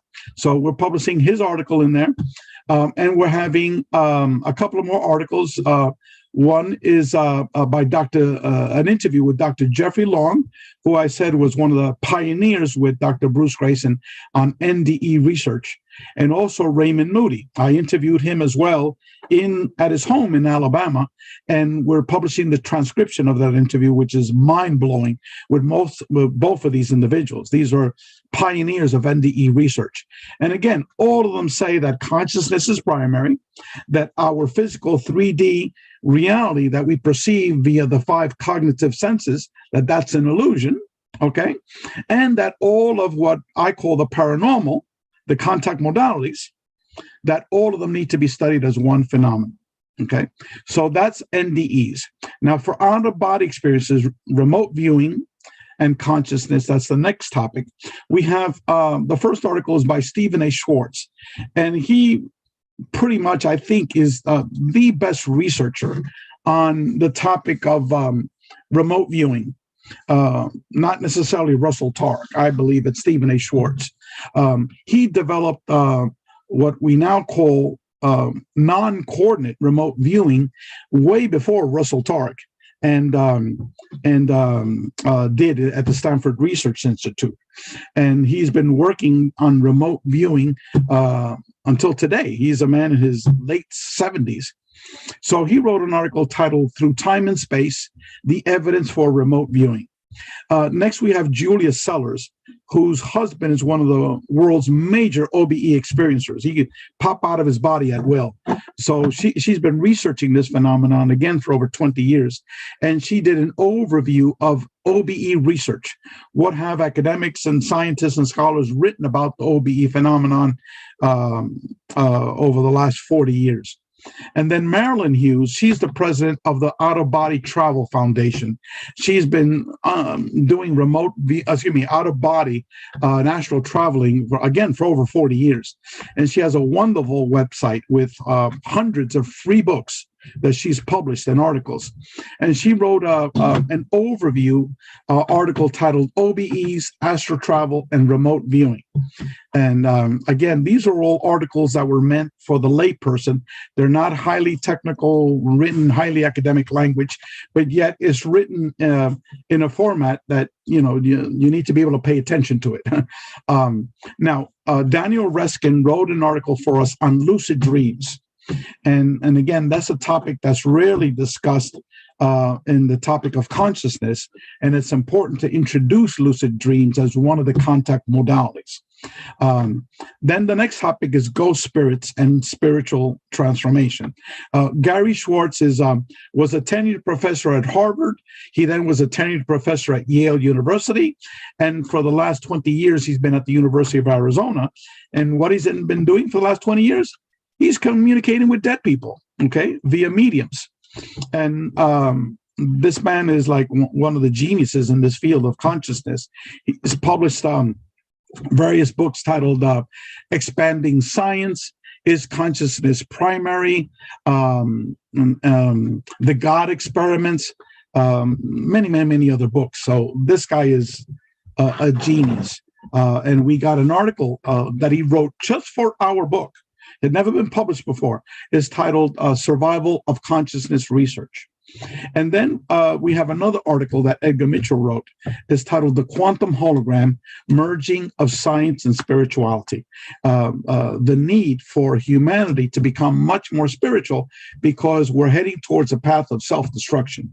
So we need to be able to merge science and spirituality in order for the human civilization to continue. And Dr. Eric Ouellette is a professor in Canada, and he wrote an article about the history of Marian apparitions. This is where the Virgin Mary is seen all over the world, and talks about that from a paranormal, parapsychology perspective. Paul Eno is also a member of the CCRI, and he's one of the few non-academics that have written a chapter here. And Paul, I consider him to be one of the world's leading authorities on ghosts, poltergeists, and attachments, spiritual attachments, which he calls parasites. And so he wrote an article about his 50 years of research into this phenomenon. And it's an overview article. And then Reverend Michael Carter, who is also a major contact experiencer, he wrote a paper on the spiritual transformation that takes place upon the experiencer having contact via the contact modalities. So the spiritual transformation takes place via near-death experiences, via out-of-body experiences, via UFO contact experiences, via people that perpetually see ghosts and spirits and channeling, et cetera, et cetera. There's, a small percent of these people that, if they've done this for many, many years, that they're non-spiritual, okay? And the overwhelming majority become deeply spiritual people. So that's my Reverend Michael Carter's article. The next article is 2 academic papers on theogenic research, and that's articles on hallucinogens is another common term, on psilocybin, which is magic mushrooms, on DMT, which is the ingredient in ayahuasca. And so it's 2 articles discussing how the research of entheogens or hallucinogens reverts back to consciousness research and also contact with non-human intelligence.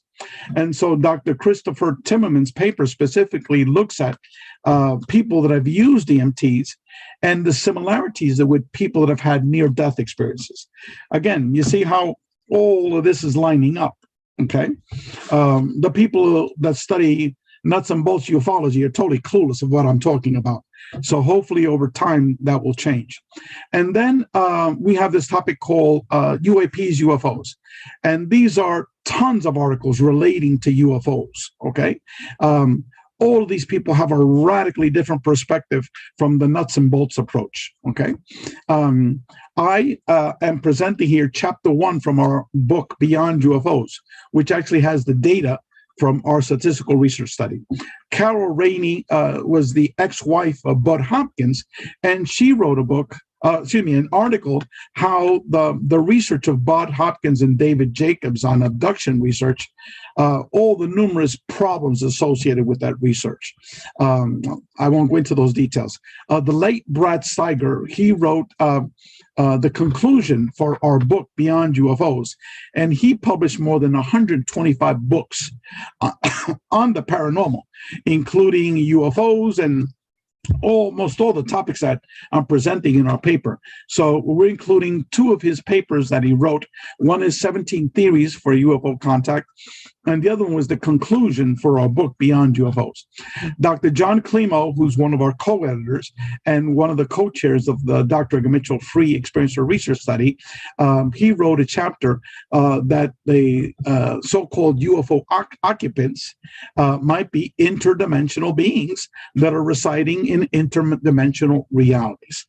So Dr. Joseph Brooks has a similar hypothesis, is that the UFO contact phenomenon is actually a phenomenon that can best be described via a virtual reality, and that these experiences are holographic experiences, which is a theory that I share as well. Okay. Then we have a Chinese experiencer. She didn't want her name published because she might have problems with the Chinese authorities. But she talks about the whole aspect of ufology and the paranormal in China, in mainland China. And then we have Brent Rains, who's been also a member of the Dr. Mitchell Free Foundation, who's been researching the paranormal and ufology for over 50 years now. He wrote a paper on John Keel, who's one of the first ufologist researchers to incorporate the paranormal and psychic aspects of the UFO contact phenomenon. So his paper is John Keel and his theory of UAPs and the paranormal.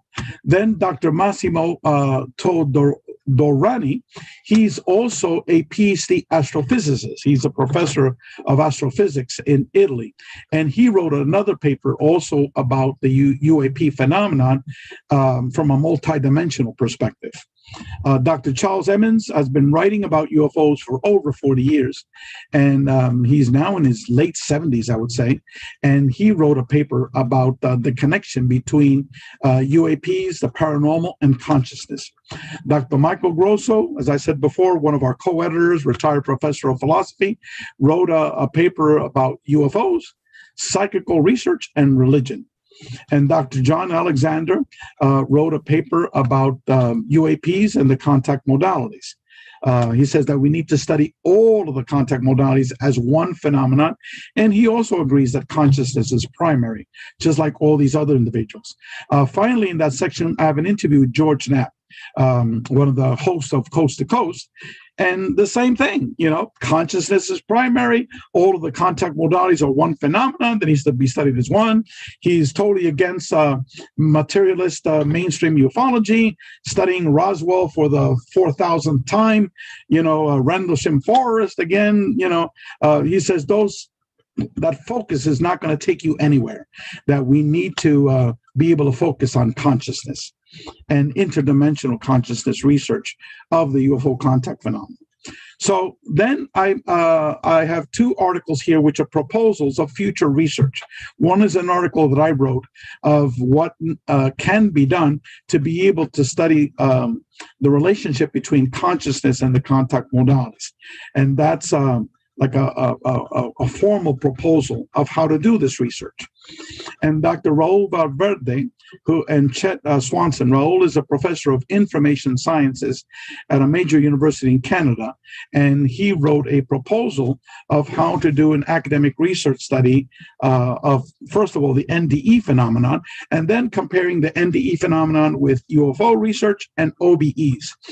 And so he's an information guy, a statistician. So that's that proposal. And then we have various articles that are like wraparound articles, conclusion articles.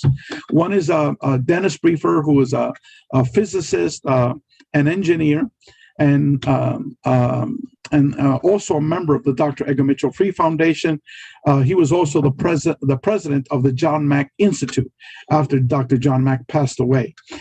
Then we have an article by Gary Schwartz and Dr. Mario Beauregard. Dr. Mario Beauregard is also a professor at the University of Arizona. He's a neuroscientist by training. And I mentioned previously Gary Schwartz.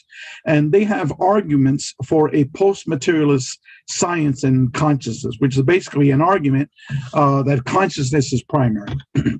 And then Stephen A. Schwartz talks about Thomas Kuhn, who is a professor of sociology at Stanford University, and he mentioned how the thesis of paradigms change over time in the field of science, how basically you have to wait till the dinosaurs die off for a new theory, a new paradigm to be established.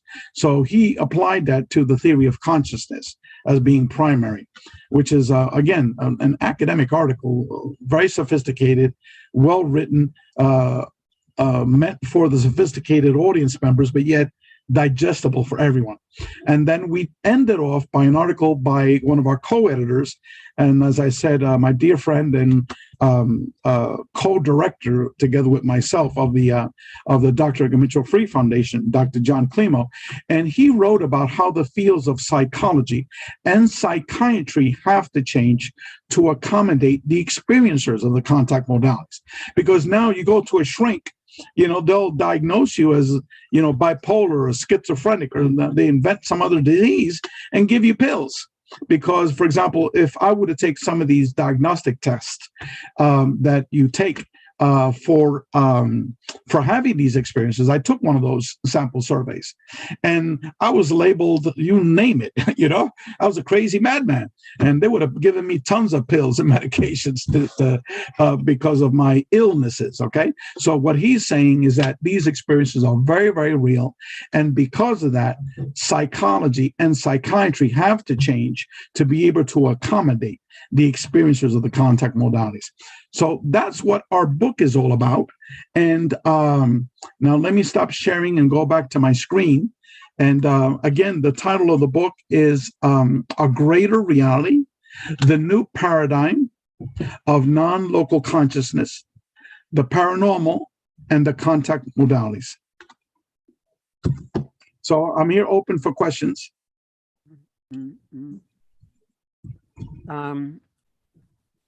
I think we might be out of time. Are we out of time? Okay. Now? Let's get one question in, Ray. Let's see what we got here. Great.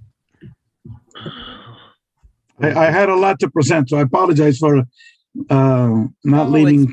No apology needed, man. You're amazing. Thank you so much for everything. Let's see what we got. I think we mostly have comments about how amazing your information is. Alan, do you have something particular you want to ask Ray?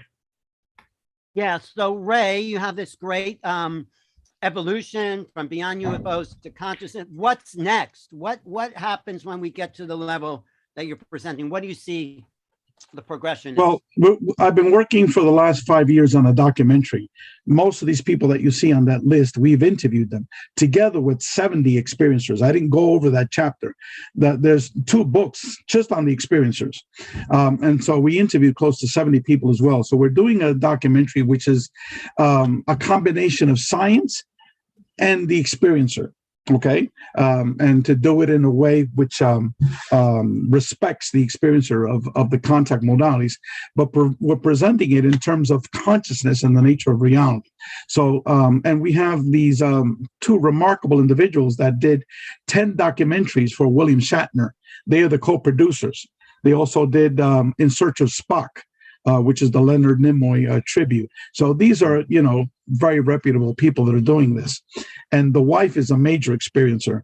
And he's an experiencer himself, but he just had one minor experience of having 6 hours of missing time, where they left Chichen Itza, and all of a sudden, 6 hours later, they were in the hotel room fully clothed. And the car probably parked, but the wife has had a lot of experiences. So that's the next step. And what I really would like to do is hopefully when I retire soon, to be able to actually do the academic research that I talked about in the proposal, which is to have a better understanding of all the experiencers that are appearing on the show today. That would be great. You know what's so great about Ray and Jenna and some people, it hasn't been a lifelong study. It's like, boom, overnight, they're in the new consciousness. I think that is possible. I think we're building a conscious field of the 100th monkey, the potential where suddenly it tips, and now suddenly it's like, of course, there are things out there, there's intelligences. What made us think there wasn't? So yeah, I just want to leave food for thought for everyone. I start off my chapter by saying that we're in a time period of a grand awakening of humanity. And I also raised this question. I said, do you think it's a coincidence that 3 of the major contact modalities, that is the topic of UFOs, NDEs, and OBEs, all got circulated on a worldwide basis within 5 years of each other? Okay, NDEs was 1975. Robert Monroe with OBEs, that was 1972. Star Trek was syndicated in 1970 around the world. Both Robert Monroe's book and Raymond Moody's book got circulated and translated into all the languages of the world. Now, this is before the internet for you young folks that are out there, okay? So was it a coincidence that all of a sudden, within 5 years of each other, 3 out of the 4 major contact modalities were circulated all around the world? So I argue that no, the time is right now why this was introduced to humanity. And the reason is because we've reached the point of self-annihilation, okay? Via ecological catastrophes and also nuclear weapons, okay? We could destroy our planet completely and wipe ourselves off. So we're given what do you call a reprieve, okay, to be able to become more spiritual, to understand that we are eternal spiritual beings. And I think that my project, together with the project of many, many other people, the work that you're doing, Neil, Alan, and the other speakers that we heard today, we're all part of the same force, the same process to awaken humanity. Yeah, no, thank you. Brilliant. Thank you, brother. You've made a huge impact on the field, Ray, and keep going. You know, we need you. Thank you. I apologize because I'm losing my eyesight. I have very bad eyes. I thought you were crying because you were so emotional about the presentation. No, I was told I was going to go blind, soon. So my eyes, I need to constantly put water and tears in my eyes. So no, take care of yourself and look. And I am crying for humanity, so. Of course. Yeah. Appreciate you, brother. Everyone. Thank you so much for coming, man. Okay, thank you. Bye, everyone. All right. So, Neil, are you up? Yeah, I'm up. Okay, time for me, y'all. So Neil, the guy who's made it all possible, he's dedicated his life to educating humanity for this time. This is the vision of a portal, of a new reality, of everything all of us are here for. Neil's put it all together in one place. So thank you, Neil. Thanks, brother. So we have about 40 minutes. So I'm going to split it with Alan. I'm going to do 20 minutes. Alan's going to do 20 minutes. But I'm just going to do a portion of my Galactic Origins presentation, in which I'm doing a 3.5-hour presentation on Saturday, February 26th. And I'm just adding another dynamic to today. And my dynamic is going to be pretty much just showing you the Milky Way galaxy, showing how our galaxy looks and the different dynamics of what is occurring here. So let's just get right into this. I'm not sure how long this will take, but I'll try to keep it within 20 minutes here. Jumping right into the middle of my presentation, and not the middle, more like 10 slides in. When I've been really interested in, ancient civilizations, as a lot of you know, because you're coming straight from PortalToAscension, and connecting the ancient civilization awareness to the understanding of the evolution of consciousness, what these ancient people knew, what the cycles of time were, and how that affects us right now. And within that, I did a presentation that's on PortalToAscension. It's on our YouTube, called Creation Stories of Ancient Civilizations. And I'm doing that as well in a few months, a larger version of that presentation on PortalToAscension. You guys will get the email for that. And when I was doing this research, I realized that there were two distinct types of stories, right? Two types of stories that we find in creation stories of ancient civilizations, of origin myths, right? Where we all came from. And the two stories that I split into these categories myself are prehistory stories, right? Meaning before Earth was created, and Earth history stories, which seem to be some sort of drama that took place on Earth when we were created. But some of these Earth history stories could also maybe be off-planet stories that happened with extraterrestrial races before we even, came to Earth. So when I was looking through this, I actually went through over 300 origin stories for my creation story presentation. And I saw that the before Earth stories really spoke about time and space, right? Metaphors to symbolize time and space, or nothingness, or the void. And then we have the stories of Earth's human origins, such as the Sumerian story, Greek's ancient story, Egyptian origin stories, and more. And then, of course, if you have like the Greek one, we have Zeus and all that. That could be argued to be actually an extraterrestrial story that is beyond the experience on Earth. And here's an example of the prehistory stories. Well, in science, right, mainstream science, we have this. These are my own. I created these myself right here based on my research on what they're saying. Just to kind of summarize it, mainstream science, we have cosmological models maintain that 13.8 billion years ago, the entire mass of the universe was compressed into a gravitational singularity, the so-called cosmic egg. from which it expands to its current state following the Big Bang. So you probably heard of this one. This is the Big Bang story, right? Interesting to note, they actually use the term cosmic egg that comes from ancient scriptures, that same term. And then in metaphysics, spirituality, ancient stories, we have the cosmic egg represents potentiality. It is the pre-creation held within the chaos, waiting to become the cosmos. This duality then sets up a conflict found throughout world mythology, the duality of chaos and order, good and evil, light and dark, love and hate, right? So these are, in essence, the same exact story, but one is coming from, like, let's just say the linear side, and one is coming from the secular or the void side. Whereas the metaphysical creation story, prehistory story, is metaphoric, right? The cosmic egg represents potential, whereas the scientific one is the cosmic egg is an infinite singularity containing all matter. It bursts and creates everything. But what does that mean metaphysically? Well, it means infinite potential. Infinite potential was in that one singularity. That singularity bursts into infinite possibilities, creating the duality that we currently exist in. And when you look at galactic origin stories, right, whether it's the Prism of Lyra, whether it's information that Flo shared today, or we're talking about just the origins of humanity in Sirius, or however it's connected, how we even got to this planet, we normally see that there's a combination of prehistory stories, right, time and space, beings coming from the void, the Elohim coming from the void, inhabiting Lyra or whatever, and then we have an Earth history component. So a galactic origin story, to me, is a combination of the two of them. So we have humanity's journey from inception, creation, to this current linear experience on Earth. This introduces the concept of a paradox of there being an origin when time is only a construct of our position in space relative to the sun. So here we have the universal paradox, right? So time is only, linear time is only our relation from our position to our sun, and time in the grand scheme of the void truly doesn't exist. As soon as we start stepping out into secular time, fluid time, no time, we get to a reality where all time is simultaneously happening. So when we talking about galactic origins, we are in essence speaking of a paradox. It's talking about an origin when in reality, that whole concept of origin doesn't really exist in the grand scheme of creation.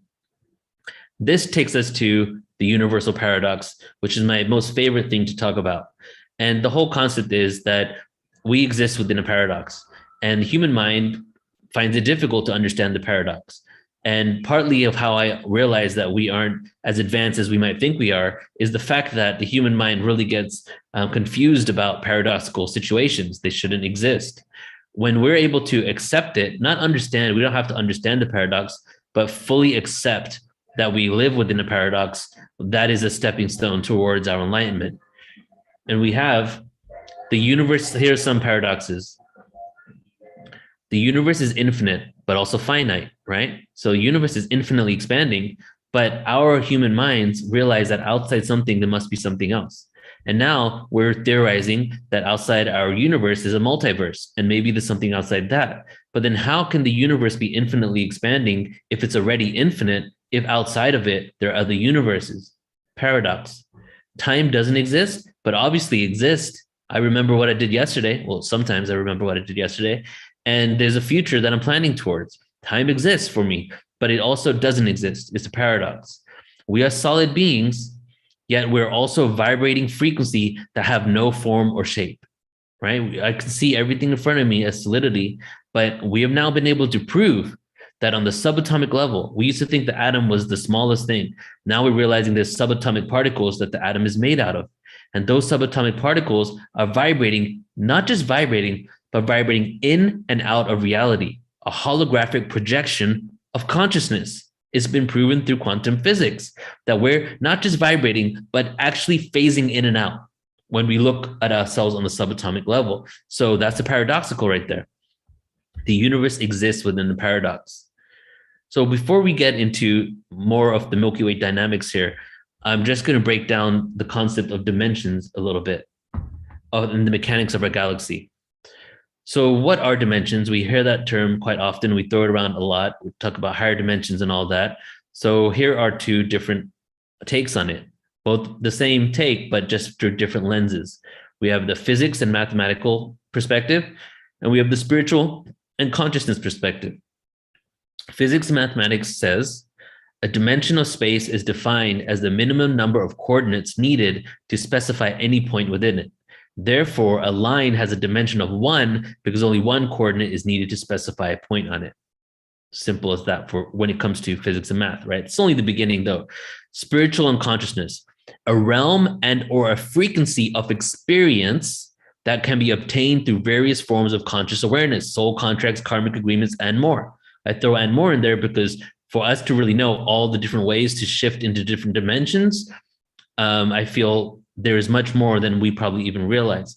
And if you heard any of Bashar back in the day, he would say that movement is an illusion. All we're doing is shifting into a parallel reality where we exist in that position already, right? So when I'm walking from one place to another, I'm just shifting from dimensional, from holographic projection to holographic projection, in which I just happen to be in that reality, but the illusion of movement is what I see.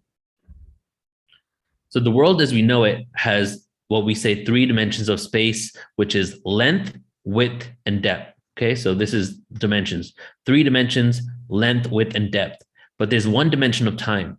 A lot of people have speculated what the 4th dimension is. From my extensive research, I would say it is time, and time dimension connects us to this astral realm. Some people say that the 4th dimension is the astral realm.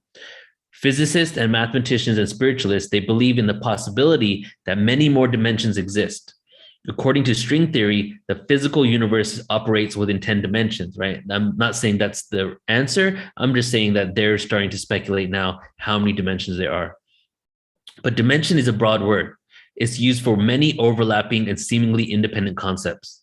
There's parallel dimensions, there's physical and spiritual dimensions, there's dimensions within the galaxy, there's a realm of no dimension, there's the void, which is a dimension, and then there's dimensions within a dimension, right?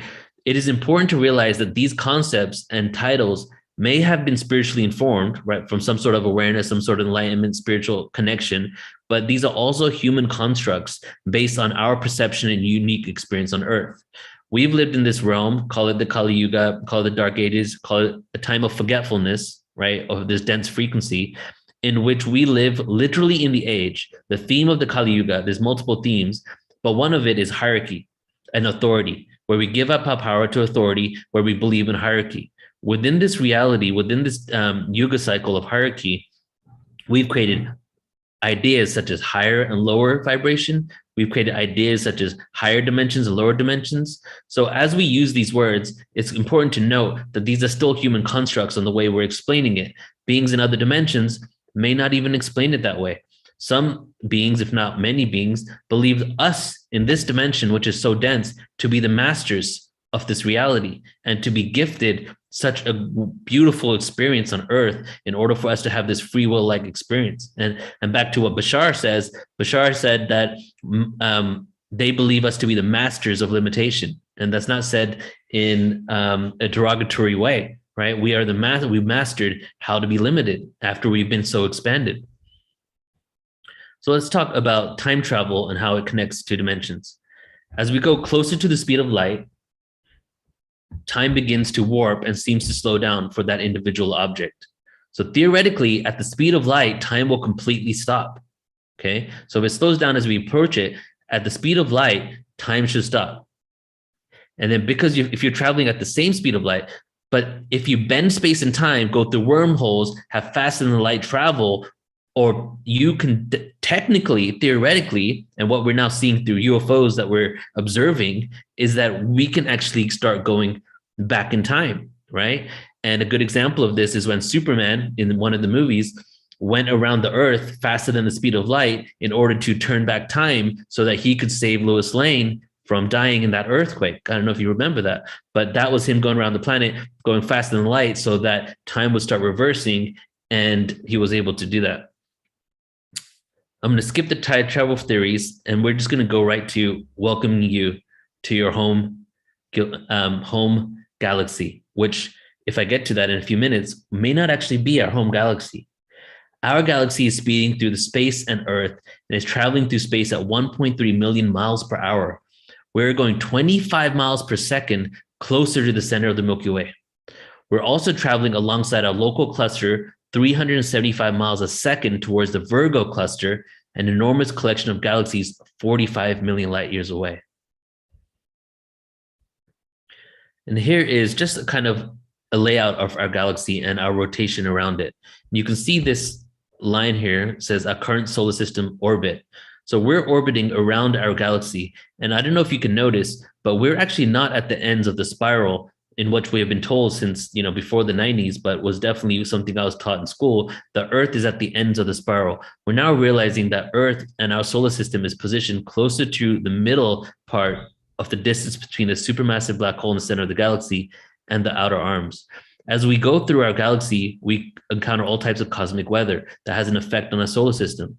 For example, when we pass through this area right here, passing through dark interstellar dust clouds could have altered Earth's climate, perhaps leading to episodes of global glaciation. So the whole component of we're directly responsible to the experience on Earth in regards to climate change and all of that has been proven to be not entirely correct. And the reason why is that our galactic climate or weather, if you will, has an effect not only on the consciousness of us on this planet, but also, the way our environment and ecosystem looks. And you can see from the center of the galaxy, the Milky Way, the black hole, to the edge is around about 30,000 years. But this is interesting right here. Check this out, because right now I'm just giving you a little observation of our Milky Way galaxy, just to throw in some awareness here, to just bring context to what we're speaking about, because we're going cosmic for this event. The solar system wobbles. This is mainstream science, okay? The solar system wobbles up and down 200 light years on either side of the galactic disk, the photon belt, the milk of the Milky Way galaxy. When it wobbles above, Earth may be exposed to more cosmic waves from the galaxy's bow shock. So we're doing this. Here's the flat plane of our galaxy. We're going down 200 light years, up 200 light years. And guess how long it takes? Around 25 to 26,000 years, right? The same distance as our solar system to the center of our galaxy, interestingly enough. The same as the cycles of time, the same as the Mayan calendar. So lots of synchronicities here. And as we go up, right, Age of Aquarius, going into this, all of a sudden, there's a bow shock of cosmic waves that starts bombarding our solar system, creating an entirely different experience on Earth, right? And this is directly connected to the cycles of time, the evolution of consciousness, leaving the Kali Yuga, going into the Dwapara Yuga, the Bronze, the Silver, the Golden Age, and then back down again. And around 10,000 BC, right here, we have, Atlantis, right? And that was right when we started going through the photon belt, in the last phase of Atlantis, basically collapsing, if you will. That's just as I'm saying it lightly. Many things happen there, and then going down, and then going back up again. And we have actually proven that we're doing a fractal, a Fibonacci spiral, up and down of our Milky Way photon belt. That's just another image of where we are. Let me just take a moment here before bring on Alan to present as well, to talk to you about your supermassive black hole in the center of your galaxy. It has the mass of 4 million suns. Sagittarius A is located at the center of the Milky Way galaxy, and it lies in the direction of the Sagittarius constellation near the border with Scorpius. It is the location of the supermassive black hole at the center of our galaxy. The black hole lies at a distance of 26,000 light years from Earth. Well, it's interesting because we can't actually see the black hole. All we can do is see light around it. So Sagittarius A has been what we've dubbed as the entrance to the supermassive black hole, because we see light bending there. Last piece of information I'm going to leave you guys with. So we have actually been, so this is another galaxy. This dwarf galaxy that you see right here is called Sagittarius, not to be confused with the constellation Sagittarius A that's towards the center of our galaxy. There has been this dwarf galaxy called Sagittarius, and some of you might remember from school that we were told that the Andromeda galaxy in many million years from now is going to collide with our galaxy, and we're going to merge, create a supermassive galaxy. Well, something on that level is actually already occurring and has been occurring for millions, if not over 1 billion years. There is a galaxy, a dwarf galaxy called Sagittarius right here that has been integrating with our galaxy. And this is an artistic representation of it. But now the next slide is going to be a slide of the last, I think, 1 point something billion years of how this galaxy integrated with us. But what's interesting is a new theory suggests that Earth originated in this galaxy. And there's papers on it, research studies, you'd have to go deeper into it. But basically that Earth was a part of that solar system, was in that galaxy. And many years ago, right, we became a part of the Milky Way galaxy. And as the solar system began, it was absorbed closer to the supermassive black hole. And then we started spiraling outwards in the reversal period of a supermassive black hole. Because now here's another thing that we've actually proven is that black holes have a reversal period, meaning they go through the opposite of what they do over certain periods of time. And the last time our supermassive black hole did that was millions of years ago, but we're still seeing the cosmic dust and ether and the matter that was spewed out from that. What is the opposite of a black hole? A white hole. Do all massive black holes, or even black holes in general, have a reversal period? So as the reversal period's happening, instead of sucking everything into the black hole, it pushes everything out. Earth may have originated, it's a theory, right, towards the supermassive black hole, and in the reversal period started going outwards towards where we are now. And now the supermassive black hole is doing the opposite, which is pulling everything in. However, some people speculate that the massive black hole is dormant in this moment. So here we go. Here's the next slide. You're going to see here the trajectory of the dwarf galaxy and how it's been integrating with our Milky Way. 8 billion years ago. Okay, so we're going to start from 8 billion years ago. 8 billion years ago, Sagittarius. 5.7 billion years ago. 3 billion years ago. 1.9 billion years ago. 1 billion years ago. Look at that, infinite spiral. Current situation. One more time.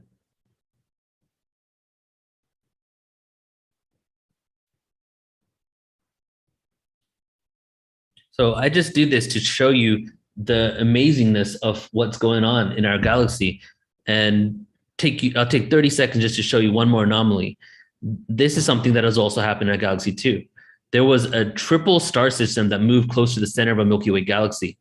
One of the stars of that triple star system fell into the black hole. The other two got sent out into space because of the rapid frequency and the rapid rotation around our black hole was so fast, it just spewed it out into space. Those two stars went out into space, ended up rotating around each other, eventually colliding and creating one star, creating what we now know as a blue straggler. And then the blue straggler travels away into the depths of the universe to hopefully one day be picked up by another galaxy and do whatever it does best. So there's amazing things going on in our galaxy all around us. And that's all I wanted to share with you guys. So let me get out of here. Neil, before you leave, I just want to discuss a few things you brought up. Is that one evidence that our solar system is not part of the Milky Way is the angle of the solar plane. So if you look at the sky at night, the Milky Way is going one way, and you look at the line of planets, they are hitting that Milky Way angle at about 60 degrees. So if it was part of an original double torus, we'd all be on the same galactic plane. But no, the solar plane is different than the galactic plane. I mean, so it gives me evidence that we came from another place, which also may affect our consciousness. Yeah. I think that's just my theory. I haven't heard anyone discuss that. Thanks for adding that. Yeah, and that doesn't mean humans came from another galaxy. It could be that our solar system did. We were from this galaxy and then we inhabited the planet, or there was some sort of life on it. Who knows, really, right? Well, that's the other thing I sort of want to bring up before I go to my PowerPoint, and maybe just tell me what you think. Other beings have different stars, and other stars vibrate differently. That makes them different, makes people different. So it calibrates the quality of consciousness at a different rate. This is just my theory. So meeting a being from another star system, it takes some time of adjustment because we're not quite at the same vibration. That's why some people are traumatized. Some people can, connect easier because they're vibrating, but the vibration of their sun sets our conscious, because the Mhm. sun and our consciousness are pretty much synonymous. So I think Yes. suns and consciousnesses from other stars. So our job is to be orientated towards the galactic, towards the central sun, towards the black hole, which is always operating. It's always spewing out positive radiation to evolve the beings here. Yes. So that's just nobody ever talks about vibrational. Does that make sense, Joan? It absolutely does. It's like, oh my God, why haven't we thought of this before? I just made it Right? up. That's why. No. Okay. Well, and we're talking, okay, you just made it up, but it just makes came to me. sense. Yeah, and then if you think about Downloading. the black hole in the center of the galaxy has a really high gravitational pull, so the stars around it are going at a really fast speed, which just increases the frequency. And I forget, I think the fastest star that's rotating around the black hole in the center of the galaxy rotates around it in about 5 days. So you imagine the speed of that. It's huge, right? I think it's like a drain going down, looking It at is a like drain that. hole, Well, and then singularity. Yeah. But But on the other side of the black hole, go ahead. You wouldn't even be able to see it, right? It would be completely invisible if it's going that fast. Speeds, right? But yeah, what's on the other side of a black hole, Alan? I would say a white hole. There are our stars are black holes in another dimension, and now we're seeing a white hole or white burst, because the sun, scientists think they know what the sun is, and it's really not what people think it is. Those sunspots, that's actually water forming on the sun, some people say. So there's a lot to say, and I think we should do a whole day about the science of cosmology. We should, but let's jump into your presentation. You have about 15 minutes. 15 minutes? Okay. Yeah. Thanks. Okay, I'm going to share my screen here. Let's just see if I can share my screen. Okay, let me go back here. All right, thanks, Neil. Well, I put this together pretty quick because I wasn't sure I was even going to be speaking, but okay. Here we go. This is sort of overview of how we are different than these ETs. So, this is kind of the thing I've started my whole YouTube channel about, is called New Realities. And when we discover that we're not just of this earth, we can stick our heads through another level of reality and really understand that there's a greater consciousness here. So, this is my interview with Lynn Multihow. Just going to show a little bit, because she's really going beyond all this and trying to understand what will happen to history and consciousness as we get. I know it's up to us, but as the government comes out, she calls it a mind-cracking headline. I'm just going to show a little bit of this because I really like her words. What does that mean for the population of the planet? Can't hear it, Alan. Oh, really? I think I didn't press. Yes, sure. Let me just press. Sorry. Okay. Okay, I'll go back into screen share. Yeah, I have to press optimize advanced. Wait. Sorry. Yeah. Okay, let me just press screen share. Basic. Okay, sound, and I'm glad you told me you couldn't hear it. So your volume's a little low too. Is it? Okay, thanks. Okay, here we go. Okay, let me I don't know what it's doing. Let's just see. Okay. What if we get that mind-cracking headline, "We're not alone in the universe"? What does that mean for the population of the planet and for you and the history of civilization? Finally, a truth. As simple as that. If you look back 5,000 years or 12,000 to Göbekli Tepe, and you look at the history of this planet, is demonstrably one in which Homo sapiens sapiens is abused. Because from my point of view, if you are a civilization that evolves for 12,000 years, and you are always under the thumb of another intelligence that manipulates you, and that humans are never, ever talked to, communicated honestly, than we are today in the 21st century, 12,000 years later. We are an abused species. And part of this abused species is going out into the Milky Way galaxy and beyond without a single general human population knowing and it being told we're not alone. Once we do know, what does that mean? What is that? How does that shift our reality? That we are finally being given respect enough for the truth of something so huge. We're not only not alone in the universe, and that I would stress, there are other intelligences and they really care about us.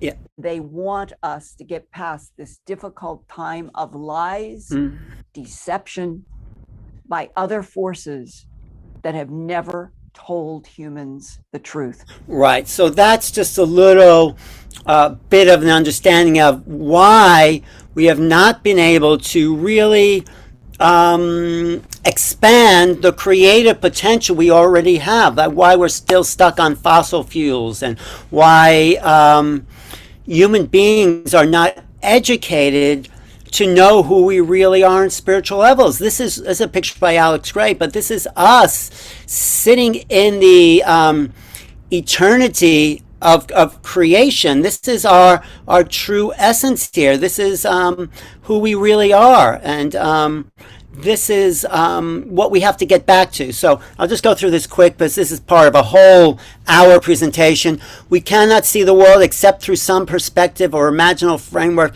In short, some myth. The myth we see is the one we're in. We have been shut down. And so what we're coming together here with all the things I'm doing, and Neil and Sheila, is waking up to the potential of our true essence. So if the doors of perception were cleansed, everything would appear to us as we are, infinite. But we've closed ourselves, or other intelligences have closed ourselves up, and we see the world just through a narrow hole in the fence. So what started to activate this awareness to me was when I met John Mack. John Mack, in his book, and this is me and John Mack going out for coffee, he was a huge influence on this movement, because he did say it was beyond UFOs. He did say it was consciousness. He said, we're dealing with a phenomenon which violates our sense of reality, which operates in the gray area between the physical and subjective world. We're being asked to prove these methods by physical science alone, but those methods, in my view, will not yield its secrets until we discover other ways of knowing.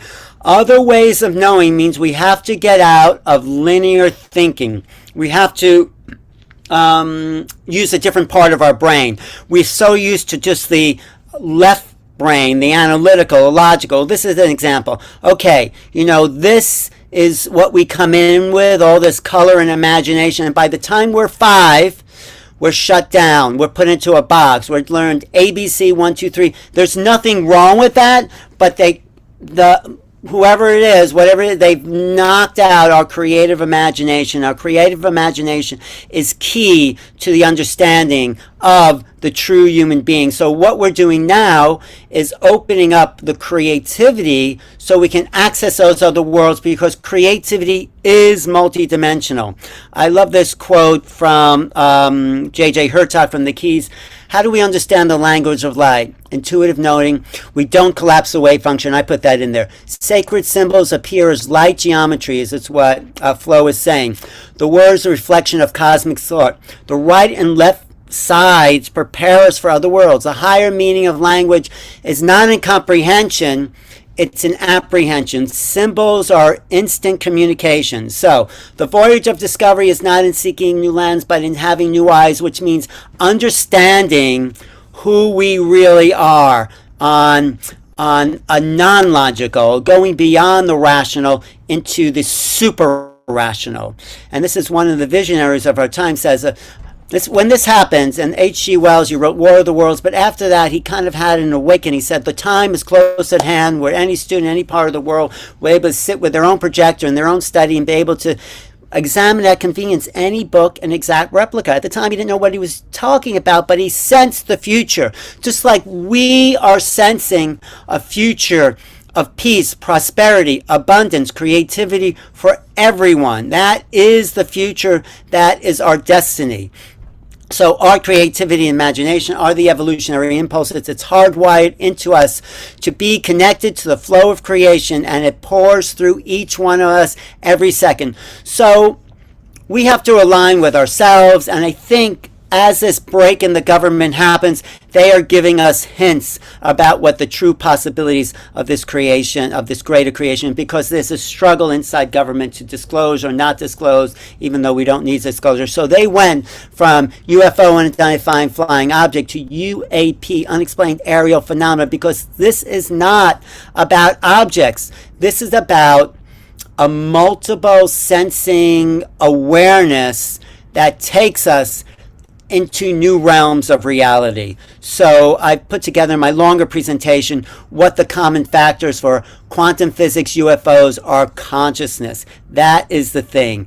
Consciousness. The brain functions on quantum physics. It is quantum. It is non-local. It exists in many realms. The brain is like the radio receiver looking for consciousness, and the brain is looking for the announcer inside the radio. If you open it up, you're not really going to find anyone in there. You know, it's just a receiver. Our minds are receivers, and our minds are non-local. That's the key here. We are non-local, and we just think we're localized in this body. And it's great to be grounded in the body, but we have to realize that when we have a creative thought, it's coming from somewhere else. So let me just see. So we went from UFOs to UAPs, and part of that in the government studies was the cognitive human interface. This is why it's not about objects, it's about other things. In the government studies, the ATIP program, Eric Davis also produced the science of wormhole physics.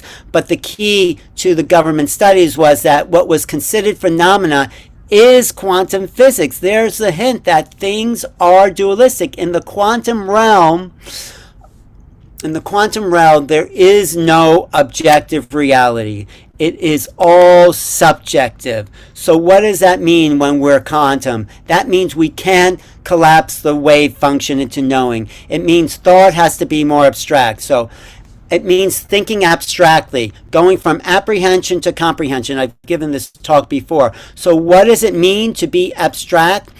When you think, it's like what emojis are. You give someone a thumbs up. It just doesn't mean okay. It means right on. It means thank you, or it means I'm with you. So these ways of understanding symbols are how ETs, I feel, think. In order to understand their technology and understand how we're going to communicate with them, we have to think more abstractly. We have to get out of this box that we've been put in since we've entered school, ABC 1, 2, 3, and start to extend our awareness to other realms. So I just want to talk to you about a little bit between signs and symbols, because as we move symbolically into clusters of meaning, into abstract thought, we give up a linear way of understanding the world. Though when you see a tree, it's much more than a tree. It's a great being of consciousness. So when we come to that understanding, we see the world as multiple dimensions of reality. So the difference between sign and symbol, this is a sign, and when you put that sign in a polluted water, it's no longer means what it says it means. It becomes a symbol of a greater consciousness. So that's sort of where I'm going with this. This is a little meditation to bring us into this realm. As our mind becomes more conscious, as we become more aware of the capacities of consciousness, this is bringing on what we're calling the close encounter experience, because maybe these beings are connected to an evolutionary awareness that brings in a new level of cognition. The experience of contact with non-intelligence is the key that will open the door to understanding consciousness. So this is why there's this threefold aspect to this question. There's quantum physics, there's consciousness, and there are UFOs. And I think they're all related on some level. So one thing the visitors do by accessing quantum physics is not collapsing the wave function. So they don't create a definitive place in time and space, but live in a multiplicity of superpositions. When you're accessing these other... That's one thing I want to say about quantum physics. Some of the keys to thinking quantum is that there's no definitive space you're in. You could be in many places at once. Things are not particles, they're also waves. Everything is entangled. That's why our thoughts are entangled. The field exists as an effect. Consciousness is not in the body, it's in the field. There's many ways of thinking, and this is what John Mack said, other ways of knowing is what gets us into the quantum thinking. Positions, you're in hyperdimensionality. So we need to think that way. Our thinking has become concretized in comprehension. We need to think in a higher level. We need to think abstractly. That's where I was going. Thinking abstractly is the key. I mean, there's a lot more to this. I put that understanding about thinking abstractly and symbols versus signs. There's a whole lecture I give on that. But a symbol is a living, perceptual, instantaneous revelation of the unfathomable. Think about that, the unfathomable, but yet it points the way to knowing. So you look at things and you make it into something, but if you keep it abstract and have a multiplicity of meanings, it's a little harder to maybe communicate in words, but the power of telepathy becomes more available to us. This way of understanding. So I put this symbol at the center of my book as the point of making contact. This asterisk is the point of making contact because it is a way I've summed everything up as a symbol of reaching out, a symbol of a star, a symbol of what we can become. So that's part of my key. So how do we make contact? We make contact by contemplating the greater mind, knowing who we are, awakening to the dream world, sitting in nature. Nature talks to us on multiple dimensions of reality. Making contact is making contact with the deeper core that is actually beyond the human, making contact with the earth, making contact with greater consciousnesses, making contact with all that there is. This is the next level, and the ETs you meet just might be yourself. That's my understanding of all that. So that's just a quick overview of a thesis I'm putting together that will be more expanded, part of my next book, but I just wanted to throw it out there. Were you able to follow that, or did I go through it too quickly? I thought that was fantastic. I followed you really well. I love that. Like you ended up with this. We are all in contact. Everything is consciousness, even this computer. We just don't know we're in contact. We have to take off the veils that have hid us from ourselves, from our own greater mind. So thank you, Joan, for bringing that up. No, I thought that's so expansive in everything to realize that even here, this is actually, I can't see the atoms moving, but they are moving, just slower. Right, and you know, when you lose or break your cell phone, it doesn't mean you stop getting calls. It means it's out there everywhere. You just get a new phone, you pick up the message. That's the thing. So I think in order to understand the technology of ETs, we have to understand how they think first, how to understand their minds, you know. So I always use the example, when you're talking to like dogs, you're not barking at them. You're talking in the language of, I think, the more evolved being. We have to understand their thought process and get over our very limited way, very linear way of thinking. And when we become multi-dimensional, multi-aware, we can start to tap into these downloads that are multiple dimensions. Like, that's why I liked Kamara Jones's work, because she is showing us the multiple dimensions in action. So that's a little taste of some of those things I'm working on, Neil. And love it, man. Fantastic. Yeah, we should do themed. Well, I don't know if you heard me in the beginning, but I'm starting a monthly PortalToAscension show. Each are going to be themed, a variety show. And that starts in June. But we can do cosmology of the stars. We can have a whole thing on like white hole, black hole stuff. We should go deeper into these topics. One of the things I've been studying and also putting together a PowerPoint of is the teachings of Carlos Castaneda. Beyond the peyote and all of that, he talked about moving the assemblage point, and I really have a clear understanding of that. And I just did it with someone, and the assemblage point is where you focus reality. When that moves, your whole perception of reality changes. So I have a whole discussion and presentation I do on that. Yeah. Well, we wanted to do a course on that. Are we still trying to do that? Let's do a course on that. Yes, right. yes. So, okay, check it out. Marina's not in the room. She's not answering her Instagram, but she was live 7 minutes ago, and she's usually on time. So I think she probably has a time. Also, her computer sometimes goes, I don't know, she was having some problems. Let's do this because we really... we have to be on point with time. The only other speaker that's in the room right now is Bridget, Renee, Holliday. So Bridget, are you okay with going on right now?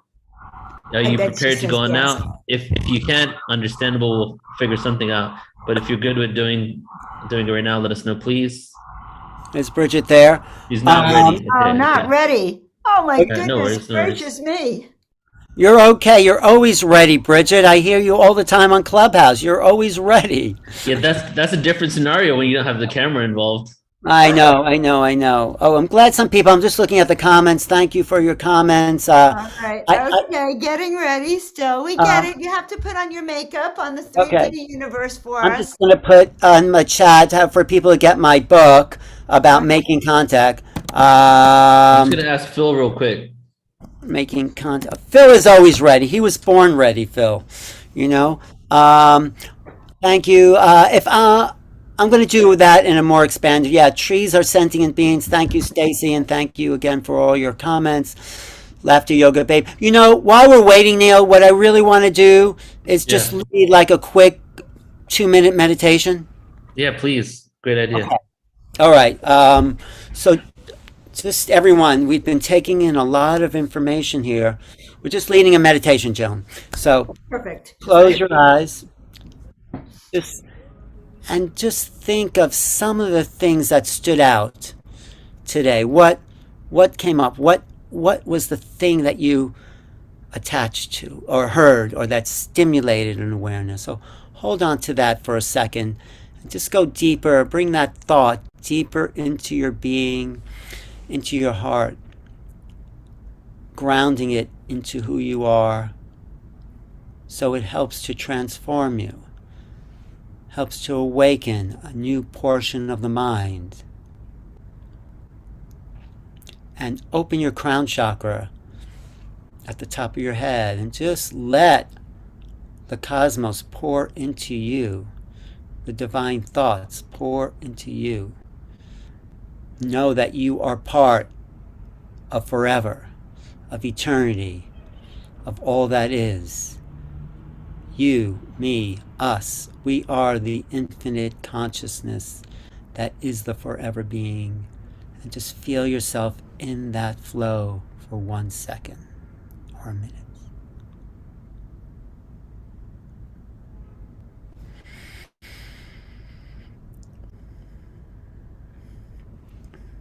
Take a deep breath in. Breathe it out. Breathe it in and blow it out to the world.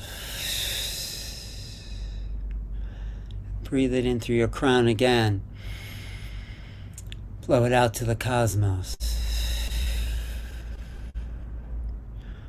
We are adding to creation. We're adding to forever. We are the beings of totality, of all that is, of ever was, ever will be. Congratulate yourself and know that forever peace.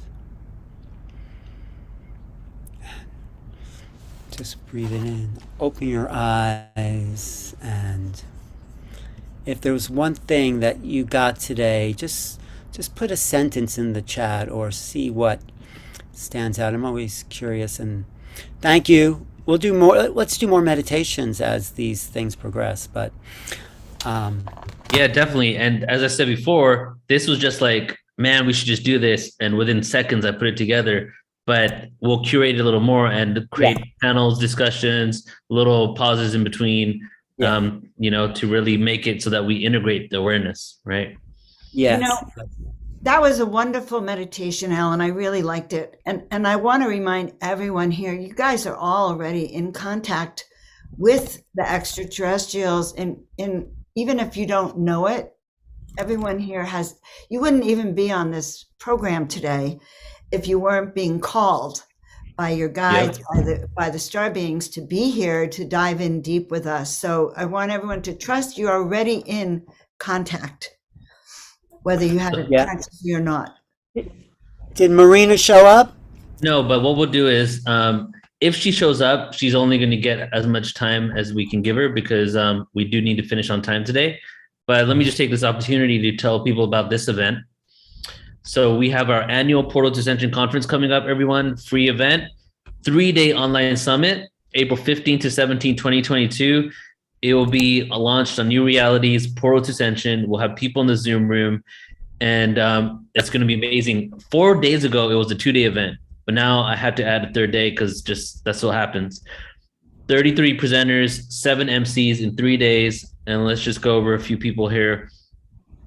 You can sign up by going to portaltoascension.org, go to online events, just go to April, and you'll find this event there. You can sign up for free or by donation, and here are some of the speakers. Feel free to jump in, Joan or Alan, because Joan and Alan are both instrumental in helping me with this event. Well, I think we have some really amazing people on this event, and it's not just on UFOs. We want to point out it's all aspects of consciousness. We have Val Tignini is one of our Kundalini speakers. Right. We want to introduce her to everyone. Yvonne Smith, really central to the whole contact experience. She's a really great speaker. We haven't seen her for a while, so it's really exciting. And she also does regressions to find out who your starseed family is. Meg Benedict really talks about ascension dynamics. Shima Moore, who we just saw at the Conscious Life Expo. Oh, and Shima is going to be doing an extraordinary astrology program coming up. We're going to release it by the summer. So we're introducing her to Portal to Ascension, which should be exciting. Yes. Who else is? We have Elizabeth April as well. Is going to be there. Right. Our good friend Phil Gruber. I don't know some of these other people. I'm excited about new people, bro. So this one right here, Rebecca has become my really good friend, and she's the one that I told you about. I think she's watching on YouTube right now. She's an Orion starseed with complete remembrance of her Orion life, what happened in Orion's belt, what the different beings are, some incredible, mind-blowing information. I've had lots of conversations with her in Zoom calls. So I've been waiting to introduce her to the platform. So she's going to be, I'm going to be interviewing her there. And Alan, you're going to love everything that she's I want to interview her too. She sounds amazing. I have chills just looking at her. Okay. Like true starseed. So she's been on a few events, and because I talk to her every day, and she's been, she loves you, Joan, and loves you, Alan. So she's like, I told her that we're going to have a Zoom call, all 4 of us, so that I can introduce her formally to you. Now, this is April. I can't wait. What's the date again, Neil? April 15th to 17th. Right. And then I have my event after that. Yes, your superpower ninja training, everyone, is going to be the day after. Right. So that's not a free event, though. No, that's the post-conference workshop. Every one of these free events, Portal Ascension events, we're doing a post-conference paid workshop now. If you want to go further and integrate everything, last year was Shariah. This year is Jones. Right. Okay. So do you want to talk about your event coming up real quick? I do. So I actually have an event, and I'll put the link in here. I have an event coming up this Saturday on manifesting your life into practical reality. And I love it because people have been talking about manifestation on and off all day. So that's going to be manifesting your big visions into practical reality. So I'm excited about that. And then afterwards, after the 3-day online Portal to Ascension conference, I'm going to do a 2-hour workshop on intuition as your superpower and how to develop it, how to tap into it, how to really think on your feet, and I think how to be an intuitive ninja. So that's kind of what's coming up, the manifestation and the intuition trainings. I also just want to show a thing that we're doing. I think you're going to be part of that, Joan, the Ascension Retreat. Yes. Oh, I'm so excited. Yes, this is happening in Sedona, live, in person, not Zoom. Be there. Suzanne Ross putting together at the Unity Church in Sedona. It's a beautiful place. And William Henry, Brad Olson, me, Marguerite, who I'm excited about meeting, Celestine. A lot of these people have been on Portal to Ascension. Just go to SedonaAscensionRetreats.com. Geraldine will be there. Shakina Rose, these are some of my favorite people here. And you're going to be in Sedona. There's going to be day trips out to the rocks, out to the vortexes there. So I think it's going to be a very, very powerful event. And I'm also going to be teaching remote viewing there.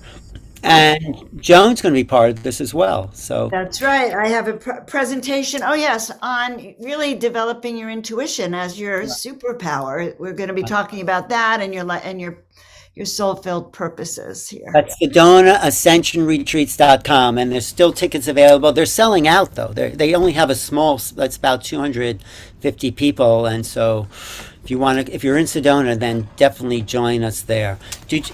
So you haven't heard from Marina or no, but Geraldine like is talking to me right now. Oh, but, so if Geraldine says no, I'll do some poetry, and then we'll just keep flowing. Well, I'll contact Marina on Facebook and see if she. That's so. All right, Gerald. I hit her up on Facebook already, but Geraldine's coming in, and okay. I'm just going to do a couple of poems. That's beautiful. Great. So while I was talking, my Uber Eats came. And I never got my food because somebody was calling me. I'm like, who's calling me from Mexico? And it was my food, and now I lost it. Oh no! Yeah. I just want to say, Neil and Joan, everybody here, I think what we're doing is creating community, a place people can feel at home with their new thoughts and feel comfortable with exchanging ideas. I really appreciate the chat being so active, and the little cross conversations in the chat are all adding to this community feeling. So maybe at the end of all this, if we have time, we could bring everyone on again like we like to do, Neil. I'm doing another event 20 minutes after it's over. Well, that's why we're so on time. I love it. Can we get everyone on for 20 minutes, though? Would that be possible? Or 7:40, I need to open the Zoom room for the other event. So we'll see what we can do. 7:40. Which is 10:40 your time. All right, let's see. Okay. If we skip Marina right now, she doesn't get back to us, then we can do it, All right, let's see. What do you want? The Uber Eats will be back here in 4 minutes. So Joan pulled a card. What is it, Joan? I pulled a card from the contact deck, which was written by Daryl Anka. Oh. Yeah, it's a great deck published by Baron Company. Daryl Anka. And I was just guided to say, okay, what are they telling us? And the card that I pulled for all of us is Pluto, which is the secrets coming out, being revealed. So I thought that was really powerful. That we're really learning how we can be vigilant. It's about integrity and not to be seduced by the darkness in our souls. So we're really on the point of making contact, and it's coming out of the closet in a sense. I also want to say, sorry, did I cut you off, Joan? Didn't mean to. I want to say, Neil, I'm still planning the ufologists from around the world. I'm going to bring together Korean, Japanese, Chinese, Australian, South American, Europe, and the U.S. all talking about the state of contact. We're going to do that in March, right? Yeah, all these different parts of the earth are really having increased sightings, increased personal contact. So something's happening worldwide. Sometimes people think it's just us, but no. This is a phenomenon for humanity. We are at the brink of a huge shift in awakening. Just like Jenna said, like overnight, like Ray Hernandez overnight. He was a lawyer one day, and he's like, oh my God, there's UFOs another day. And I think, imagine if that could happen to the population where suddenly people wake up to a bigger level of reality. I think that's my hope for the miracles that may come, that may save us from ourselves, from the destruction of the planet. Seriously. Spiritual All right, truths so are being revealed now. Geraldine Secrets will are be. being Oh, go revealed. ahead, John. You got a card you reading? Well, No. I'm just finishing it, just confirming with Alan where this is our time. And I think it is happening now. And Right. all that's been happening the last 2 years, and I know we've seen comments, what's happening on the politics side, it's all to wake us up. It's all for us to set our new intentional reality of what we want to see here. Do you want to do a quick poem, Neil? Is that what you're Yeah, I looking only for? have 1 minute now before my Uber Eats gets back here, so I'm gonna leave in a second. And go on there. But let's just do this real quick. Because we're doing Galactic Origins today, I'm just gonna do my Prism of Lyra Galactic Origins poem. This is I wrote this over a decade ago for Lisa Royale. I rhythmically scratch records, visionary mass appeal, holistically heal the resonance of a presence, allow yourself to feel. Fragmentation from source, self-wishing to experience, was all from one thought of what if, could I be this? The polar opposite. Through the prism we came, created a prison of the brain. Enslaved? You don't think so? There are no victims in this show. We're all playing a role. Ego, learn to let it go. Let the soul flow from the crown to the root. I'm letting you know it's only conceptual. Experience allows the wisdom to grow. Embrace the ignorance that spreads from the elitist control. When the Syrians descended into this density, the Lyrans came, looking for a place to incarnate and name a species and a race to hold the souls of they who are interdimensional entities. Integration being the third point, anoint the Christ consciousness sacred geometry to protect the kids of the universe, being only one galaxy. Moving closer to the center by raising our frequency, I frequently see infinite possibilities, a contractual planet with the masses on their knees. The snake in the Bible will be found to be the positivity. Polarized by the Syrians who knew about free will, gave us a choice from the blue or red pill. The Lyrans were enraged. They wanted to keep us ingrained in oneness and fifth dimensional grace. Instead, into darkness we came. In this intergalactic plane of extraterrestrials, just to name a few, Arcturians, Pleiadians, and Syrians who genetically mutated early man to create a perfect embodiment of who they are. Using stargates, souls coming through stars, entering the womb to embark on a journey through the dark to once again spark and ignite the flame, rearrange the neural networks in your brain to achieve enlightenment. The universe is abundance. Together we live and do the cosmic dance, the interdimensional manifestation of man, extraterrestrial incarnates, known as light workers. We're here to transform this land. Extraterrestrial incarnates, we are the light workers. We're here to transform this land. Yes. You know, Neil.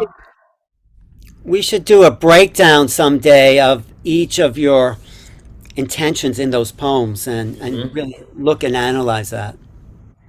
We are Yeah. the light workers. I've been doing little ones on my YouTube randomly, but I want to do a full event for that for sure. But you really hit Joan with that one, right? Yep. We are the light workers. I just love that one. Yeah. 10 years ago. Geraldine's in the house. Okay, Geraldine. Are you gonna know? I want to say a few things about Joe, Geraldine. you introduced her. I have to step away for a few minutes, so You she's want to get on. food? Yeah, And- go ahead. and take Joan, you over. can jump in. But is she on screen? Where Oh, Neil? where is she, Neil? I'm sitting here Neil. right now. She'll be on in a second. Okay. All right. Oh, He's setting okay, her as a okay. panelist. As she's coming on, I want to say Geraldine Orozco has risen, I feel, to the top. I mean, of this community with her intentions and her purity. I think that's why she really speaks from a very clear center, a very grounded sense of herself and her relationship to the cosmos and the greater mind. And that's why you're busier than ever, Geraldine, aren't you? You are just, every day I see you on some webinar or conference. Congratulations. Hello, thank you. It's so wonderful to be here. Thank you so much, Joan, Neil. Thank you so much, Alan, for that wonderful introduction. It's such a gift to be here.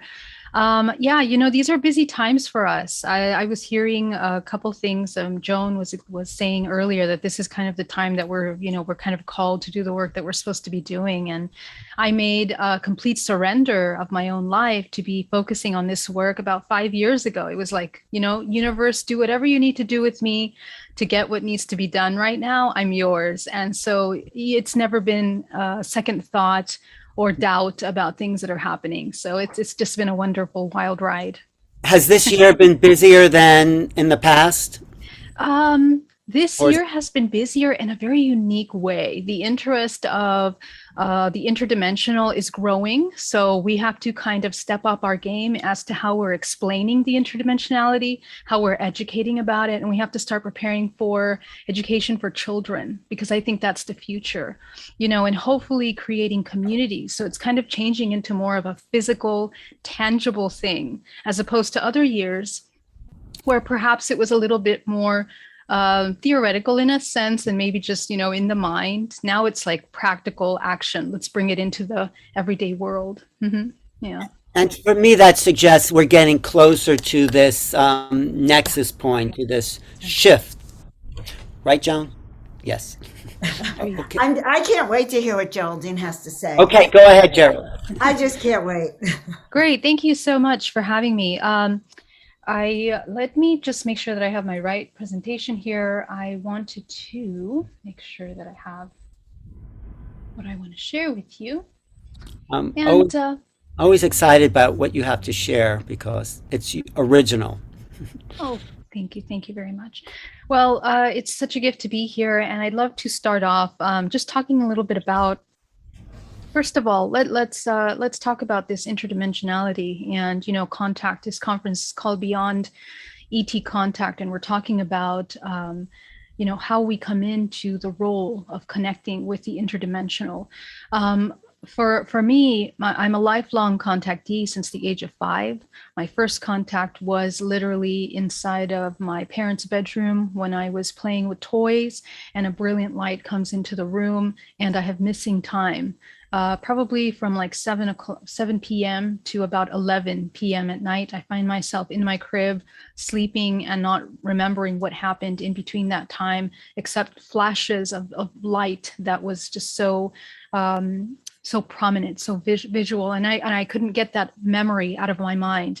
Now I understand that these kinds of memories are called marker memories, which I work a lot with my clients daily in hypnotherapy sessions, kind of going and revisiting and discovering what these kinds of experiences are about. My second contact experience was at the age of 8, where I had an experience of being taken on board a craft and being implanted in the physical body. And then later on, when I lived in South America during high school, I was taken on board a craft, and I had missing time for several hours, walking home from work one day because I used to teach English. And I found myself in my bed at like 3 a.m. I didn't remember how I got from the school to my bed during that entire time. And that was actually the first time that I experienced participation in the hybridization program. And so later on, years later, I experienced a pregnancy without being partnered for the first time. And during this experience, I became very ill as a result of that. A lot of changes, a lot of experiences, a lot of memories of dreams that I had. But I wasn't understanding the connection between the dreams, which were, on board craft, on top of tables, being experimented on, having these experiences, seeing these beings, interacting with these beings. And I didn't understand that the connection was directly related to that pregnancy at the time. Later on, years later, I had the same thing happen to me. Same process, same sequence of events. And again, later on, happened a couple times after that. So let's move it forward to 2009, where I had this experience of things beginning to change in my life. And I began to go deeper into meditation work. And I began to deprogram and deconstruct belief systems. I had this insatiable thirst to understand what truth is, and in order to understand my reality and what the construct of reality as we know it, the roles that we play as humans.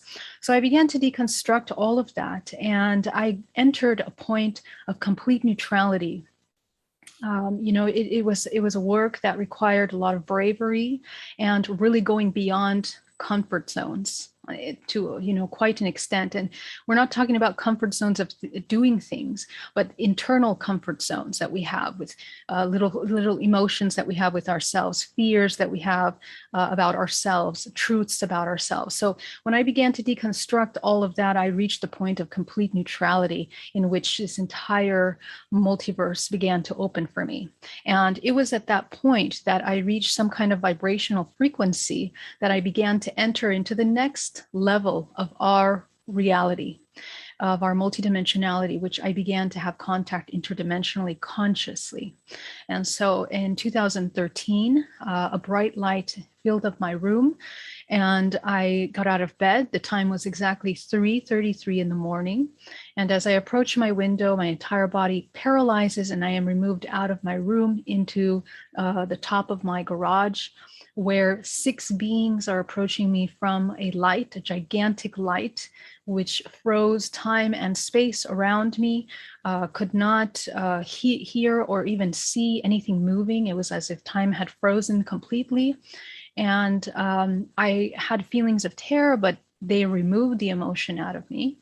And I was able to be taken into the craft. And as they took me into the craft, which is very organic, the most advanced technology that you could ever imagine, I began to be shown information. I saw my aunt there physically, and she also remembers the contact. When I went public about my contact, my family began to speak about their contact as well.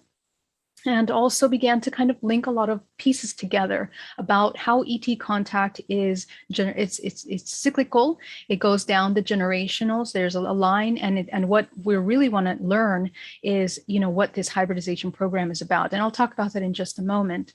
But on board the craft, we also took a look at information about this alien language that was shown to me in holographic form. And this was incredibly impactful, powerful, and allowed me to understand beyond the human perception of seeing things, how concepts have to be more universal rather than just physical and just one dimensional. So that it really just completely cracked open my ability to see and perceive things. As a result of that, they introduced me to information. They took me to the Pleiades. I saw the Pleiades. I saw what I was in the Pleiades. I was a part of a council. I was doing some kind of teaching work similar to what I'm doing now. And I wasn't in that moment understanding what they were showing me, but now I know that basically it's what I was going to be doing now in these years that I'm existing now. So aside from that, they introduced me to my hybrid children. And from this incredible blue hologram appeared these 8 layers, and from every single layer that they would manifest this incredible information. They would show me these 8 little lights, and from the 8 little lights, 4 manifested into living children. These children were hybrids. They were a combination of both human and a whole mixture of genetic information, which means they were kind of a grayish looking skin. They look like grays, and they also look like humans. They also look like reptilians. You can also see some features of mantid within these beings. So it was a mixture, and you couldn't quite see it as just a regular human. And so as a result of seeing this, an incredible maternal feeling came over my body, and a connection of knowing and integration with these children. And it completely changed my paradigm that very moment, because I thought, how could I forget that this happened, And I began to realize that all of my life experiences of pregnancy and contact from childhood were all leading up to this moment here. And by the time, I'll finish with letting you know that I was also shown the matrix. They showed me the construct of our reality, What is the matrix? What does it mean to live in this hologram? How do we co-create? And they showed me this by showing down to the nanomolecular level of every cell and every organism on this planet, how it's oscillating to create this network, and within a network of consciousness. So all of this wasn't 100% clear yet until years later. When I returned from that experience, the interesting thing is that I completely activated all these psychic abilities. And by the time I got to my office on Monday morning to teach meditation, I could see the entire multidimensional body of this student that came to my room, to my classroom, and I could see, her emotions. I could feel them. I could see them in the body. I could see energy in the body, colors. I could see runways of energy, connections, the people that she was interacting with, people that she was linking with, cords that were connected to her body. And I began to see the world in a completely different way. But it was incredibly impactful, and I could not leave my house for about 3 months after that because I was highly, highly sensitive. And the contact continued to occur, different kinds of contact. Fast forward years later, in 2017, I decided to go deeper into this information, to question it, to understand it. And I got hypnotherapy. And as a result of the hypnotherapy and continued meditation work and clearing of the subconscious mind, I began to tune in to some kind of pure form of information, and I began to channel this information. So in these hypnotherapy sessions, I was shown a map of the Earth, and I was shown from the very beginning of conception of life on this planet, how it had evolved through these very specific bloodlines, through history, starting in the very root of life, moving all the way up into Europe and developing out into the society and world, compartmentalized world that we know today. And basically, a very profound understanding of what the hybridization program is, and essentially that each one of us here on this earth is a product of that hybridization program. I discovered that I had 24 hybrid children and participated in many different programs. You can call them agendas, some of which were part of Pleiadian groups, some of which were part of Draconian groups, and there were several ranges of participation that I was a part of. So aside from that information, it helped us kind of understand how we are participating, how we are co-creating. And my biggest question was, what is free will? And what role do we play in all of that? So we began to go all the way back to the very beginning of time. And I found myself at the feet of Jesus, working with Jesus, and a connection between his bloodline and a connection going all the way back to Nefertiti, going all the way back to these very, very ancient bloodlines. And these, I was a product of that bloodline, and going through this bloodline, going all the way to the Magdalene Chronicles, going all the way to, I forget the name, the Italian houses, going up into France and having a lot of connections with these very occult, private families that were managing basically everything that we know as society today in France, and then going into England, and then in the US, and bloodlines that were also going down to South America.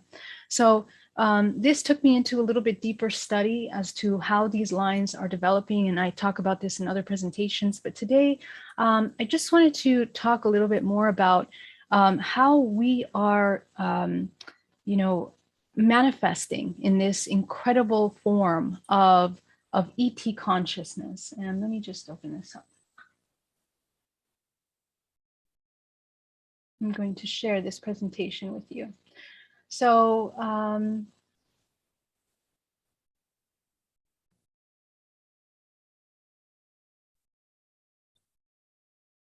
back up here. So one of the things that I discovered as, can you see that? Okay. One of the things that I discovered in the multidimensional body after doing some very deep interwork not only with myself, but with many clients as I work with them, is I began to discover that we are multidimensional beings, and that within our multidimensionality is actually encoded all of this information. I was able to access my information by deprogramming. I was able to access my information through meditation and by going within in order to understand. After that deprogramming, it opened up an entire new wave of frequency where I began to unpack the history of my bloodline and my existence. And it took me to past lives. I revisited all of my past lives, and I reintegrated the fragments of myself from those past lives in order to understand the cyclical patterns that I'm experiencing in this lifetime. Why is this relevant to ET contact? Because in the same way that our genetic information is holding information that tells the body how to build this physical hologram, we also, within that, is contained the information of every single species that you are interconnected to.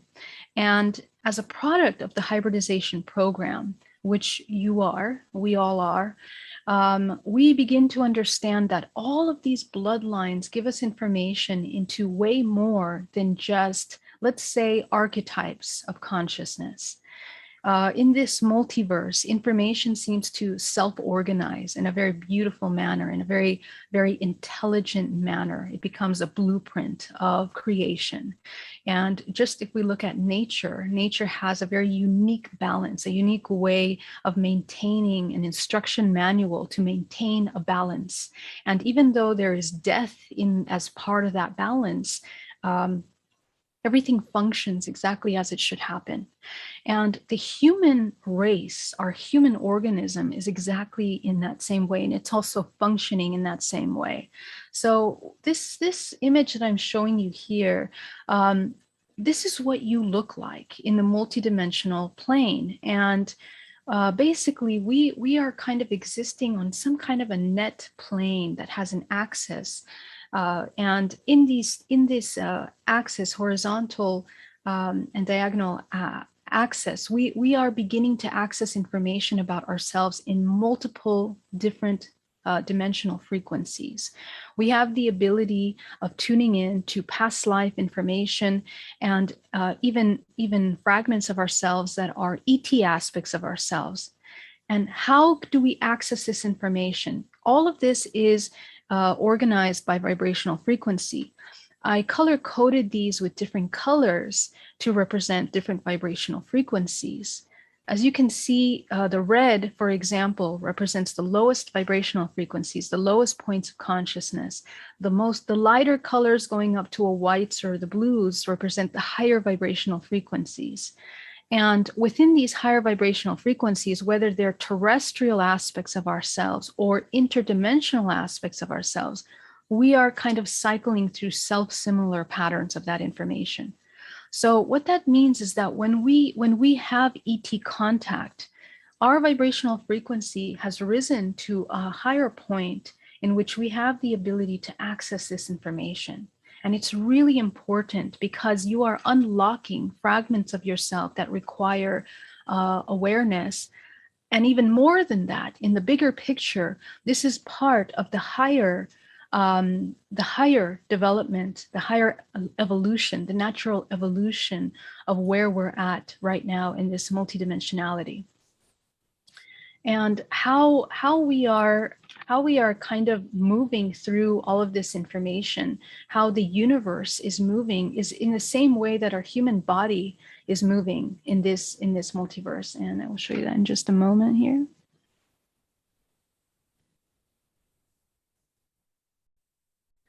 Okay, so the entire, let's see, am I showing you the right thing? Yes. The entire multiverse and the way that it works, every single one of these organisms, we are vortices of information.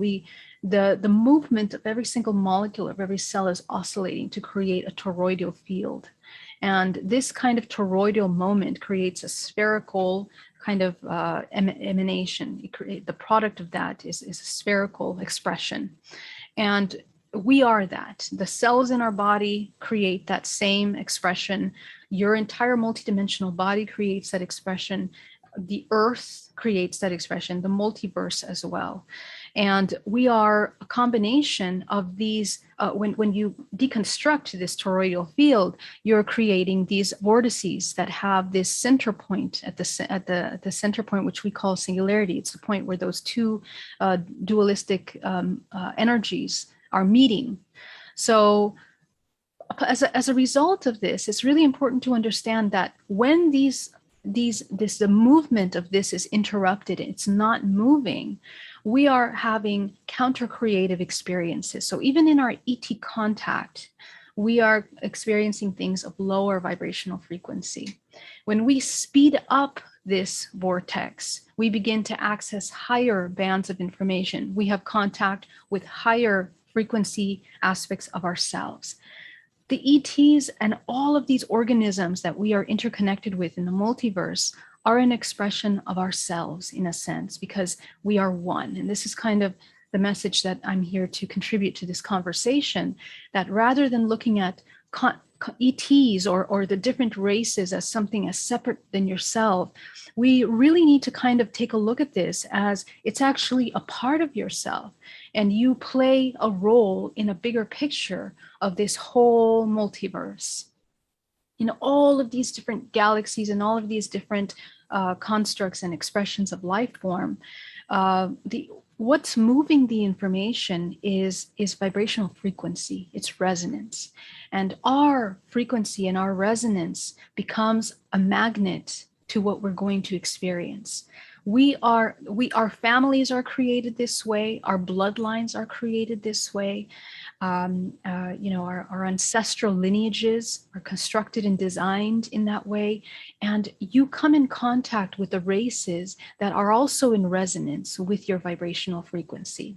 So I have many clients that have very low vibrational frequency experiences, very traumatic experiences, and they can shift from those experiences. But you have to remember that, especially during this time of heightened evolutionary process that we're going to, it's necessary for you to experience all of the spectrum. And this is kind of the relationship of the unknown that we are learning how to cultivate within us. We are learning how to cultivate a neutral observation persona.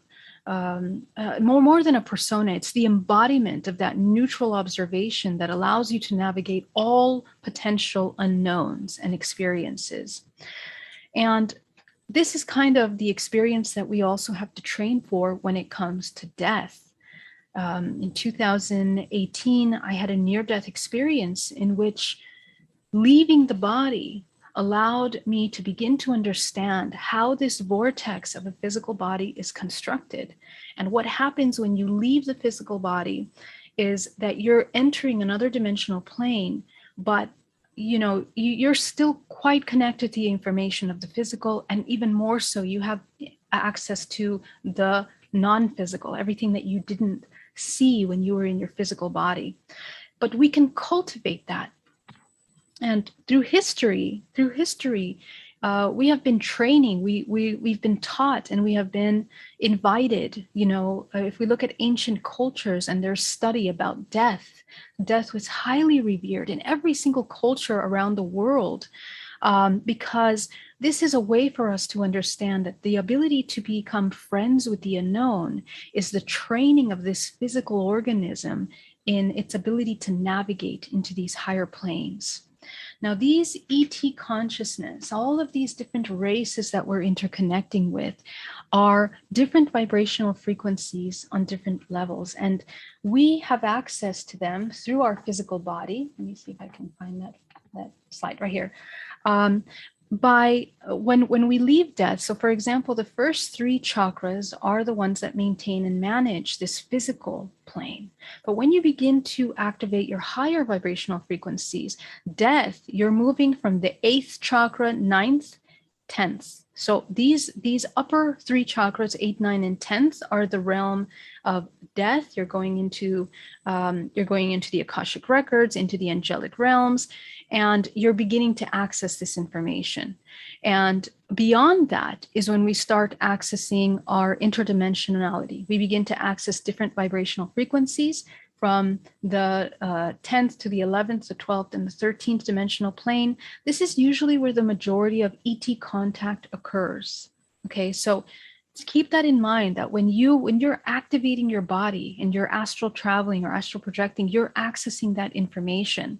But not only that, a lot of these ET races have unique vibrational frequencies, and the way that they're organized, they're not organized by species. We have to get away from the idea of species, because species is a cocktail of DNA at this point. All living beings have somehow had genetic mutations along the historic line, since the origin of life on this planet.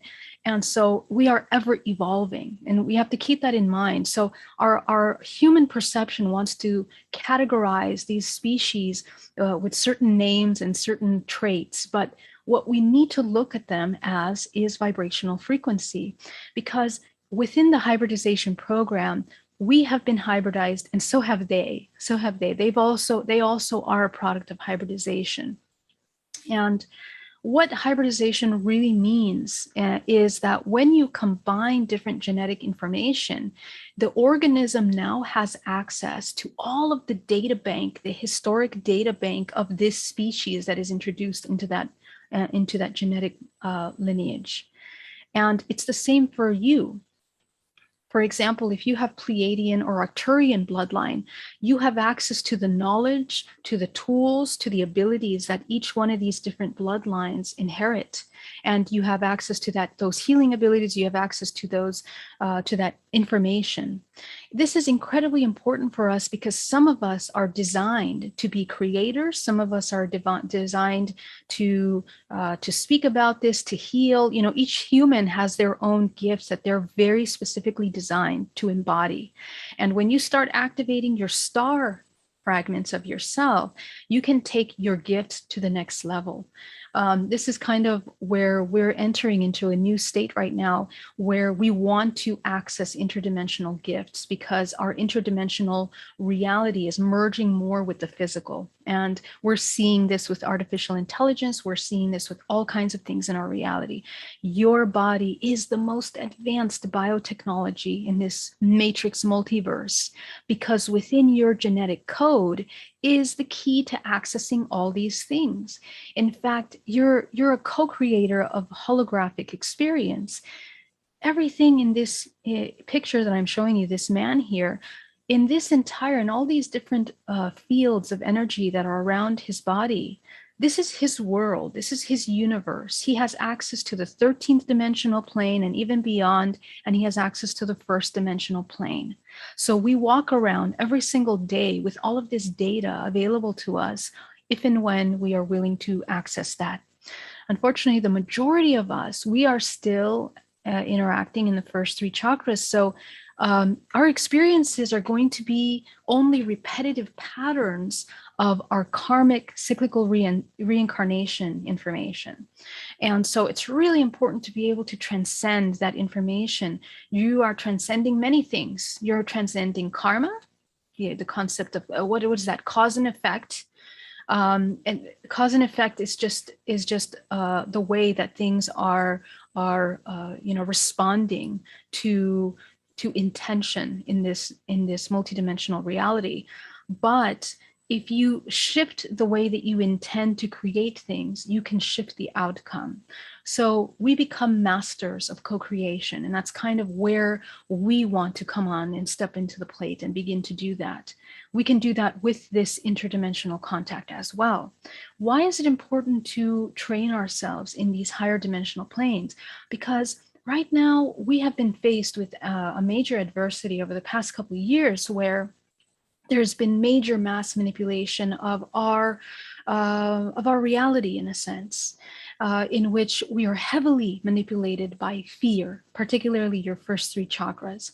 And so what that means is it's kind of an attack on the human organism, where we're kind of put a veil over the eyes to make you see something that isn't actually occurring in that same way. And so why we experience this over the past couple years is for the human to train themselves to create their reality. And this is the key.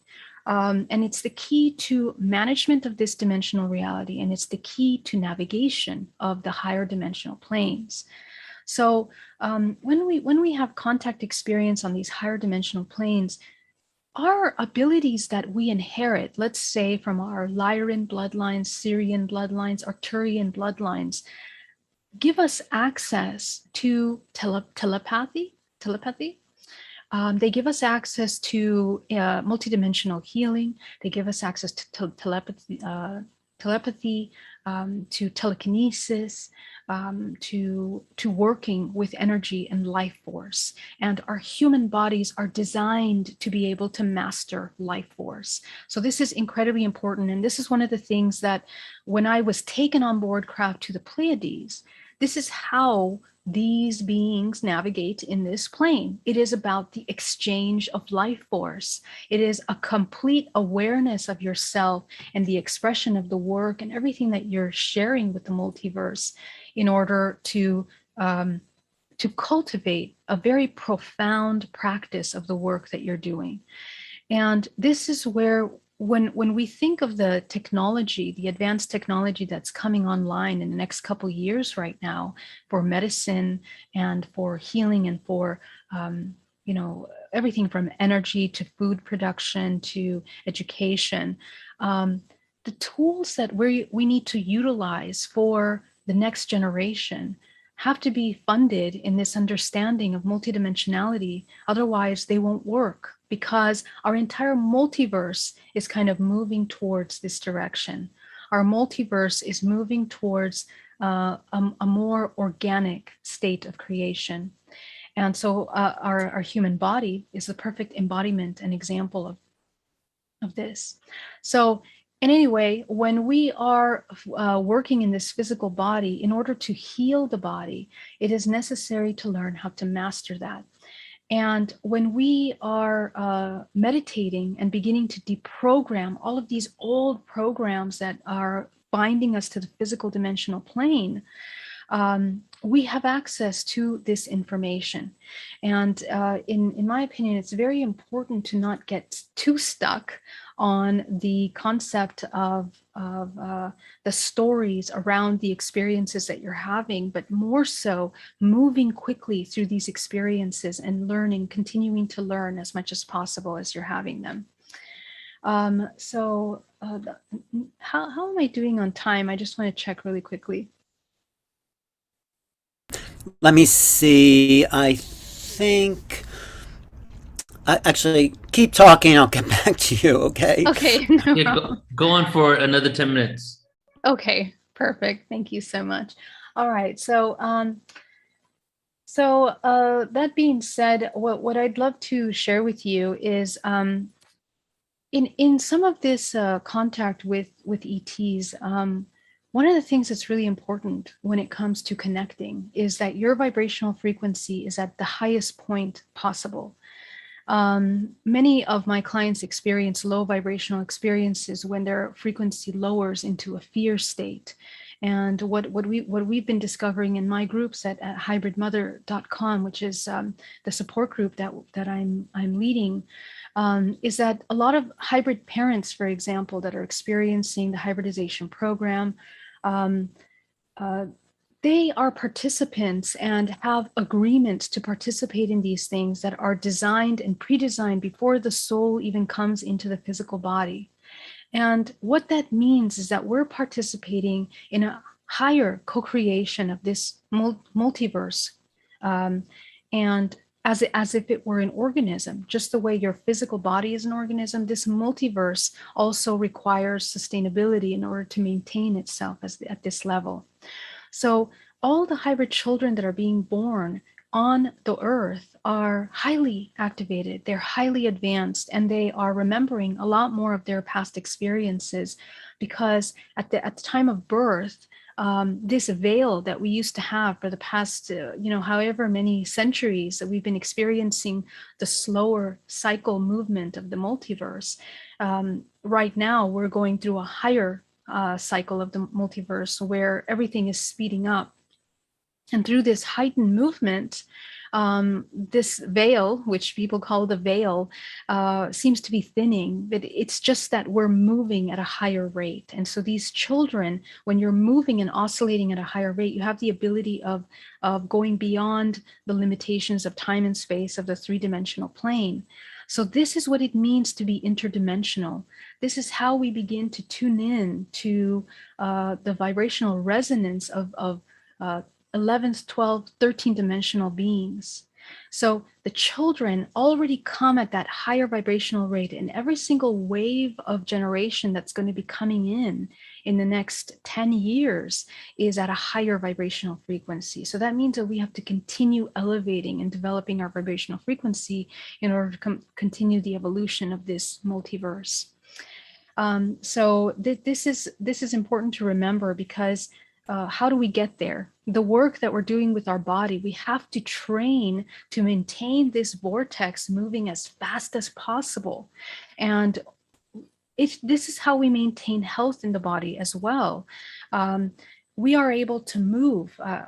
Over this past couple months, I had to be in a house full of very, very ill people. And you would think that you would also get ill with that. But what I saw in the other dimensional plane is that it's resonance, it's absolute frequency. If your body is not in a frequency to become ill, you will not get ill, even if you are next to someone that has something very contagious. And what we practice is to move that vortex as fast as possible. So literally, if you feel that you're at risk, or you have a little bit of doubt in your mind that you cannot heal your body, you will become sick. So it's very important to remember that, the way that we maintain the vibrational frequency of the body is effective in the terrestrial plane as much as it is in these higher dimensional planes. And I noticed that when I do that, and also when my students have been doing that, their ET contact also rises, their ability to connect with these interdimensional beings. So this is how we create contact. It's resonance. It is your subconscious thoughts. It is the root core belief systems that you have in your body. And the more that you deprogram that, the more that you can rise up to that higher vibrational frequency. It is incredibly essential when we're talking about these ET races to understand that the races, once again, are not compartmentalized by the species specifically. Even within these groups, let's say the Pleiadian groups, when I was taken into this conscious contact, I discovered that this was a Pleiadian group, and there were grays. I didn't see humanoid type beings until I went to the Pleiades. And in the Pleiades, I saw the humanoid beings, but on board the craft, they were grays. They were very tall grays, 7-foot grays, and also shorter ones that were there. So what you learn from these several different contact experiences, also seeing councils of these different beings, which are a combination of many different species. There were Lyrans, there were these humanoids, there were these very small little beings, there were these reptilians.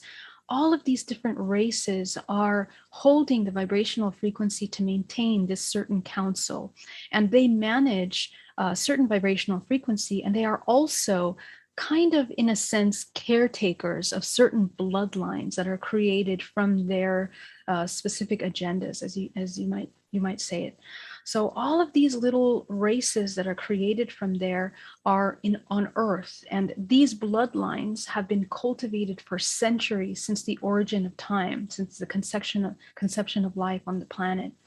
The bloodline that I am a part of apparently has gone through all of these main bloodlines, and there are quite many people that remember their past lives. There are people that have these psychic abilities, and many of you are coming up in public and speaking about them now. But what this allows us to do, it helps us understand, let's say like a genealogy of, it's like a holographic genealogy of the entire world. But it allows us to have a snapshot of the historic evolution, not just of the human race, but of the intervention, in a sense, or let's say the collaboration that is occurring in this multiverse with these interdimensional beings. Every single one of these councils, which I believe that's actually how this consciousness, they group themselves in councils. There are a variety of different species. Those species collaborate in order to create genetic combinations that create basically GMO humans. We are genetically modified humans. And within the data that we hold within our body, it allows us to bring unique information into this timeline. So every human being that is born at this time, it's actually really important for you to tune in to the information that's unique to you, because not only is it a holographic blueprint that is a puzzle piece to the whole, but it's going to help raise the vibrational frequency of the collective. And this is kind of what we need. We need to move society forward with the information, the concepts of illusion around the separation of things, thoughts, concepts have to be completely blurred at this point. And we are moving towards a more unified organism that's mind, body, and soul, what we're experiencing, what we're speaking, what we're doing. And on the higher levels, our navigation of these higher realms is essential, not only to the health of the body, because in order to navigate, you have to be spinning fast, but you have to be able to stay in resonance with these higher frequencies so that we can channel in what is happening. We're coming into major changes in the next couple years, and especially in 2024, things are really going to change in a very massive way. And right now, many people are relocating. And when we relocate on the Earth, we are activating Earth grids that are connected to our bloodlines. We're revisiting and activating codes within the bloodline, the holographic system. This is important because a lot of people are relocating right now. And it has to do with your vibrational frequency. It has to do with where you are in the Earth hologram that is also expressed in the higher dimensional planes, in the 11th, 12th, 13th dimensional plane, which means that you have access to more information when you move to these different locations.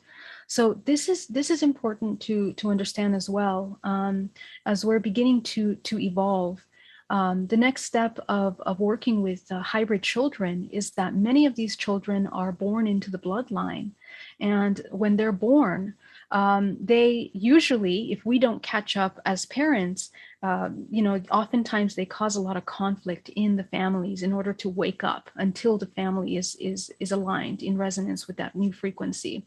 So this is also incredibly important, that for our next few years, please, mothers, fathers, focus on the cultivation and education of your multidimensionality to the child, which means that you want to try to keep them away from technology, because technology literally binds to the subconscious mind in the body. Now technology has become way more advanced in that it is more organic. It is merging with the consciousness at this point.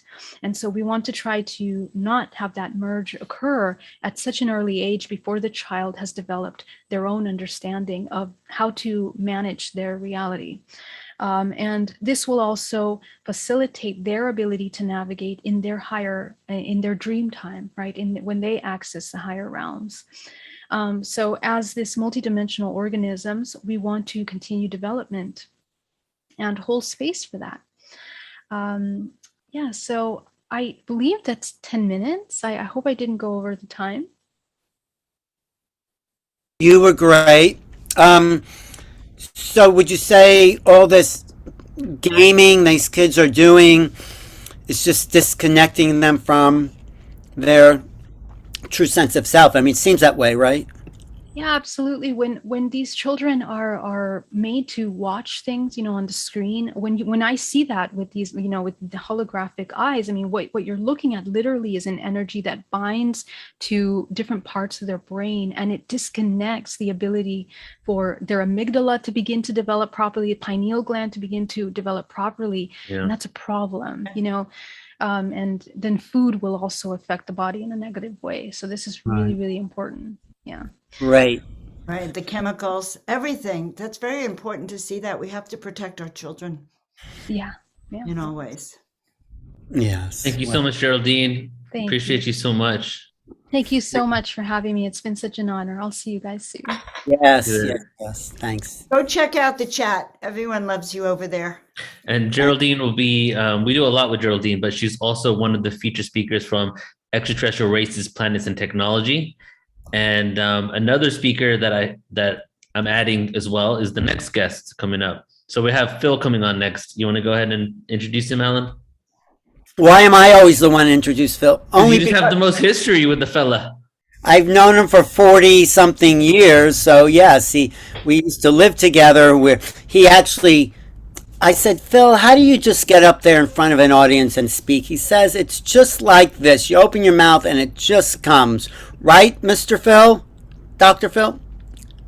That's right, Alan. It's good to see you again. No, we do have a history. I was the best man at your wedding. Don't forget that. That's right.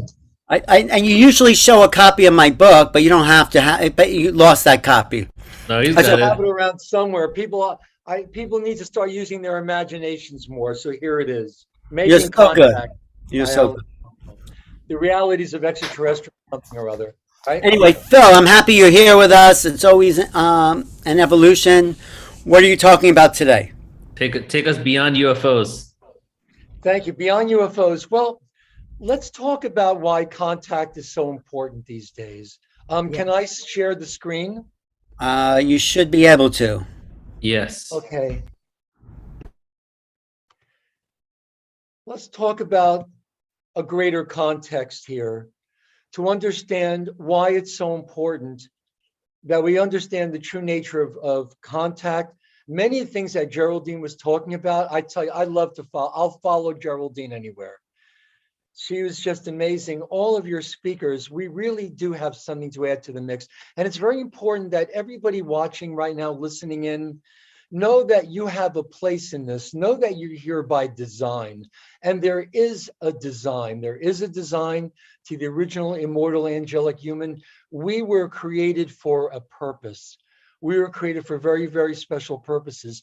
And the reason we're moved now to come together, to be together, that we consider ourselves stellar kin, or even just birds of a feather, or these types of things. By the way, just a little footnote, I literally woke up 3 minutes and 29 seconds ago. You can ask Neil.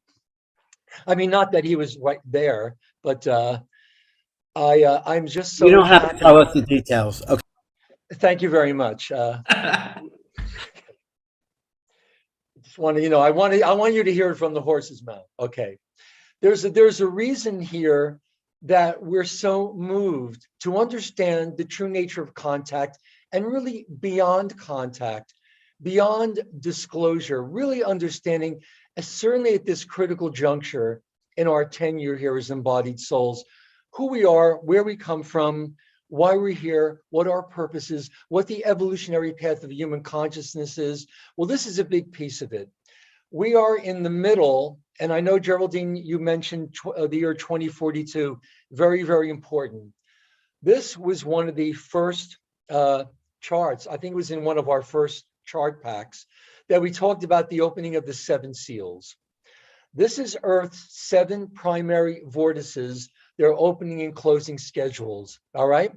What's happening on this planet now, we know this as a stellar bridge, or a stellar activation cycle, which means it's an alignment of interdimensional stargates.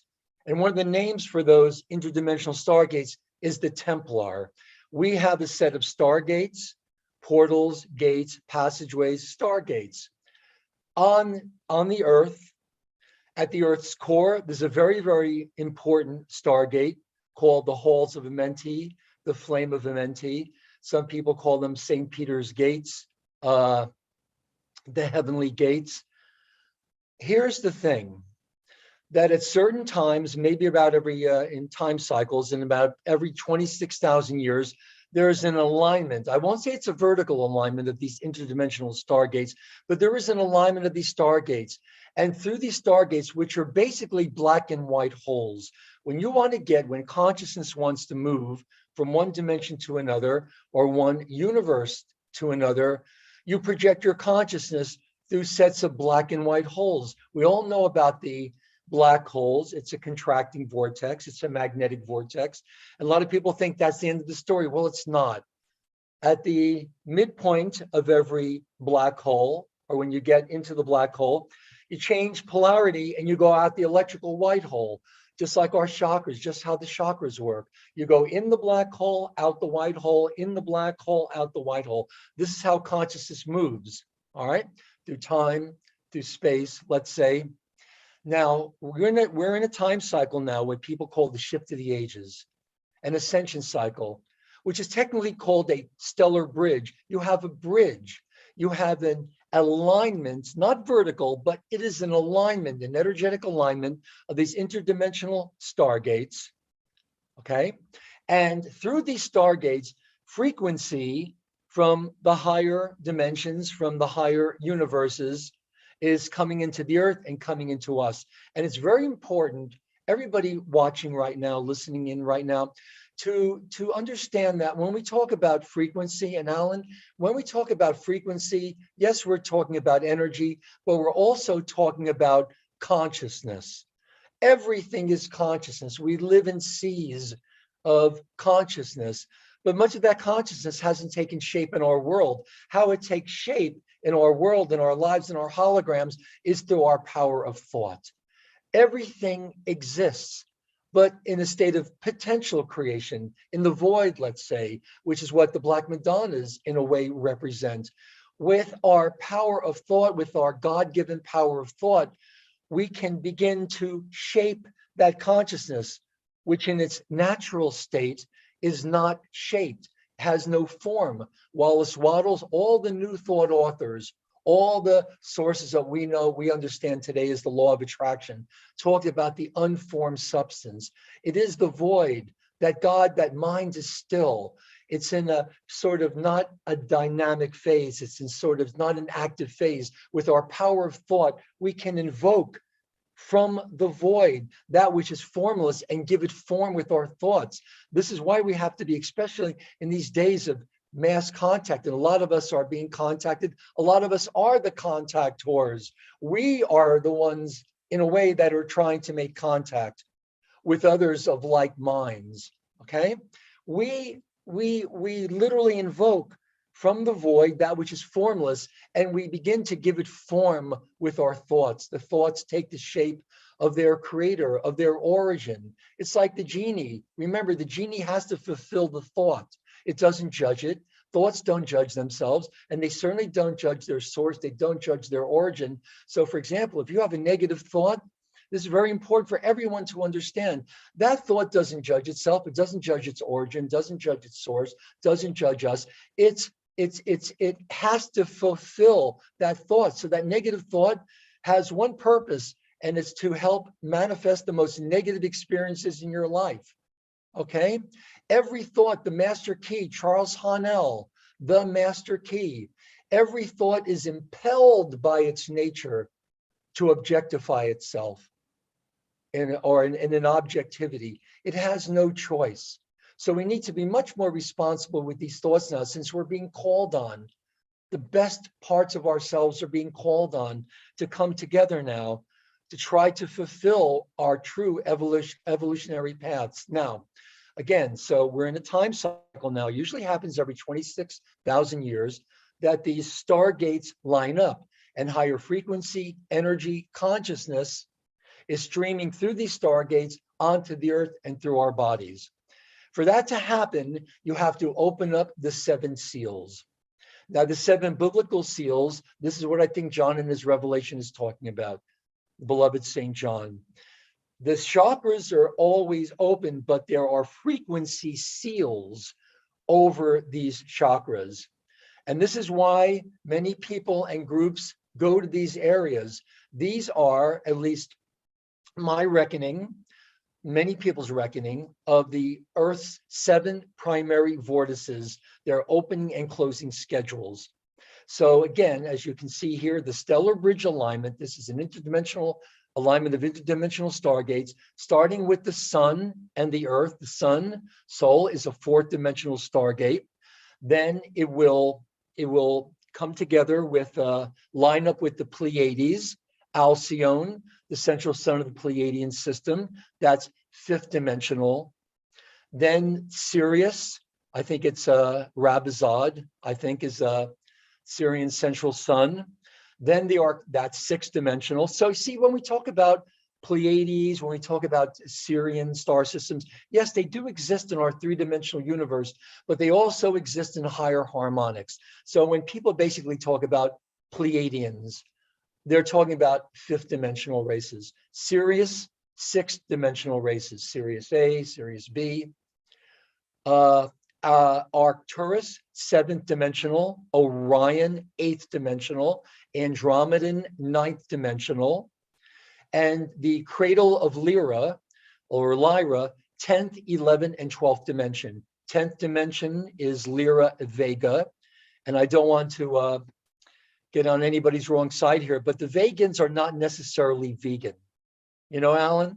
It's really true. The 10th dimensional vegan, of course, their meat is Have you had their chicken soup, Phil? I'm kidding. higher frequency. Remember that old joke? She's standing, the woman standing at her husband's grave, right? It says, "Give him some chicken soup. Give him some chicken soup." Guy says, "Madam, it wouldn't help." She goes, "Wouldn't hurt." Okay. Anyway, okay. I'm a little rusty on my old Jewish humor, Yiddish humor. Okay.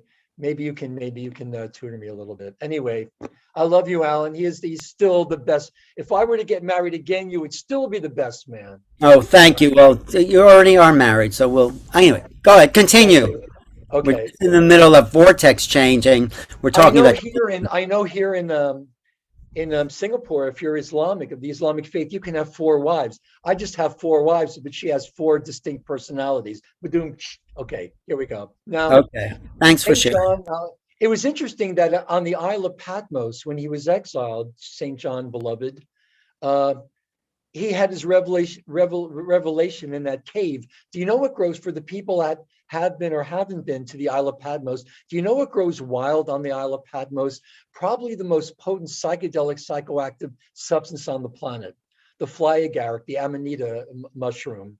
So I'm sure if the staple of your diet is the Amanita muscaria, you're going to have lots of visions. I would love to bring a group, maybe next year, the year after, to Patmos, do some shrooms, and just get our own revelations. Well, here it is.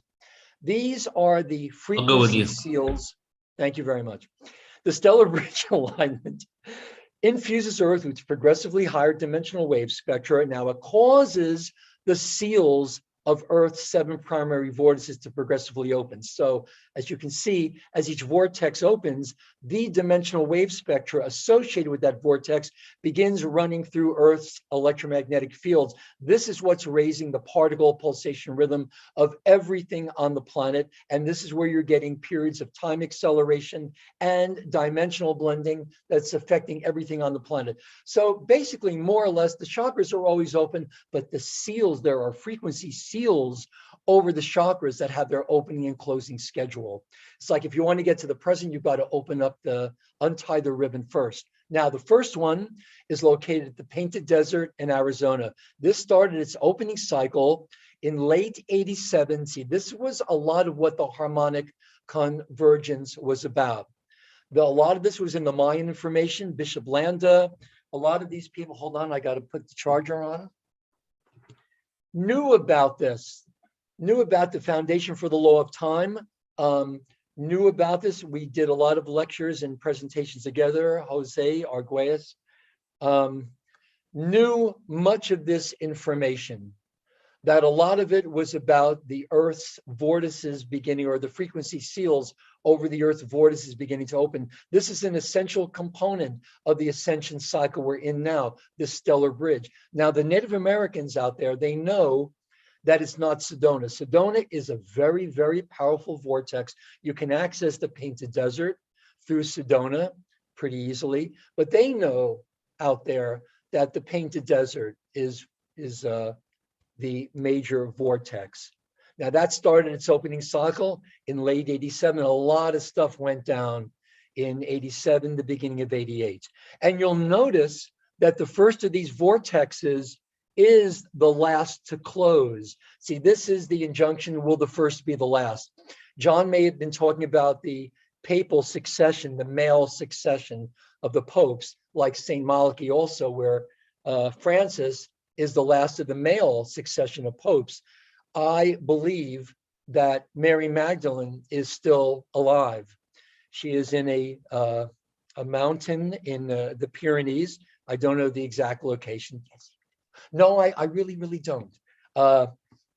She is sleeping there in a state of suspended animation in a protective wave field that some people call the Golden Fleece. I believe when there's enough love manifested on this planet, she will wake. She is the original Sleeping Beauty, not unlike the beauty that has slept within each and every one of us. She will awake, she will walk to Rome, and Peter will give her the keys to the Holy See, because she should have been the first pope anyway. Anyway, that's another story. It's a really nice one, isn't it? Painted Desert in Arizona started its opening cycle in 88. You see that the first to open is the last to close. And it's very interesting, Alan, that a lot of remote viewers and psychic mediums are getting 2042, the years 2042 and 2047. And just like, remember in the old days, there seemed to be a firewall. People couldn't, a lot of remote viewers couldn't get past 2012. Well, it's the same thing. A lot of people are telling me that they're seeing 2042 in their sessions, something about 2042 and 2047.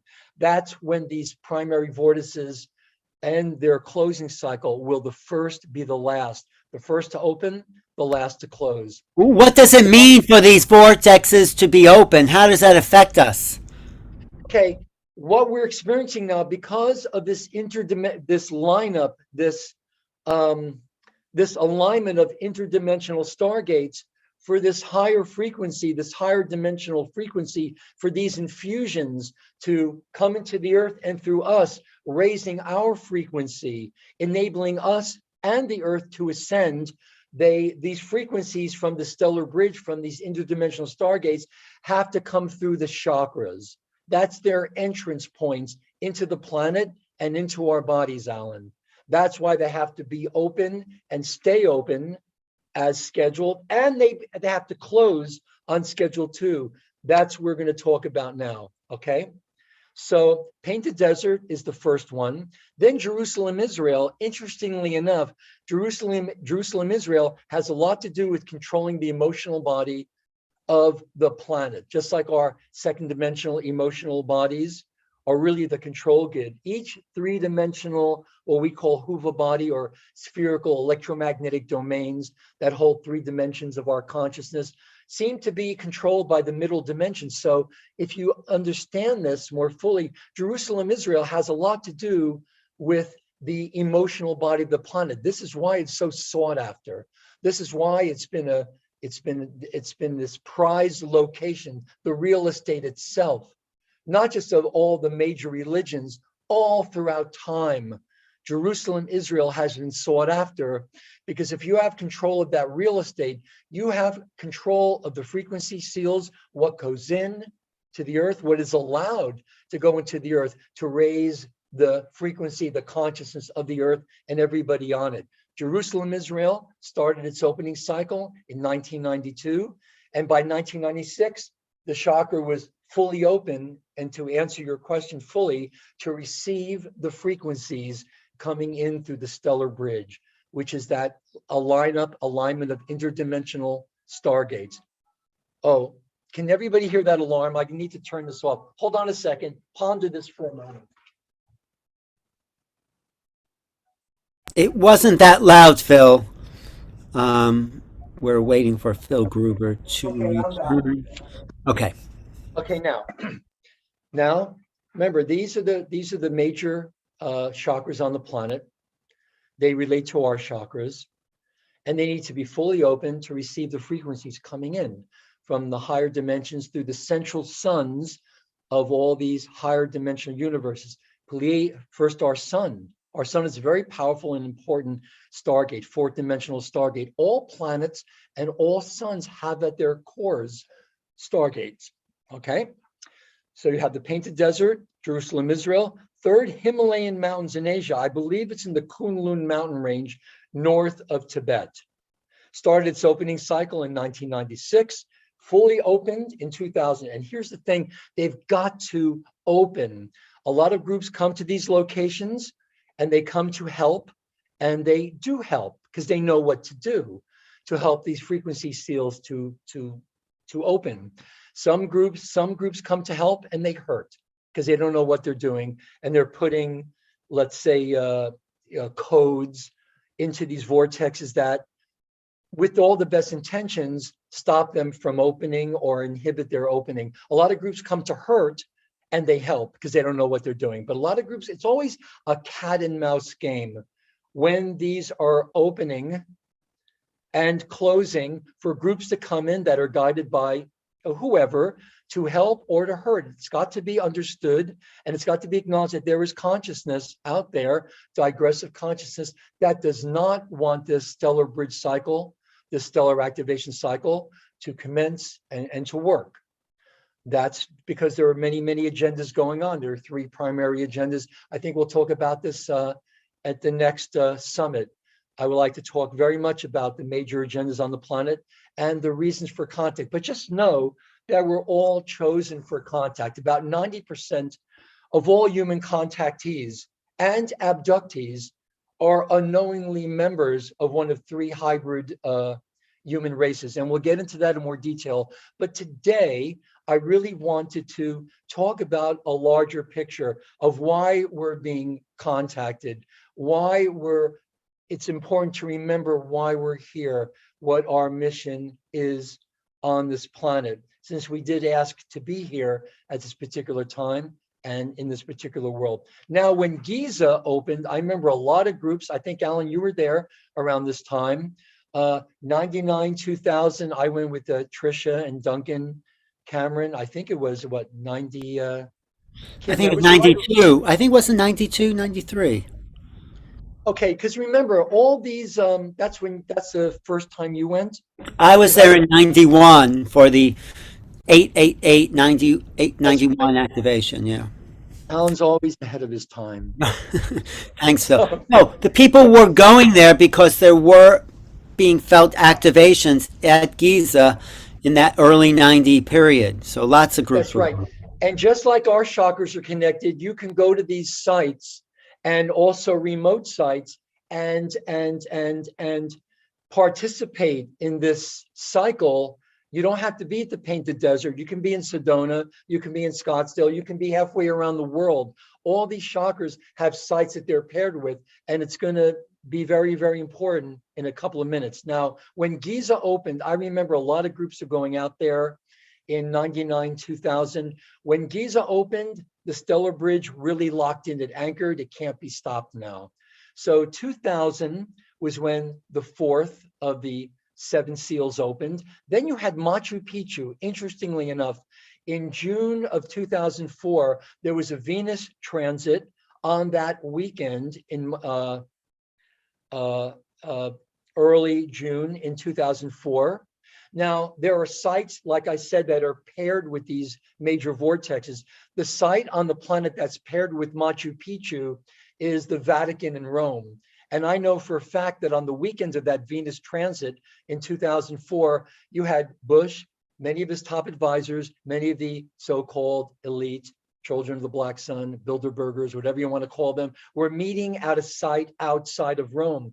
My personal theory is that they were pulsing magnetic pulses from Rome to Machu Picchu to inhibit the opening of the vortex. Now, if the vortex doesn't open, here's the thing. If the vortex doesn't open and the frequencies are still coming in through the stellar bridge and the chakras aren't open to receive these frequencies and circulate them through the earth and through our bodies, what you have, instead of expansion, you have compaction.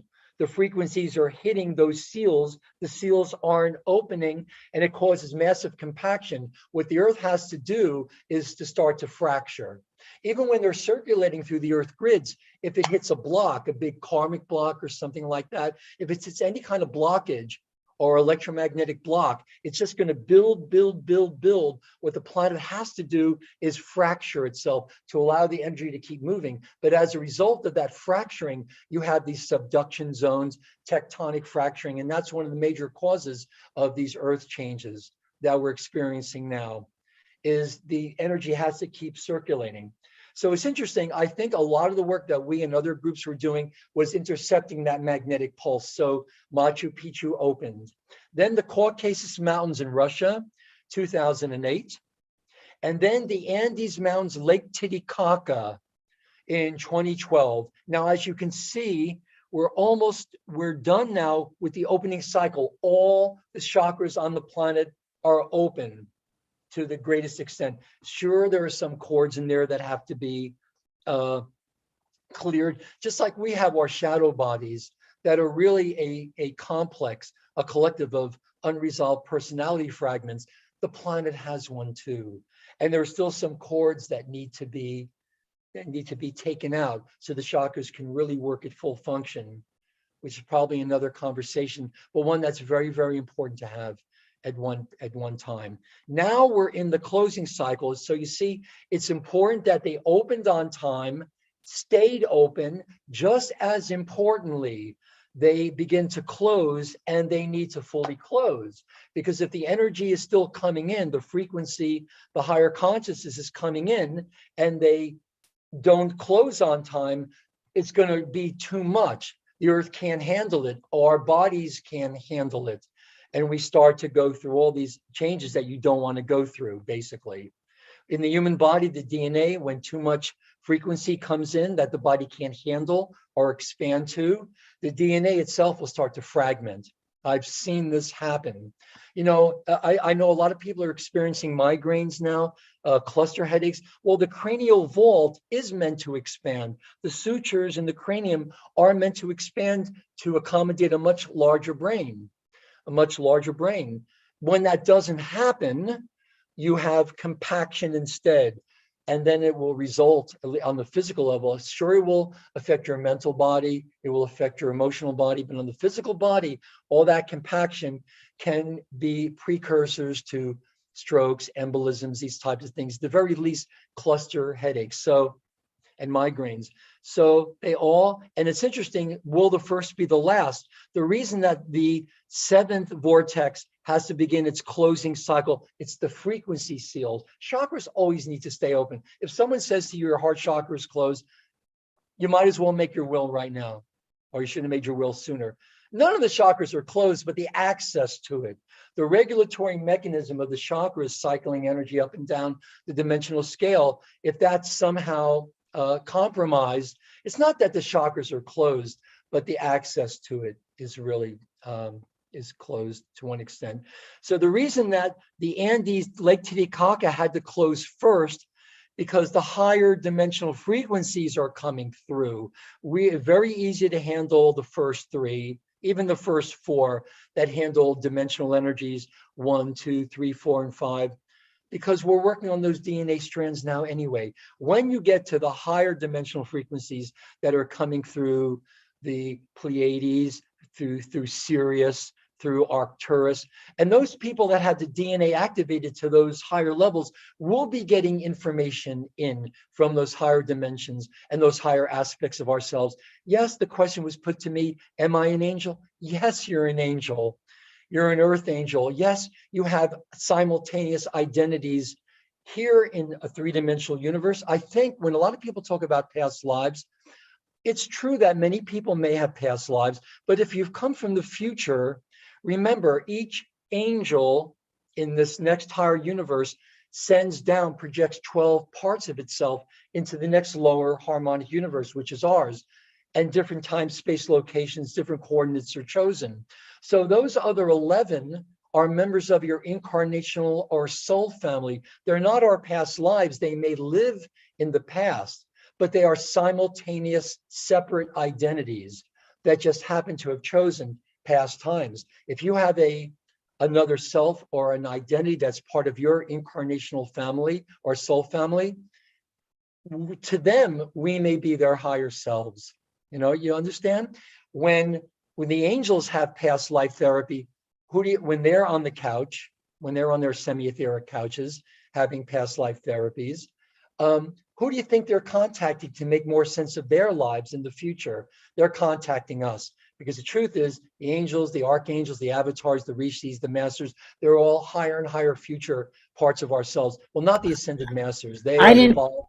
I didn't think angels had lives, Phil. I thought they were all not incarnate souls. Oh, they do. They have lives. They have. I've met your angelic self, and it's still a 6th floor walk up.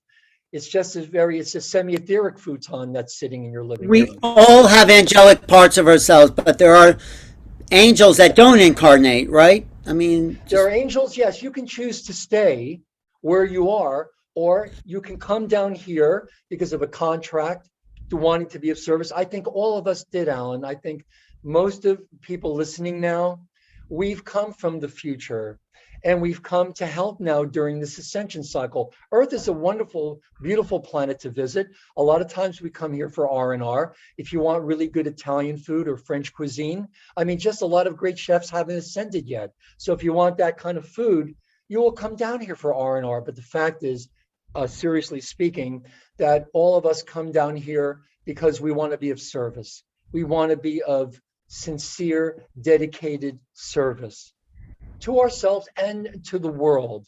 So since we've come from the future, I have no feeling about past lives. I have kind of the opposite of deja vu. I kind of remember people that I've known in the future.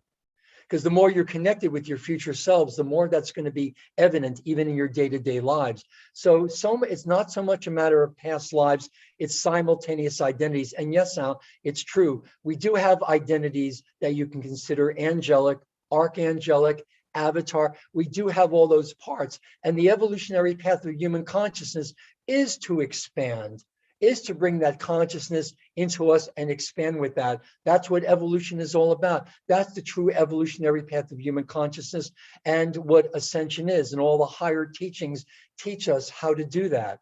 Okay, so let me just finish with this part and then we'll get. You have about 7 minutes left, Phil.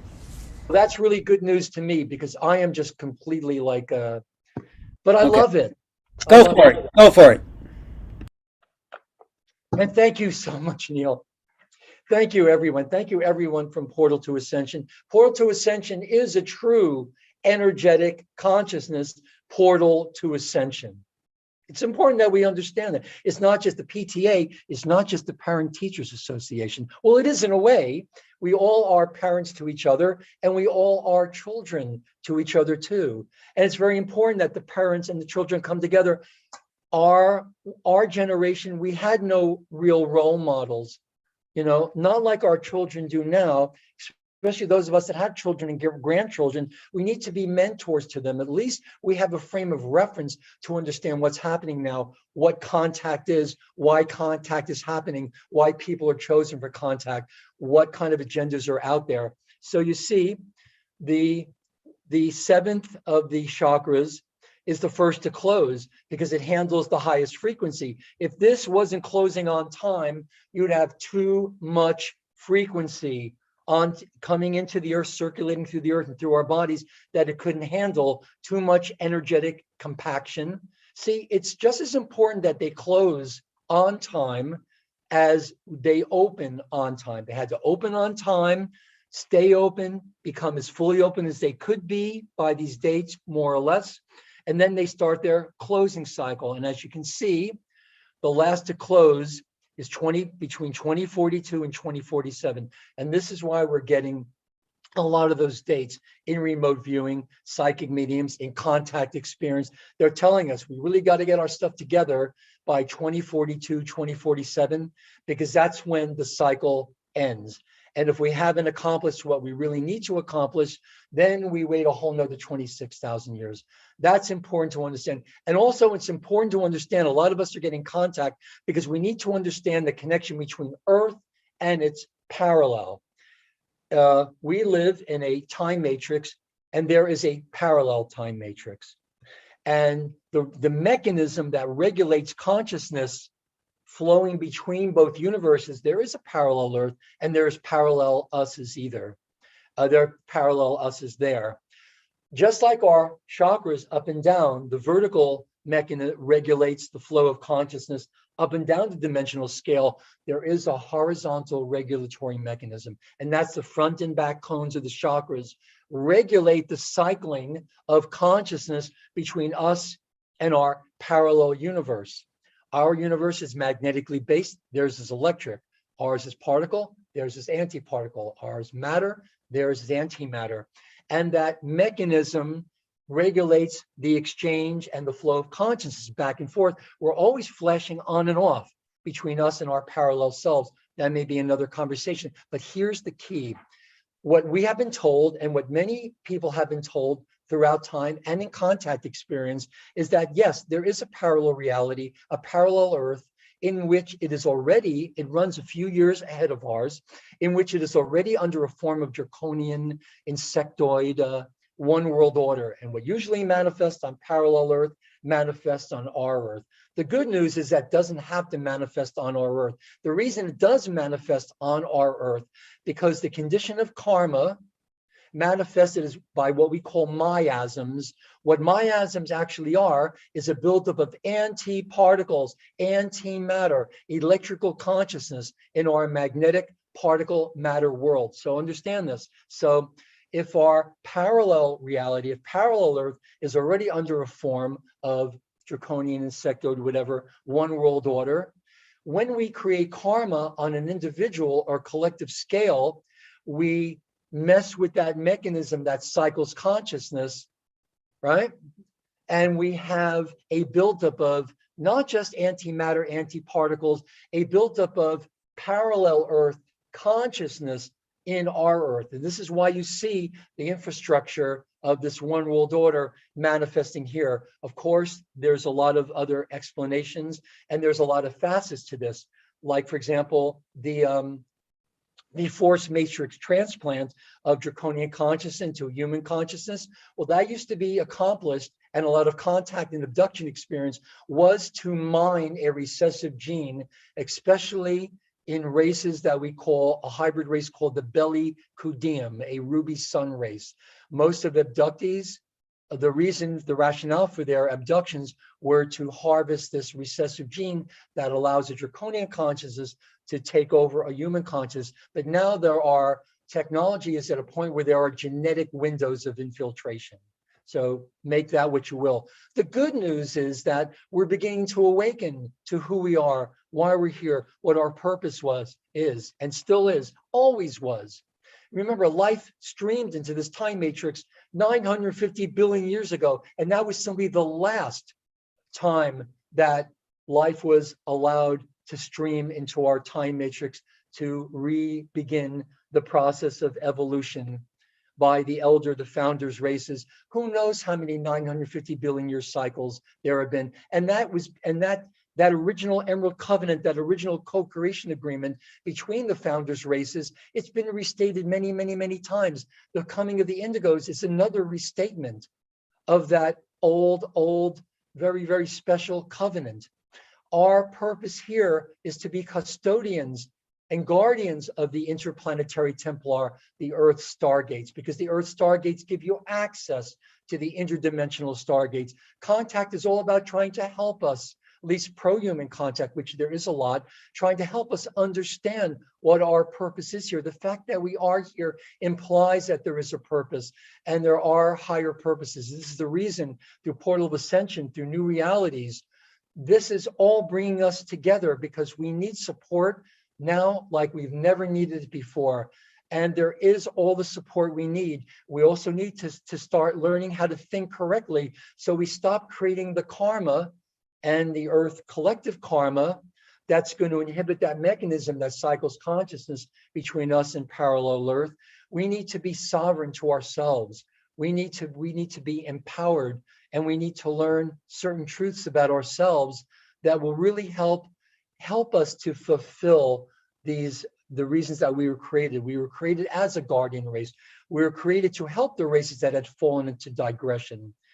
It's amazing that we even made it here. Some some souls don't make it here if we feel we choose our mothers, our parents, but if we feel that they haven't gotten the levels of expansion they need to birth us without any handicaps, we will turn back and we will go back to where we came from. Here on the earth, it's manifested as stillbirths, miscarriages, abortions, but realize as tragic as these events are, they're orchestrated at the higher levels. We're all meant to be here at this time. And when we come into fetal integration, we pass through the Earth Stargate, the halls, the flame of Amenti, and we leave imprints of our DNA. This, I believe, was the mission of many of the great avatars and Buddhas. As they come into incarnation, as they pass through the Earth's core, they leave an imprint of their DNA. Now, I think with the coming of the indigos, and every time we birth here on the Earth, we've left an imprint of our DNA at the planetary core. So now all incoming souls have the same genetic potential we have. Okay, one final word, Phil. And final word. One final word is Alan, I love you. No, one. Thank you, Phil. Thank you. No, really. One final word is that we are feathers in each other's wings. We are feathers in each other's wings, helping all of us keep us aloft, you know. And our path is the path of freedom, and our path is the path of grace. We need to be able to talk about contact. We need to be able to communicate with ourselves and each other. Okay. Mm-hmm. We need to learn the postures of love. Well, the true posture and the real power, the enormous power of forgiveness, gratitude, grace, responsibility, integrity, impeccability, now and forever. Good. Thank Just you. unshare your screen for a second, Phil. Yeah. Such a great presentation, brother. Thank you, Phil. Thank you for, years and years of study. You should see Phil's book collection. This just doesn't pour out of his mouth. It pours into his head so it can pour out of his mouth. But you've been a student longer than Neil's been alive. True that. Oh. And I love how you... The old man the other day. Wow. Anyway, what's that, Neil? What were you saying? Just said I love that ending, feathers in each other's wings. That's so beautiful. That's so true. We are. Mm-hmm, me too. And I'll make a poem and dedicate it to you. It'll be called Feathers in Each Other's Wings. Yeah, right. You can have it, man. You can have it. You can have all the rights to it. Be blessed, my brother. Tribute. And thank you, Joan and Bridget. It's great. It's great seeing all of you. I really just, it just warms the cockles of my heart. What can I say? Your family. Mm-hmm. When is Phil going to be back on Portal? You're going to be on the Ascension Conference in April, 15, 16, 17. It's a free event. And then, on March 26th, he's going to be on the Extraterrestrial Races, Planets, and Technology event. That's a good one. Really looking forward to that one. So I just want to thank you again and thank all my fellow speakers. We are speakers. We are speaking for the collective. Until the collective catches up to us, we are speaking for the collective. And we have a big responsibility. Don't we, Joan, Bridget, Alan? We really do. And this is why we have to really clean up our acts, first and foremost, I think. Whatever is residual left, karma, miasmic content, now it's more important than ever that we really understand the true nature and the power of our thoughts. That every thought is going to manifest in our lives in our hologram. Oh, there it is, making contact. Yes. There. I can't find my copy anymore. That's okay. There he is, Phil Gruber on Portal to Ascension with Mary Magdalene. I forgot about this one. This is the day after the Extraterrestrial Awareness event. Phil's doing his solo webinar, Mary Magdalene, Daughter of Zion, Resurrection of Eve. Well, this is a really good one. I really like this one. Yeah. Great. Yep. We'll talk soon. Don't be a stranger. Great. Thank you, Phil. Okay. That was wonderful. Love you, brother. Thank you. Love you too. Okay. So now, I was going to introduce her, Alan. Well, you can introduce her. I just want to say you can add whatever you want to say. All right, you introduce her. I'll add stuff to her. Go ahead. Okay. So, guys, we're fighting over Bridget. Actually, Alan does Clubhouse with Bridget very often, and they're very, very close. But I got her to come on the event, so I'm just happy to introduce her and with Alan. So we have Bridget Renee Holliday. She's a starseed channel, multidimensional medium, and a galactic peace ambassador. Mhm. I'm staring right in your eyes, holds frequencies of unity consciousness and grounds them into the human experience. As an ascension contact specialist, she communicates with the higher realms and assists you to expand those innate connections within yourself. Her mission, should she choose to accept, which she did, is to inspire you to shift perspectives, expand your consciousness, live your soul's purpose, and remind you that you've trained lifetimes for what you're here to do. And I want to tell everyone that Bridget has a chat on Clubhouse, and her voice is so, I swear her voice has been trained from lifetimes to bring healing and awareness about consciousness. So I'm happy you're here, Bridget. Now it's Alan's turn. The Clubhouse is Ascend and what's Awaken the other? Ascending. Awaken. Right. Awaken Ascending, probably a couple of times a week. But I just want to say, when I heard Bridget on Clubhouse and all her credentials Joan just read, I knew she was a part of our family, and I reached out to her, brought her in, and she has her wisdom of lifetimes to share with us today. So thanks for being part of the family, Bridget. Yes. Oh, you too. Thank you so much. I just want to say one thing. I love that we didn't rush you. You took your time. You're like the goddess. You're in your empress chair right now, ready to share with your people. That's the feeling. I just also want to point out what Joan said, the sound of your voice. There you have a real quality of vibration. So if you're not watching, just listen to Bridget speak, but it's also great to see what she has to say too. All right. See you in person today too. So take it away, Bridget. We're happy you're here. So much love for both of you. Thank you for that beautiful introduction. Neil, this has been amazing. So I'm just deeply grateful to be a part of this and to be here with you all. And all of the speakers. What's funny is I had no idea what I was going to talk about. My team was being a little persnickety in their own way. I think they wanted me to channel everything today. But last night I was feeling a little nervous. So I was like, what are we talking about? Let's just give me something so I don't feel nervous. And funnily enough, they brought through a bunch of things that totally align with what lots of the speakers have talked about today. So all in divine timing. And I'm just deeply grateful that all of you are here. And those of you that are watching the replay, thank you for your presence. Thank you for being. Thank you for enjoying the human experience in whatever way that looks like for you. So they really did a beautiful introduction for me, Joan and Alan. So I'm deeply grateful to both of you as well.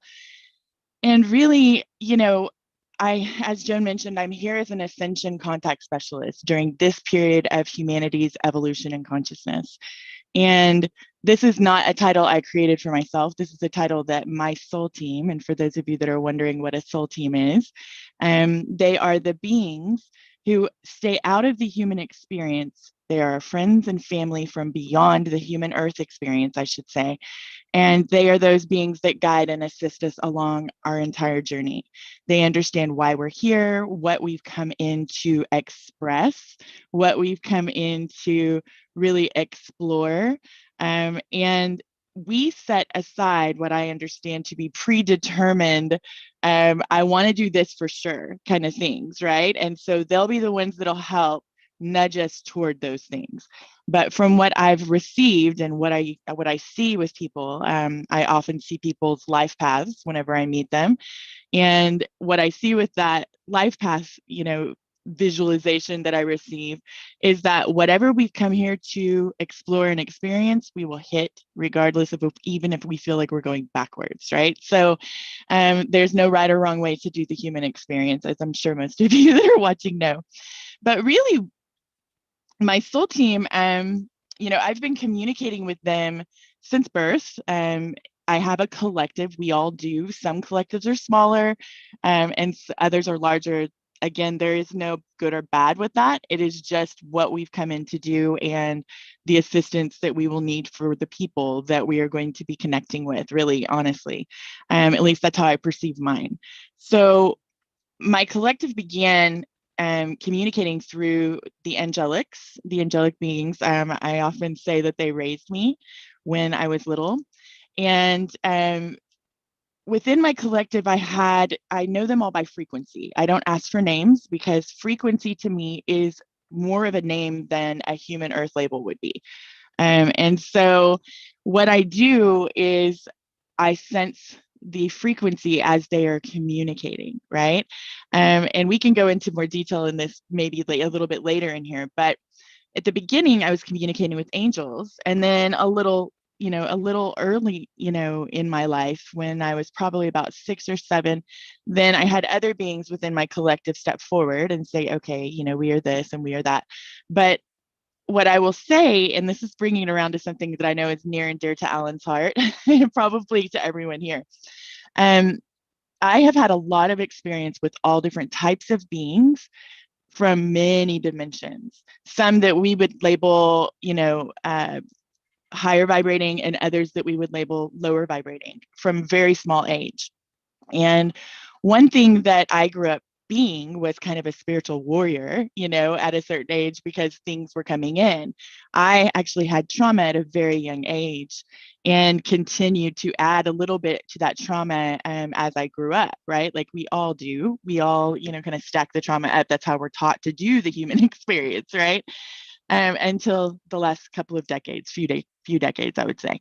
So with that, what I know now is that I had resonance within my own energetic system for beings to come in who we would consider gray, right? Not gray beings like extraterrestrials, but in the scheme of, if we look at things as light in the higher and dark in the lower, which I don't really like to say that about the lower, because darkness to me is the place from which everything is born, but we would consider them, lower neutral, right? And so my first experiences were with these types of beings, but also with people who had left the human form, as well as angels and elementals.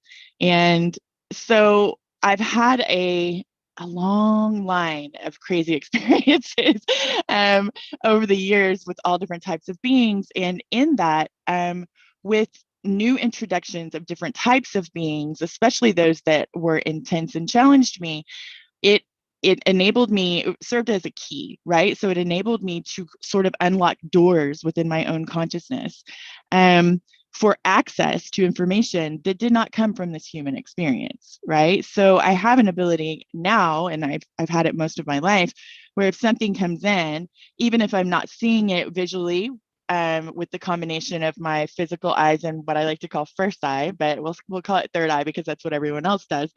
If it's not a combination of that or within the mind screen, right, where we have our memories, sometimes I just sense it, right? I could be doing other things. Doesn't really happen as much anymore in my life, but we'll consider like a little bit distant past for me.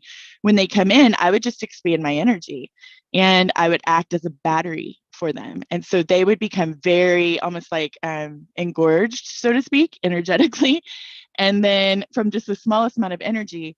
And then I instantly had this ability to know what they were and how to remove them, right? And so this was a practice that I had for a lot of time. Now, removing them wasn't always necessarily in a harsh way, right? But I did it enough in my spiritual journey that there came a time period when I walked into a house. I've told this before in shows. There came a time period when I walked into a house that everyone in there scurried to the outside edges. And at that point, I started learning, because it broke my heart and saddened my soul, that everything was afraid of me, because I was just, okay, you got to go back where you came from. You got to go back where you came from. I was doing that so much in the spiritual warrior mode. And this was, 90s, right? Early 2000s, that everything was afraid. And I went to my team and said, in that moment, I said, there has to be a better way. There has to be a way in love. And that is where we are now.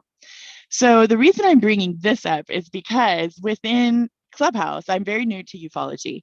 I would say I started learning more on a deeper level about ufology last April. So I know the basics that everybody knows, pretty much the things that are really common until then. But I've been in a number of ufology rooms on Clubhouse, which is a audio only app, and they talk about nuts and bolts, right? A lot of the time they talk about the vehicles, right, and proof, wanting that hard proof. And then this book that Alan, I mean, I heard him talk about it so many times, Skinwalkers at the Pentagon, I think that's the name of it, right? Came out, and the conversation started shifting, almost frantic in some ways. And it was like, how do we, rectify the paranormal aspect with the extra, what I call star beings, because it's a lot easier than saying extraterrestrial, interdimensional, extra-dimensional, ultra-dimensional, and so on, right? But they're like, how do we rectify these two things? And from my experience, I was more in the paranormal world and in the communication world with higher dimensional beings most of my life, and having interactions with those that were teaching me, really reminding me some of my masteries that I've brought in from other lives outside of Earth, right? So for me, when I had my two contact experiences as an adult with two very different, we'll call them interdimensional beings, I was like, it all makes sense. Like, it totally makes sense to me how they fit into the dimensional layers, right? So when I was talking to my team last night, like, what are we going to talk about tomorrow? I have things that I would love to talk about. And they brought this in. I was like, oh, yeah, well, this is beyond UFO disclosure. So it totally makes sense that we would bring in something like this. So there's a lot of things. Let me check my notes and make sure I'm on topic, you guys. So, okay. Yeah, so as Alan so beautifully worded, as did almost everyone, I think everyone else actually that has spoken, the connection is consciousness. And the reason consciousness is the connection is because we are multidimensional beings. Within our own human expression, we are holding frequencies for many other dimensional expressions that we are sharing with our soul, right? And within this is what we have, the illusion of dimensions, and we often explain it as layers, right, one above the other, but it's really like a sphere, and everything is enmeshed into this giant source sphere, right? So if we, and as I'm sure a lot of you are experiencing this right now, if we come in and begin to awaken aspects of our consciousness, we're bringing more of our soul light into our human experience. What this does is brings us into soul senses, as I like to call them. Some people call them clairs, telepathy, empathic ability, all of those things. But it also activates within ourselves higher dimensional frequencies. So we begin to have this blending of the world that we're perceiving with the world that we call the invisible world, or, the hidden world, or the other side of the veil, things like that. So we have this blending effect that I've been experiencing most of my life. There have been some times when it's been a bit more quiet in my life, but we have this blending effect where we have multiple types of phenomena happening simultaneously. And you can walk into a space and feel every person that has had a human experience is still hanging out in what we call the other side of the veil, right? Which is actually a carbon copy of what we are here, without the ability to interact with the physical, unless you learn how to do it, right? So we'll have that. We'll have dimensional layers of beings that are fourth dimension, and my experience with the fourth dimension is there's so many layers in it. And then it's almost like dimensional planes of existence within it. We have within the lower fourth, we even have, dreams time, right? And the astral. We also have in the upper fourth, we have other bands that are, like we have Akashic records. And this to me is, from my experience with the fourth dimension and fourth dimensional beings, within the lower dimensional layers, there are also what we call passengers, or some people, I heard a word that today, they call them parasites or something like that. I call them passengers. And there are layers of different types of those beings. Some of them are fully formed thought forms that humans have created and that they have been evolving themselves over time. We also have the beings who are enacting with us in the control constructs, which is what my team calls it, which is a part of the human experience that we have from a higher perspective been sort of in contract with them for, so that we can have particular types of experiences within the human overall experience, right? And those are actually being deconstructed, right? So we have all of these different layers of dimensional beings, some of which, people would call, they've labeled them like demons, and then they have all of these other types of beings that are able to take form in the force, so they can actually, like, I call them shifters, like shape shifters, so they can shape shift from what we would consider less density into like a physical form. There's all different types. And I mean, I can't even begin to even probably put a number to the different types that I've experienced in my lifetime. So if we're adding that with the beings who are in higher dimensional forms or even equal to us, then we have all of the layers of what I like to call star beings. Now, for me, star beings aren't really just beings that are from star systems. They can be interdimensional. They can also be what I call ultradimensional, which often has, beyond the what we would call physicality spectrums, right, of expression. But they can also be multi-universal, which a lot of them are, who have come here for this universe experiment, so to speak. So to me, it all rolls together. And the fact that that people are experiencing these in particular locations, like the, what's it called again? Which, Alan, can you help me? It's the ranch, Skinwalker Ranch. Got it. Never mind. I feel like 20 people just said that to me out loud. Thank you, whoever you are. So places like Skinwalker Ranch, where there are enormous portals, which is a part of Gaia's technology, her energetic technology. There are enormous portals, and particularly in that location, any of you who use your inner sight to see externally, I recommend looking at the size of the one that is there. And having been around portals and having opened them myself, both consciously and unconsciously, which we all have the ability to do, I can tell you that they can be, so to speak, colored by the frequencies that we bring into them. I've also closed a lot of them for people who didn't understand what they were doing over the years. I don't do this for a living, you guys. I don't close portals for a living. So I can tell you how to do it. If you email me, if you're one of those people that's like, I've got one of those that I want to close. That's not what I do for a living, but I've done it for friends, and many, many times. And what I can tell you is our energetics can actually, because we are multidimensional, right? We can access our own portal technology, and we can adjust the portal technology that our planet creates because we are in oneness with our planet. We are the gardeners, so to speak, right? Or so we should be. And so if we come in with a lot of fear or with, maybe, ill intent or things like that, we can take a portal that is only accessing higher dimensions, and we can now allow that portal to access lower dimensions. That can also happen if very traumatic events happen around a portal. That energy is drawn into it usually, or overlays it, and then that portal is recoded even in an unconscious situation to access not only the higher dimensions, but also lower dimensions, right?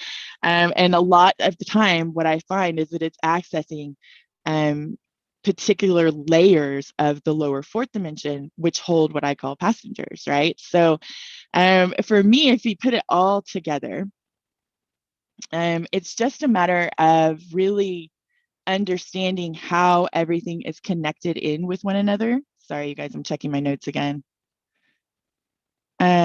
Yes. Okay. So basically, we're all sharing the same space.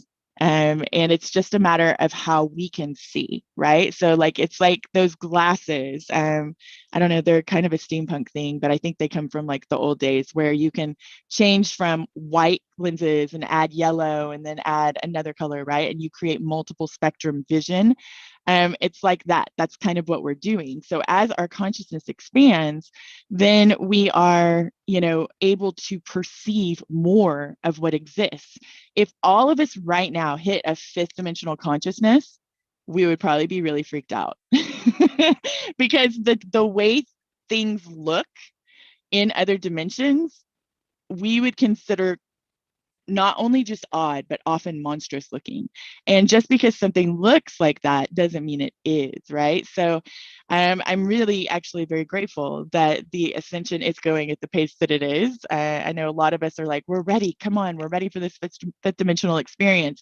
But if you shifted into 5D right now and saw some creature hanging out in your house or right outside your window that you had never seen before, you probably get a little freaked out, right? So I think this is why my team always, especially the star beings, they're always talking about how it's really important for us to do not only our honing of our abilities, but our inner work, because we are, whatever is a vibrational resonance for our the vibration that we're holding can see us and interact with us.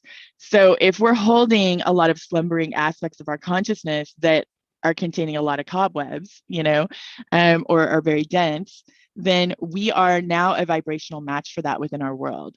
So if you are a person who is, newly expanding, right, and on your consciousness journey, and you're seeing and feeling funky things, look within.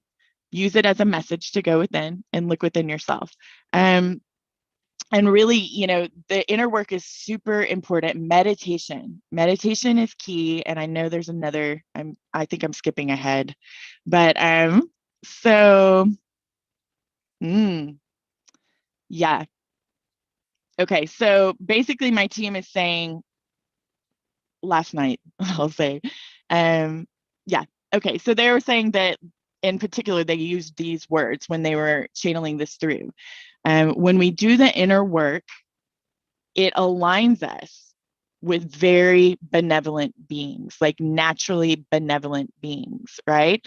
And so it's a frequency alignment, right? So we are aligned with them when we do the inner work, and we are peeling away the layers of the onions. And really, trauma is not, we're not meant to hold on to things, right? We're not meant to hold it in and carry it around with us for a really long time. So, we're just peeling away the layers of the onion of things that we've adopted into ourselves and called us, right? But they aren't the true essence of us. We're designed to have an experience and have it move through us. So I'm kind of going to go on a little journey with you guys, and I hope you can follow me on this. My team wants me to bring up, they want me to bring up that contact with star beings is happening on a one-on-one basis and with groups of like-hearted people. It also happens from pre-designed situations that we have created for ourselves with our own star family, that will enable us to have the potential for a fast track in consciousness. That's actually what happened with me. It's happened with a lot of people that I know. Now we can choose our own adventure from there, right? Like always. So we have the contact experience, then we get to decide how we're going to roll with it going forward. Are we going to maintain a fear-based structure because we didn't understand what happened, but also because it might have been really scary in some ways for us, right? So we can hold ourselves in fear, we can hold ourselves in confusion, we can hold ourselves in, a period of cognitive dissonance, and we can also prevent ourselves from seeing what comes next if we hold ourselves in that. Now, it's totally understandable if people do that, and I'm not negating anyone's experience by far. After having two technically in that way myself, I can totally understand. But I will invite you, if you're still confused and you've had this, I will invite you to look within and allow the things that are asking to be shifted to fall away, because new will come in and fill the space within your consciousness and within your external reality that will support you in going forward. If you are a person who is having experiences with, we'll call it a star being, and you feel like it is not in your highest and best good, and you feel like it is, impinging on your divine sovereign free will, I will say that there are a lot of things we can learn from that. But if you don't want to, that's okay too, because we have free will here. And I don't know if you can see on my name, but it looks like Joan's image is up, but hopefully mine is too.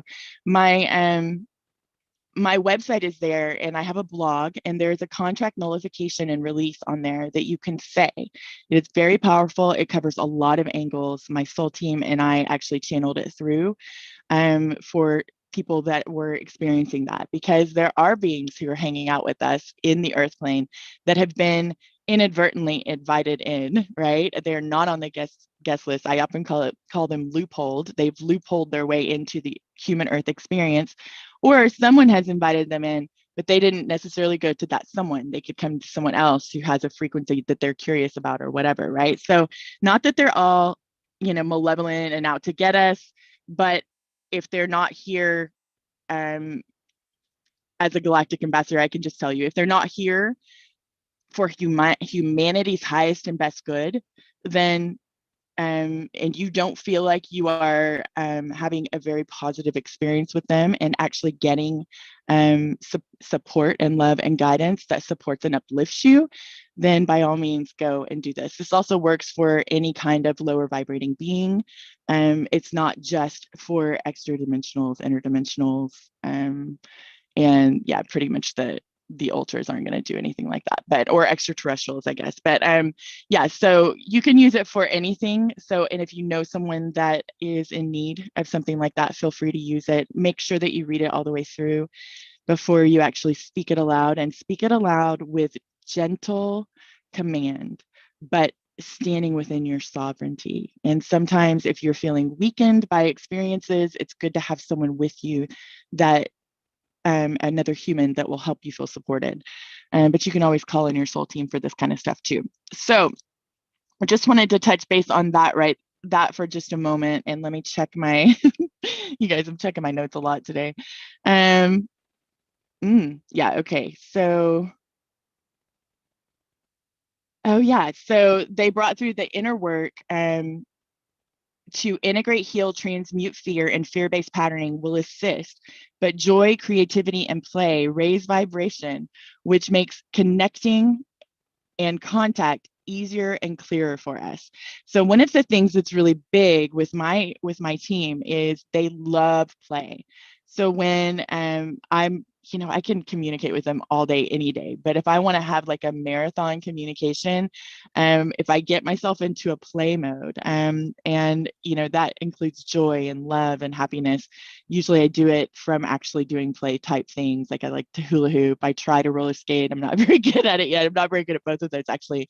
And that's part of why I like them so far. But I like to do things, sing and dance and different things like that, where I'm elevating my frequency greatly. And then I go into channeling. I also will do that often when I go into longer meditations, which brings me to the next thing that they mentioned. When we are meditating for, 45 minutes and longer, we're accessing higher aspects of our consciousness within that trance-like state that we go into, right? So within that, communication is very, very easy. And if you go into the meditation with the intention to communicate with your star family, then, and you do it, consistently, consistency is key for those that are starting this journey, then you will have connection and communication. They're waiting for us to connect in with them. I have people, that come through with what I do, my service soul work in the world, and their team is with me the night before, like so excited. They're like, yes, we're finally going to get to talk to her and meet her or him, right? And we're going to have this moment with them where we can now carry that over into the waking conscious reality. And if those of you who are not familiar with quantum hypnosis, I highly recommend having at least one of those in your life. It can really, really expand your consciousness. It's very much a fast track for consciousness expansion. I always say it's a catalytic force of consciousness expansion, and it will affect all of your levels and layers if you go into it with that intention, right? If you go into it with the intention of, I'm ready for my next step, let's open it up. So just a little thing about that. You guys probably know who Dolores Cannon is, Barbara Lamb, Candace Craw Goldman. This is the world that I'm speaking of with hypnosis, not quacking like a duck on stage or anything like that. So let's see, what did they bring in next? Yeah. So I hold frequencies, as I think Joan read earlier, for Pleiades, Sirius, Arcturus, Lyra, and Andromeda Galaxy. And one of the things that I know to be true, and I'll speak from my own perception, is that when we are connecting with different races, it is because there's a connection outside of the human experience with them. Generally, I find that they are our star family, so to speak. We have lives with them, or have had lives with them, depending on how you look at it, or will have lives with them, right? Because time and space is a little, it's a little wobbly here compared to everywhere else, right? So when I had remembrances and activations of my lives with these beings, and integration and communication, that activated those frequencies within my human experience. And this is how we work. Of course, I identify loosely as a starseed. I think we're all starseeds, but that is how this expression works. So when we have an interaction with them, it doesn't really matter to me what dimension they're from. I know that's interesting maybe to some people. I know I will get information about that, but that information comes out more when I'm talking to other people. For me, it's about the connection that we have. It's about the remembrance that they are offering me to find within myself, because that's what our soul team does, right? And it's about remembering who I am in that way, so that I can bring the masteries and specializations from that particular life. We'll use the word life loosely because not everything is physical, but I can bring that into this human experience and ground it in, integrate it, ground it into the human experience, and then share it with everyone in service, right? So I think that's a really important part about contact. Like when we can get past, our entire inner world, our landscape, our inner belief landscape, the beliefs, the stories, the patterning, when all of that with contact, let me see if I can, they're bringing in a bunch of information. So let me see if I can slow them down real quick. When we're bringing in, thank you for bearing with me. When we're bringing in, and meeting that aspect of ourselves, essentially, right? It is a frequency match with that being.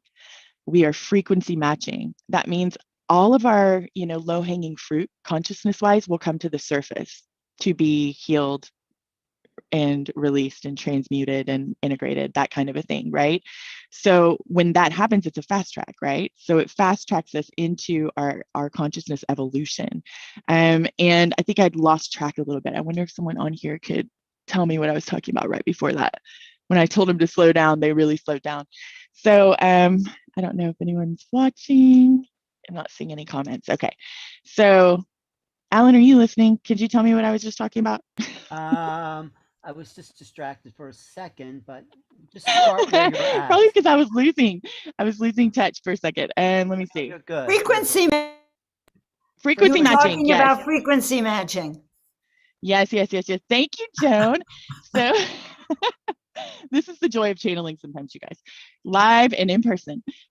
So basically, yes, I'm going to look at my notes because we were going into holding frequencies for them, and the frequency matching will do that as well, right? So when we have a being step in, it not only is serving as a permission slip for those frequencies to activate within our own human experience, within our consciousness, but it's also frequency matching.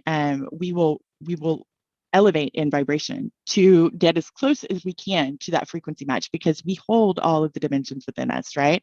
So where I see the beauty in that is that it's a fast track. What can happen in those moments, though, is that it can lead to a period of like a dark night of the soul, where all of this stuff is coming forward and we feel really bombarded.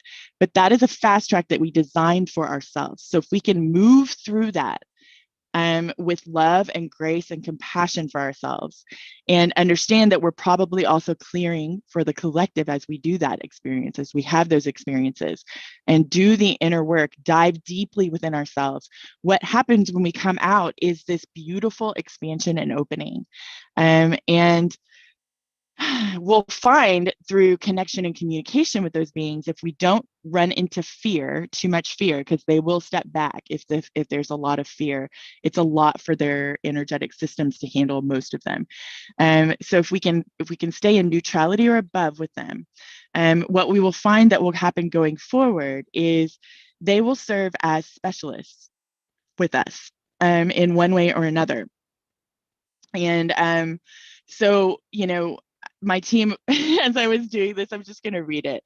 So this has evolved over time, and it does shift and expand, but I just want to kind of give you an idea of how contact and connection with our star family can assist us in our lives. So and there's so much more than what I'm going to say. This is just very short blips about each of them. So for the Arcturians, within my life right now, I have a specialist Arcturian healing team that works with me within my hypnosis sessions in my multidimensional energy healing. Now, I also work with everybody's individual healing teams, right? So I'm not saying they're the only ones, but they're almost like like the best surgeon in the nation or the best surgeon in the world, right? For whatever it is, they're like that with almost everything.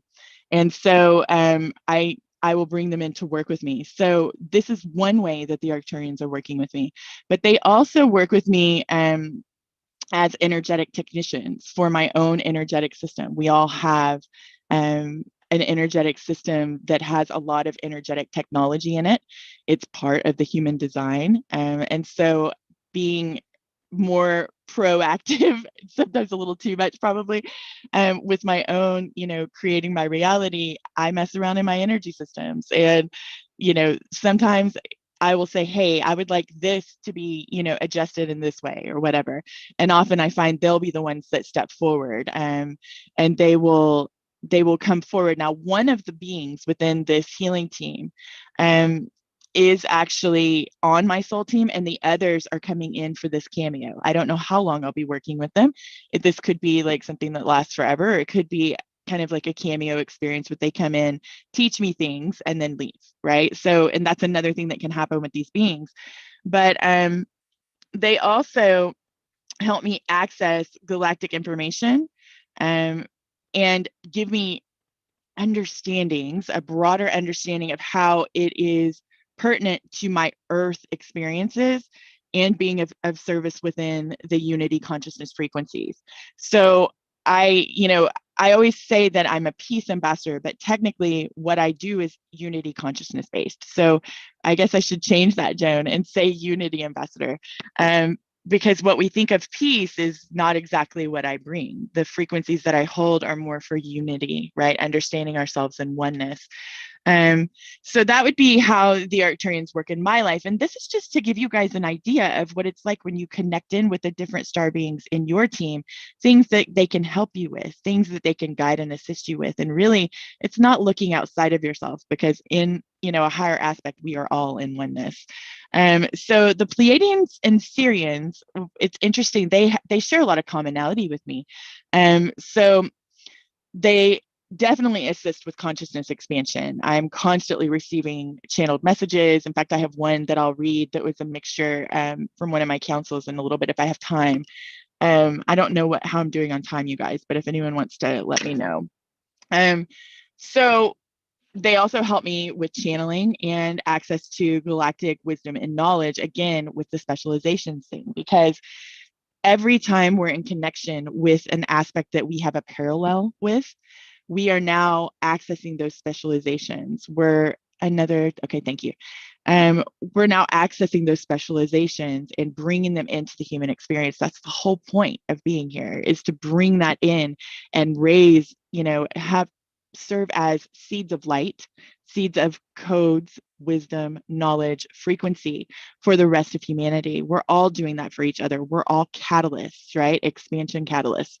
And so the Sirians are interesting too, because as Sheila helped me figure out I was a specific type of walk-in, it was, I think, the last one that she mentioned in her presentation earlier. I had a step-in experience, and that's what I called it, a step-in experience. And with that, I requested a bunch of things, and I got them. And the Sirians, I realized much later in life that my Sirian connection, I have 2 parallel lives that are alive and are from Sirius. And both of them, I have 4 that I can just mention right now. I have 4 parallels that are galactic ambassadors for the Federation, which I call Galactic Federation of Light. There's lots of different names for it here, but it's in the overarching confederation. But my Sirian actually is very interesting because I have direct access to a lot of knowledge and wisdom and codes and keys and frequencies. I think we all do. But in particular, the way I'm able to relay them comes a lot from that one of those particular Sirian lives, because they are essentially what we would call, I don't know, like a mystic, a sage, and, also like a scientist all in one. So they are he, I should say, is he has direct access to repositories of information and knowledge. And so a lot of my claircognizant knowing and remembrance comes through that expression. And then the Lyrans, I love this. So the Lyrans help me with mental and emotional intelligence. They help me a lot with my inner work and understanding how to do it and why and what it does and how it will affect, my consciousness expansion. And definitely they've helped me so much understand my multidimensional nature and how to integrate those aspects within my human life. So, my Lyran parallel, I'll say, and just in particular using her, and interacting with her, I get deep understandings of other multidimensional expressions that we can ground into the human experience, like understanding that we can communicate with our parallel aspects. That came through them. And explaining to me that there were parallel aspects came through them. It was furthered by one of my Pleiadian parallel aspects. But I think what we'll find is a lot, just like what Geraldine was talking about earlier, and probably others, is that, we are they and they are us, right? So it's not so much about the names, it's not so much about the races, and it's not so much, it is about the races, like that's a way we can understand it, right? But when we're connecting and communicating in with them, they blend their frequencies a lot. I call it braiding. They braid frequencies for connection and communication. And it could be an angelic being with, a Lyran, with your high self, with, a dragon. You know what I mean? Like whoever's on your team. So to me, it's not as much about the different races and they fit only in this dimension, because a lot of them play in all of the dimensions, right? Including here with us, right? So to me, it's more about the connection that we have and how they're helping us, assisting us to live the human experience, while at the same time changing it from within, because that's what we're doing right now in this period of humanity's evolution and consciousness. We're changing the human experience by what we're choosing in each now moment. And we're deflating things that no longer serve us and aren't fun anymore. And we're inflating things that do serve us as a collective, not only just us as humanity, our co-inhabitants, right? And our planet, right? And then the Andromedans, sorry about that segue. I hope it was entertaining.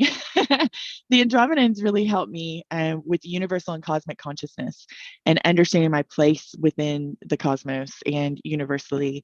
I have a very early Andromedan life when we were creating the Andromedan experience. So, you know, that aspect of me has been around for billions and billions and billions and billions of years. And so they really help me to remember who I am as a soul, not just this human experience and my soul in this, but how my soul aspects, have formed what I'm doing here, right? And why I'm here in the first place, and what I'm here to bring in my own expression with my own experiences, but also what I'm here to offer in service to humanity and, our galactic family, right? So that's what I would say. I had a bunch of other things that I was going to talk about, but I want to make sure I'm okay on time. I think I'll skip, or maybe I'll just do a quick version of the. Like 5 more minutes, Bridget. Okay, thank you, Neil. So, let's see, energetic technology. Okay, so let's just talk about consciousness communication real quick, and we'll maybe I'll do a YouTube video on the energetic technology part. So consciousness communication, when you begin to communicate with, we'll just say your star family, beings that are on your soul team, that will come in a lot of different ways for each of us. And really, there is no right or wrong way for it to happen. But what you can do is give them direct feedback. And this is something they wanted to come through very strongly last night, is if and when you find yourself connecting and communicating with your star family, you can and should give them direct feedback about how the communication is happening on your end. If you're only hearing tones, you can say, "Hi, self, I'm only hearing tones in my right ear. I'm not receiving any other information," right? That is possibly them adjusting your technology so that you can better hear one another and send and receive information to each other. If you have unusual things happening within your body, when they're running energy through you and it feels like you have lightning running through you, or they're sending vibrations that feel like it's like water is rippling inside of you. When those kind of things happen, when and if, let them know what is happening. Because as they do understand themselves in oneness with us, there is a lot about the human experience that they don't understand. If you have a sudden bit of download information coming in and it's coming in super frequently and you're having a hard time keeping up, you can say, "Hey guys, can you slow it down a little bit and then build back up?" Because the idea is to be at a place where you can receive all of it, right? But initially, it might be better for you to have it in smaller pockets where you can integrate that information. So I think the end of what I want to say to everyone is you have the ability to communicate and connect with these beings. Every single person on this planet has a soul team. And you can also really assist not only through being open, right, and having the intention to connect and communicate, but you can assist the smoothing of the process, so to speak, by actually communicating what's happening as it goes on. Because some of them have not been human before. Some of them don't know the human experience in the way that we do. And it is really, really, really important to remember that as sovereign beings, we can say that's too much, and it doesn't mean it's going to stop, right? We can also say enough of that right now, and I'll call it back in when I'm ready, right? So as sovereign beings, we can do whatever we want. I highly recommend opening and, allowing things to flow through, but also telling them to taper is okay, right? So take the memory, take this to memory, so to speak, what I'm telling you. You have a team, use them. They're here for a reason. And one of the things I hear on repeat is remember we're here for guidance, right? Remember who you are is playing on repeat, but also remember to ask us for assistance with things. But also what they're bringing through tonight that's really important, I think, for a lot of people who are already entered into this connection and communication is to know that this is a two-way street. And there are many of us, especially starseeds and walk-ins, that come in to help them understand the human experience in a very different way than they did before. So when we do that, direct communication, right? This feels too intense for me. It's too much at this time. That is not a bad thing to say to them. They come from a place where consciousness communication is innate with them, and it is very efficient, and it holds a lot of information simultaneously. So we are learning how to access that within our human experience. So it is okay to tell them, hey, ease up a little bit. Okay, I'm ready for more. Okay, I'm ready for more. You work with people one-on-one too. You're coaching, you're doing sessions. So just tell people how to find you and when you're on Clubhouse and how to have a private session with you. Beautiful. Thank you, Alan, for that time step in too. It was very smooth. I was waiting for a breath. Yes, go ahead. Yeah, I don't take this very often when I talk, So you can find me at BridgetReneeHolliday.com. That is the word bridge with one T, Renee with 3 E's. Alan has corrected me because I always say E, it's 2 E's at the end. And then Holliday actually has 2 L's. You can find me there, and I offer my service soul work is beyond quantum healing hypnosis. It is also awakening and ascension mentoring, which is kind of what we've been talking about today. And then also I do multidimensional energy healing for those who are really drawn to me for that. It's not my primary focus. But I'm on Clubhouse every Monday and Friday. And Clubhouse is a drop-in audio only app. If you guys don't know what it is, Alan is on there a lot too. That's where we found each other. But and your club is Awake and Ascend. So go to that club. Awake and Ascending. Every Monday and Friday at 4:30 Pacific, 7:30 Eastern, and 12:30 a.m. UK. You can find us there. And yeah, come hang out with us. Thank you, Alan. Thank you, everyone. Thank you, Bridget. Thank you, Bridget. Thank you, guys. Bridget, you were wonderful. Oh my God. Thank you. So happy to have you connecting like that. Thank you. Thank you. Thank you, Joan. Thank you, Neil.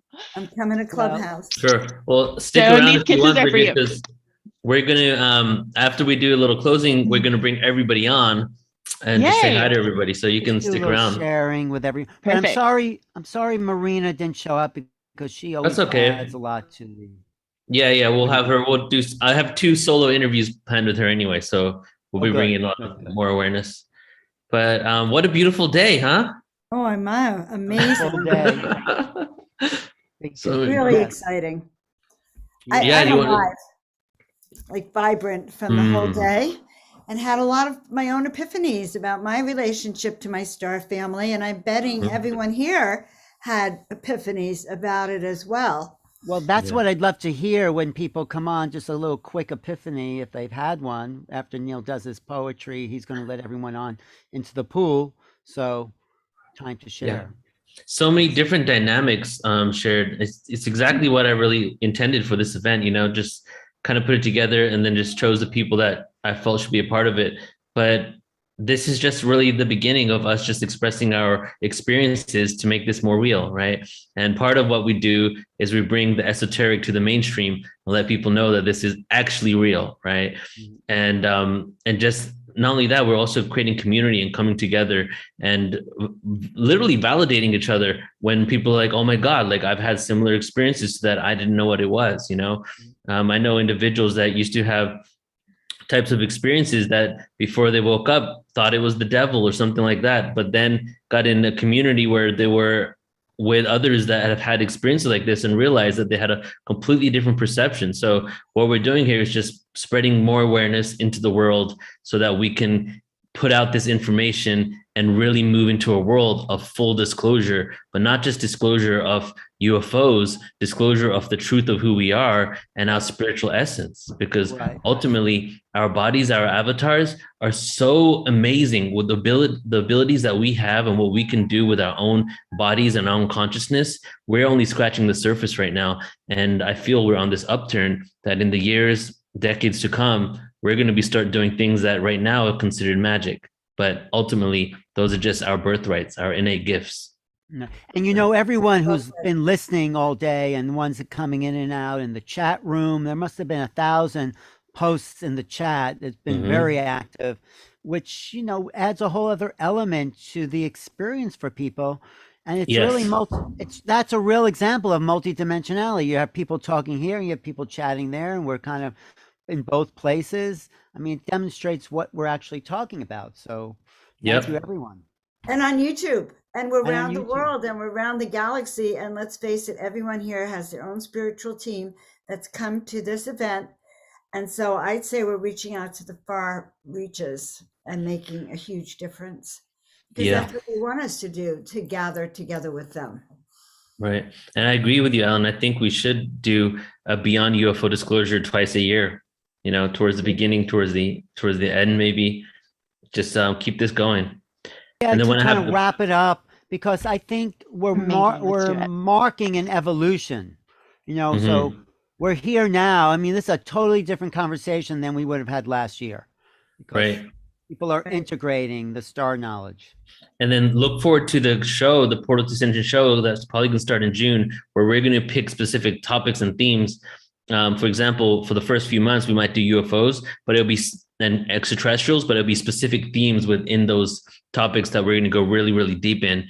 And I want to do that monthly, just so that we have an opportunity to just not only introduce people to new speakers on PortalToAscension and showcase all the things that are happening, but also just continue to create the community, right? Continue to create the networks with each other so that we can really come together and make the real change. And part of that is doing these community-oriented events. And it's the support that people are receiving in their transformations. It's like Sheila said, you wake up and suddenly your body's healed and you're talking to spirits, what's going on for you. So I think we're also a way for people who are opening up to their spirituality to find out more what that means. Well, they're connected. It's obviously what everyone said is there's no separation between this higher sense of self and the spirit within. It's like both the inner and the outer are expanding in our awareness. Yep, exactly. All right. So what I'm going to do now is I'm going to show you guys some upcoming events, some things I'm excited about, and do some poetry. And then we'll go ahead and bring everybody on. So if you want to come on at the end, you don't have to. We're going to set everybody as a panelist. You don't have to accept it, or you can just come audio only. But we'll have everybody who wants to come on, come, and then a couple people can share. We can even take a group photo, so we'll do all that. But let me get into here real quick and share with you some amazingness coming up at PortalToAscension. First of all, if you want to continue the experience, in about 45 minutes from now, I'm doing another event with Jim Myers it's a MUFON OC event, and he is the foremost researcher on Sasquatch. That's a $12 event. If you guys want to come to that, you can just go to PortalToAscension.org, online events. It's right there. And I'm going to basically go through these events at semi-fast rate just to show you the epicness of what's in store just over the next few months, okay? So next weekend is the Sumerians and Mesopotamia online conference, which is an all-day event, about 8 to 9 hours, featuring William Henry, Paul Wallace, Andrew Collins, Sari Michael White, Shariah Damra, and myself. We're going to be going deep into light being awareness, the extraterrestrials, Nibiru, Epic of Gilgamesh, the flood story, the biblical connection, Genesis, the Garden of Eden. Super amazing, based on a lot of awareness that we've kind of had in this community for quite some time in regards to the Sumerians, but we're taking it extremely Bless you. Oh my God, I'm so sorry. Okay. And then we also have William Henry, Awakening the Pearl. He's doing his 2-day workshop online, which is going to be around 10 hours of events, 10 hours of time with William. It's going to be in April. And that is going to be his light body teachings. My presentation, Galactic Origins, Dimensions, and Black Holes, will be at the end of this month. Michael Tellinger, we're doing a monthly series with him. And then in March, we have the Ancient Egypt and Extraterrestrial Connection event that we spoke about earlier, so I'm not going to go into that. Following that, mysticism, indigenous healing, and modern encounters with other dimensions, with a new speaker on PortalToAscension. Joan and myself will be interviewing her on the YouTube on March 1st, so stay tuned for the interview. Marina Seren. Who was that new person, Neil? Who was that? Christine Clawley. I found her at the International Near-Death Experiencer conference that I did, and she talks about her near-death experience and what happened after it. And what's her name? Christine Clawley. And she is such an amazing person that I had to contact her after the event and figure out some events that she can be a part of. So she's going to be part of like 3 events this year in PortalToAscension. Right. After that, Marina Seren, Make Contact with Extraterrestrials workshop, different ways you can make contact with ETs. And since I'm drilling through this, feel free to jump in anytime, guys. Laura Eisenhower, Divine Intervention and the Power of Creative Imagination, March 19th. Kimora Jones, Creative Identity of the Soul. Great. Yep. Extraterrestrial Races, Planets, and Technologies, March 26th. We talked about that. Some of these speakers from today are going to be on it. Exactly. Phil Gruber, March 27th, Mary Magdalene, Daughter of Zion, Resurrection of Eve. Following that is our 2nd annual Pyramid Knowledge Conference, which is probably the most groundbreaking, epicness, scientific, sacred geometrical, esoteric conference I've ever put on, that literally will redefine your awareness on just what pyramids we used for. The one last year went for 12 hours and we had some amazing information shared. This one, we're going to be going even deeper into some info here, including the healing properties of certain frequencies coming out of specific pyramids, next level awareness. And then the free event that I've been waiting years to put on, Psychology, Science, Evidence Behind After-Death Communication and Near-Death Experiences, on April 3rd. Kristen Clawley is a part of that one as well. The Pleiades, the Ancient, Present, and Future Connection with Earth. Of course, the PortalToAscension Conference, following by Joan of Angels, How to Use the Intuitive Gifts You Were Born With. That's going to be a great one. It'll help you navigate today's times. And I know I'm saying a lot here, guys, so this isn't for you to know everyone. It's just for you to know what's in store, right? So then this is one that I've always wanted to do as well. Paranormal, Magic, and Ancient Folklore Conference. That's going to be extremely exciting event. Who do you have for that one? All new speakers, people I've been researching for a couple of years in order to get. Let me see. I'll show you right now. Probably don't know any of them. No, I don't know any of them. Yep. Looks great though. Yeah, it's going to be good. And then the Kundalini Online Conference, which is a tri-production between Alan, myself, and Joan. That is going to be a very activating conference because there's a bunch of people there who are in the flow of Kundalini. So I think it'll be a transmission. Yes. It should be. And some of those speakers are going to be on the 3-day online conference also. Right. So you'll get introduced to them beforehand. Yeah. And then I'm doing my Creation Stories, Origin of Humanity presentation on June 5th. Then the 2-day Indus Valley and Ancient India online conference, which is probably going to be the most full circle Ancient India event ever put together. It's been like a year and a half in the making of getting these people together. And we're going to go back around 20,000 years of Ancient India awareness. And we're going to speculate on even older traditions that probably happened in India and look at astronomical alignments to prove the existence of the Mahabharata and the Ramayana and archaeological digs and all types of stuff. Michael Cremo is one of the people in there. An Empath's Guide to the Galaxy with Stephanie Redfeather. Wow. Ancient Greece online conference. We're going to go hardcore into ancient Greece, around 4,000 years of Greek history. The Hybrids, 2nd annual. Ultimate Sound and Frequency webinar, which is mine. and coming up to an end here, the Crystal Skulls Conference that Alan, myself, and Joan are working on together, September 3rd. Right. That has some amazing people. And some amazing skulls. These skulls are actually beings for some people. Yep. And then I am offering a 3-week mastermind course on conscious business and how to upscale your business, which includes a one-on-one session before, one-on-one session afterwards, and a step-by-step plan in order to basically eventually become full-time doing your conscious work. So that's going to be coming up, soon as well.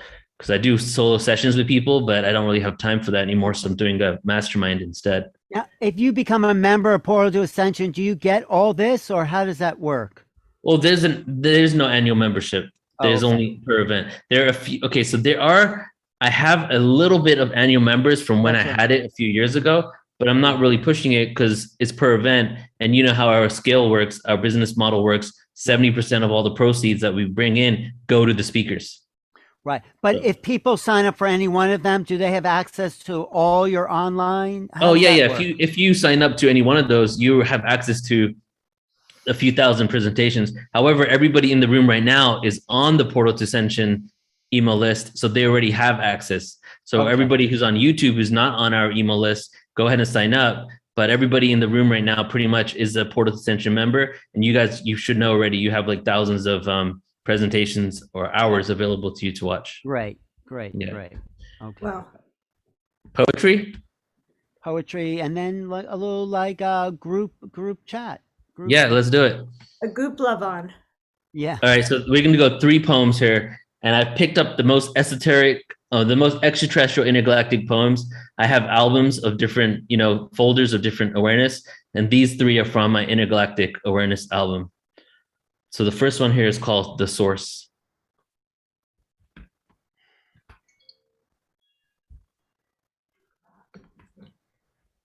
The tunnel shines bright light of frequencies, quantum realities that I step into by breathing in the ether. Starbursts from the galactic center disperse newly recycled matter to the ends of the galaxy, where resides all of humanity. Look from a distance, this infinity symbolizes consistency. Everlasting mentality, consciousness gravitationally inclined. We see so many stars in front of our eyes. Gives the black hole its disguise. Pull us closer to the origin, slowly because we just begun this cycle once again. It's time to begin this cycle once again. The tunnel shines bright light of spirituality. Descended from interdimensional energy, love is the only thing we see as reality. By egotistically drawn to fight struggles, find a balance and juggle my higher and my lower self from destruction, corruption, through sin, observe the infinite end of a universe within. Love for myself has allowed me to befriend all in existence. We all came from the stars, bloodlines from Mars. We don't have to travel far to find the balance within, so we may love ourselves and all other creatures and humans. So enter the solar system of soul. It's just another day. Sun cast away, hiding in space. New moon appear as to black the sky fades. Pluto in retrograde. Saturn's rings. I feel gravitationally pulling as Jupiter is the king, protecting Earth's inhabitants from the asteroid that sings. A chapter of a story. Another one closes. A new species arose with self-awareness, genetically changed, mutated neural networks within the brain to construct limitation of mind, to move away from the God inside, consumed with temptation and bribes, fed greed and lies from the elite who thrive on contractual, linear time, blocking the subconscious signs that we are all one, crop circles of sacred geometrically run universal abundance, moving away from the worship of the sun, leading nations with bombs and guns. We were all victims to our own creation, to the evolution of the Masons. So I'm pacing back and forth, smoking herb on my porch, looking at the skies, contemplating why I chose to come down this time, contemplating it will be time for all of humanity to thrive. As an Arcturian warrior of light, I gave up trying to fight. Now I embrace the upcoming arrival, the evolution of a godly race. No more denial. No more denial. The evolution of our godly race. No more denial.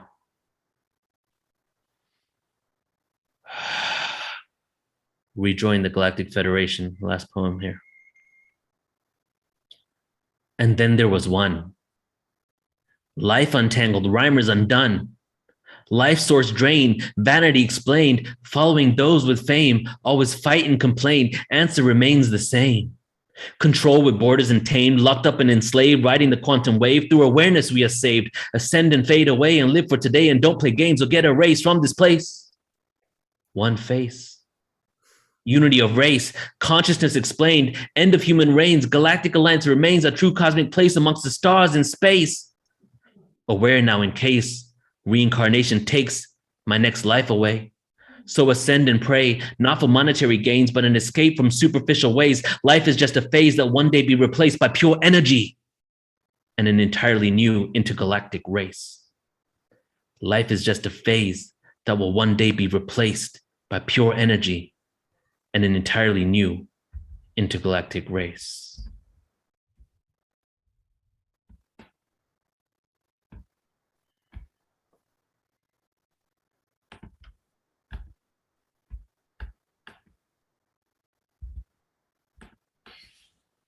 Thank you. Thank you. Thanks. Should we bring everyone up? Yep. Yeah, just for like, how long do we have actually? We got 20 minutes. Yeah, I think just share a little sharing and a little feedback and a little community.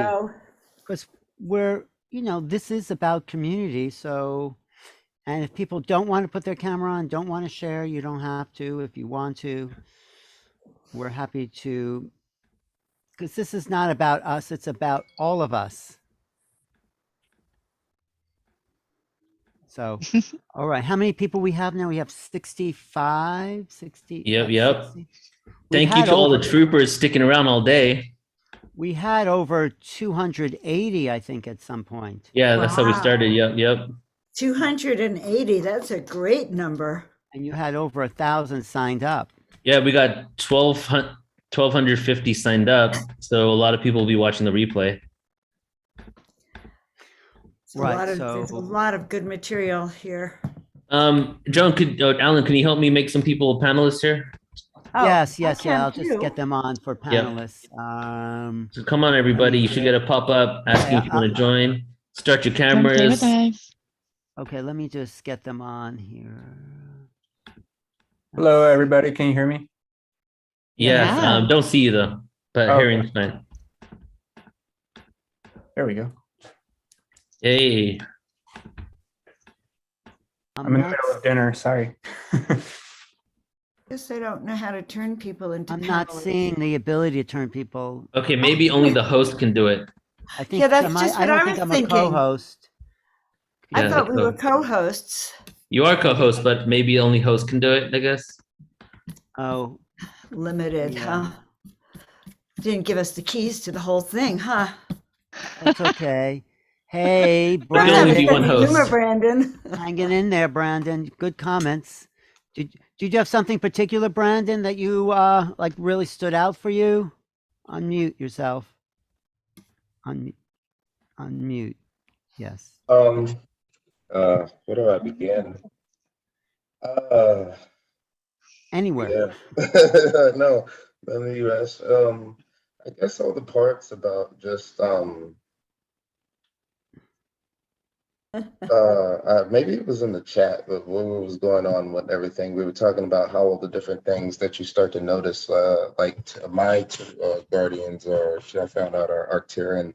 And I guess in the chat we were talking about how, like, you know, different ways of like communicating that I didn't even realize that they were doing, like about like stuff what's going on. Like I play music, so a lot of times I'll be thinking about something and like a certain lyric from a song or a chorus will pop in my head and it'll be the exact like answer. It's like, it's almost like, you know, like a very humorous way, and all the time the way they do it. And you know, this but I also realized like a lot of times to where I guess there were points to where I felt like, you know, maybe like the communication was like dwindling or, you know, something like that. But then I realized like a lot of times like I think Geraldine was saying about maybe like how like the communication of when you're raising yourself higher, the frequency and everything, the communication is much higher. And I find myself like a lot of times if I'm like focused on like a lot of lower vibrational things or like the news and stuff, like my contact is like, it's kind of like the radio that's just kind of like going in and out of static.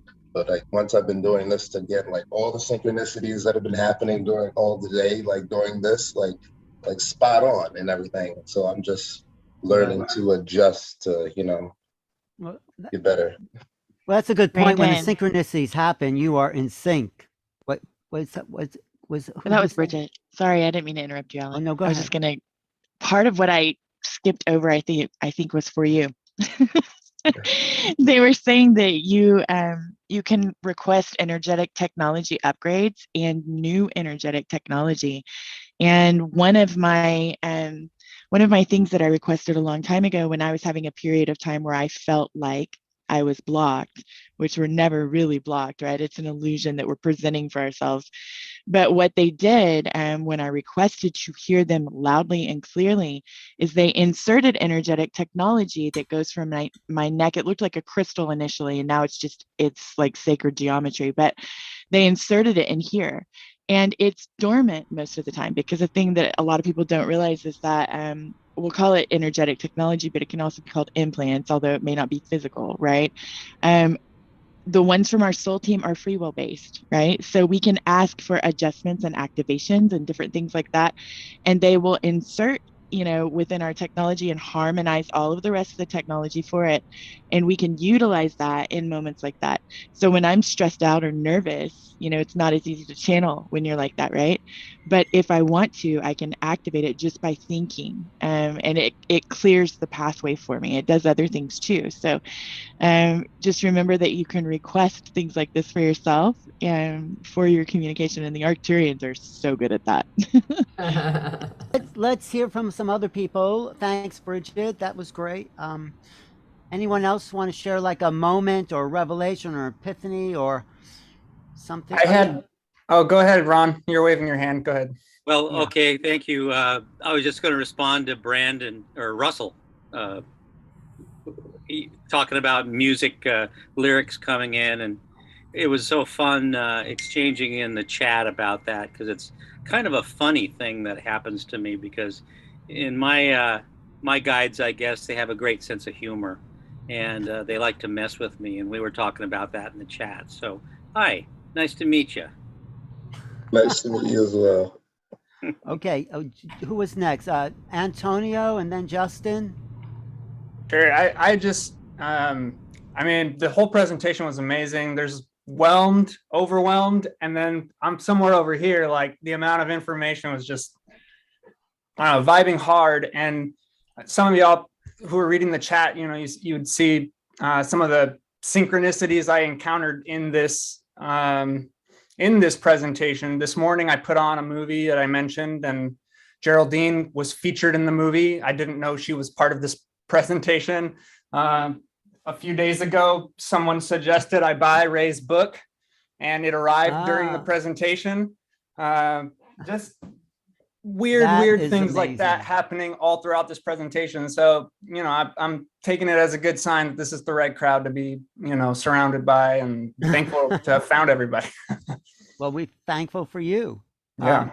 Okay. Let's not use the word weird, because in our universe, these things are normal and they're natural and they're part of nature and they're part of our consciousness. So let's really start using the right words to express the amazement of it, the awesomeness of it. Awesome. Yes. Yeah. That's a much better word. It will take some time to, I guess, to turn the key and, internalize all of it as normal. It's still so astonishing to me that this stuff happens. And it's been happening since I had my experience, and I hope it continues to happen. So Great. Thank you, everybody.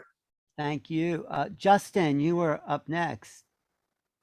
Hi, everyone. I just wanted to say thank you so much for having me here and allowing me to share in this experience. I'm just totally vibrating on a level of gratitude right now. And to mirror what Antonio was saying, it's, comforting to be around like-minded people. And one of the things, Bridget, I enjoyed that you said the most was just, you discussed like the different relations, the dynamics of what our spirit guides can be like, and how, necessarily on our plane, things can be scary or deceptive, but tuning into it and taking that next step of bravery can really, it's different for everybody, right? But I think it creates that synchronicity. And you mentioned like the weaving of energies. I mean, for me, I have 2 spirit guides that are Catholic saints, like Saint Francis, Saint Anthony. And like the other gentleman was saying, sometimes when I'm, as I mentioned in the chat, like in the kitchen or in that frequency, I'll hear them speak to me. And St. Francis is known for being peaceful. And he's kind of like, okay, let's just relax. Meanwhile, St. Anthony, who's known for like having the way, he's like, let's go, party, this, that, and the other, because there's that like certainty, right? And I think it's just very comforting and refreshing to be here, like I said, in a community of people where we can sort of assimilate that language. And I can learn so much from, spirit guides and astrology to just the planes and the dimensions that this expands on. So I'm super grateful, and I'm just really in awe of the whole thing, to be honest. So yeah, thank you all. It's incredible. Let me just ask you one question. Is it helpful and satisfying to be in the chat and conversing, like Brandon and you and Antonio, Justin, you were big parts of that. Was that a big part of today? Yeah, for sure. I'm a big talker, and I'm a pretty deep intellectual person. I think we all are, not trying to compare by any means, but I think that definitely adds to the dynamic of this. And even, these few minutes we have here and now, being able to see each other and chat after taking it all in, it's just, it just adds to the whole experience. And I think it creates another layer, if that makes sense. Yeah. Another wavelength. Yeah. Great. Thank you. Thank you. Okay. Anyone there? Geraldine, did you want to say something about today? You were on a lot. I know you're really busy, but you were here. Oh, yes. It was such a pleasure to be here. The whole day was magnificent. I did have a chance to hear some of the presentations, and I just want to say thank you to you guys, because you guys do so much work to put this together, and it is so needed. Everything that you guys are putting on. It's a very unique frequency of information that we're sharing, very high level, and it's kind of all encompassing, the different aspects of contact, everything from the spiritual multidimensional part to the mechanics of the universe to the more scientific and research part, like, for example, things that are being studied and researched. So yeah, just happy to be a part of it. Thank you very much. Great. Anyone? How about Rev? Your mic's off. Go ahead, Rev. Jeffrey, yes. Yeah. Well, thank you. Yes, you guys are awesome. And I couldn't tell you how many wonderful experiences I had. Ray Hernandez, of course, his work is just mind-boggling, how much he did. And I just, so appreciate all the effort he's put in to put all that together. So that's absolutely fascinating. And of course, Making Contact is one of the most wonderful little books I've ever seen. It really is. And it just so brings it all together in a perfect little way that so many people can integrate it. Even my son, for instance. So I don't know what else to say, except I always, I come from the people of the art crystal. That's where I spend most of my time, over there in the Resident Science Foundation, where it's amazing because we're publishing unification, and it's done. I mean, it's all going to work out so beautiful. The unified physics, the paper should be published shortly, and it really will be the most comprehensive leap forward from the scientific community into understanding the unification of how everything comes together. And if he wants to come on and do a presentation about that unification, I think it would be great. It's coming. I mean, I thought it would be fun to have a big party once these papers get, a little bit after the paper gets published. I mentioned it to Deborah and Scott, maybe we should have a Yeah. huge party where we just celebrate the solution of unification finally on the planet. So when is that happening? What do you think it'll well, be? it's the papers keeps, it keeps promising this should be here. They're all going down to Mexico for a big gathering down there. But the paper, it just to tie in all the loose ends from the past of the other models so that the new model can be connected to the old model. So scientists can't, they'll have to be drawn into it. There won't be. Wow. They won't be able to. It'll be tied into, it has a solution for all the constants that never been before. So it's going to have so much never before stuff that the scientists are going to have to be drawn into it. Wow. So, of course, as he always says, it'll be published when it's published. But I would say very shortly. Very short. Jeffrey's talking about Nassim Haramein from the Resonance Project. He's been working on a unified field theory of Einsteinian, quantum, Newtonian, pulling it all together because it hasn't been pulled together in the past. And of course, it's got all the non-local. The proton is a mini black hole connected to all the other black holes. It's a beautiful model, and it's just now it's going to have everything tied in to all the constants in the planet, in science. So it's going to be the most beautiful thing, and very excited. Right. Yes, I think we ought to have a huge celebration. Okay. Once a little bit after it gets out there. Yeah. So that. Thanks. Okay. And again, I can't even tell you how amazing it is, and how grateful I feel to be here with this aspect of it. So thank you very much. Yeah. Okay. And Lovevolution is the solution. Lovevolution. How about you, Denise? You've been here for a while. Unmute. Hi, everyone. I'm connecting all the way from the Philippines. And I'm just happy that finally I'm beginning to connect with you guys. So that means prayers have been heard, frequencies have been connected. And I just want to tell everyone too that here and where I am, this is still a taboo. This is still something unreal, and I decided when I really want to, to stay committed to my own journey, that I would want to be a living testimony that this is real, that I can have the faith and faiths with me. I do agree with Justin telling, that you have Catholic guides. We are very rooted in Catholicism, and I still have my Catholicism and my soul fam.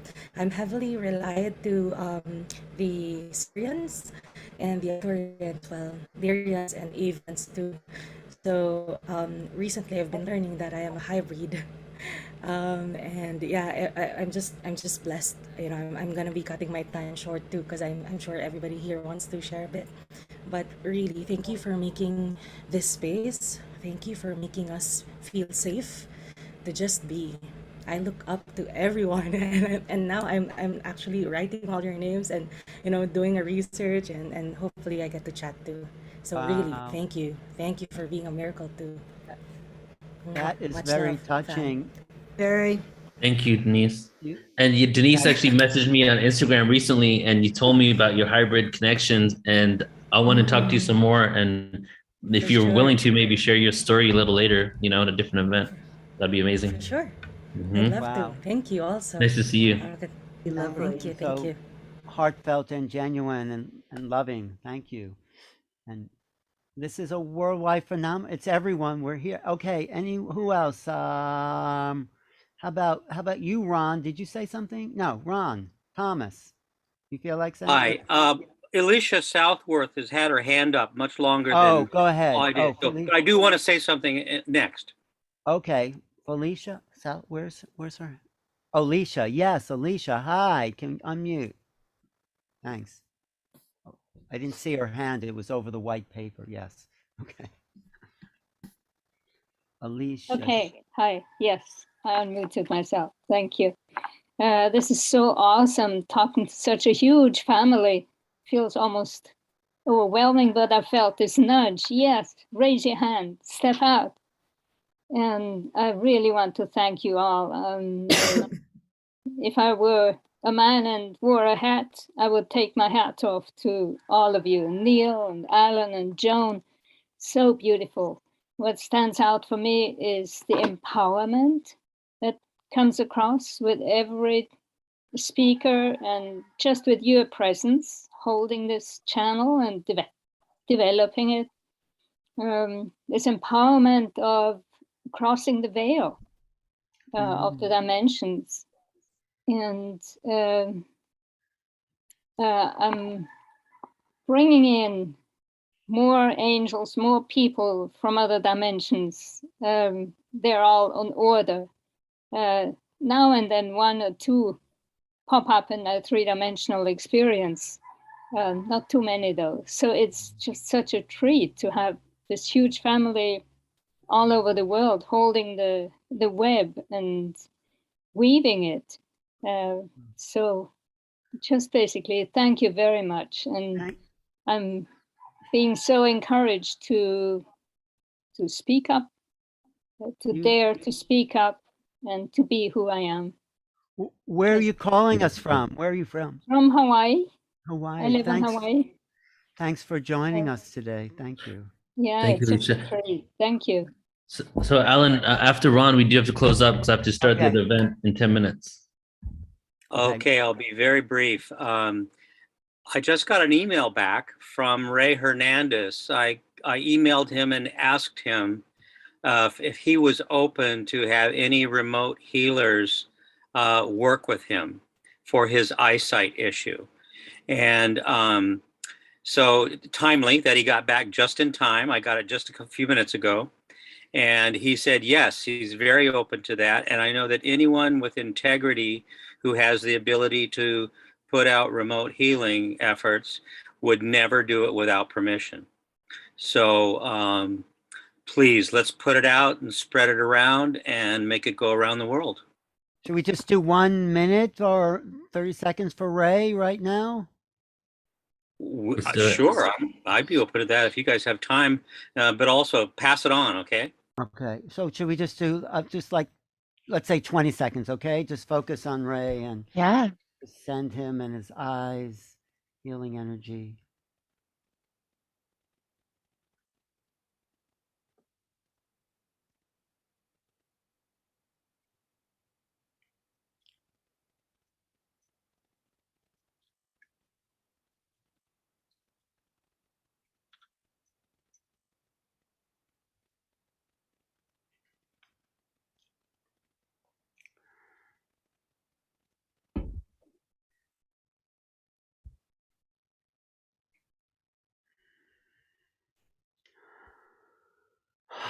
Thank you.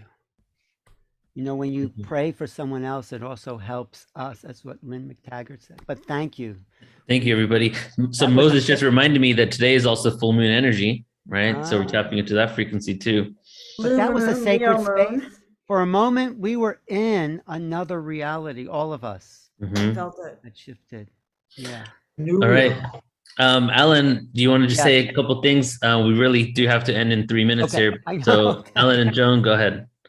Oh, for me, it's always fulfilling to know all these parts of the world are being connected, and it's like a group mind is being created, and it feeds that bigger part of me, and I feel like we're really can make a difference. We really are making a difference, and it's satisfying on many, many levels just to see everyone's beautiful face and know who's out there and just feel them, feel all of us. So thanks for the opportunity of creating this, Neil, Joan, everyone here, my good friend Phil, Geraldine, everybody.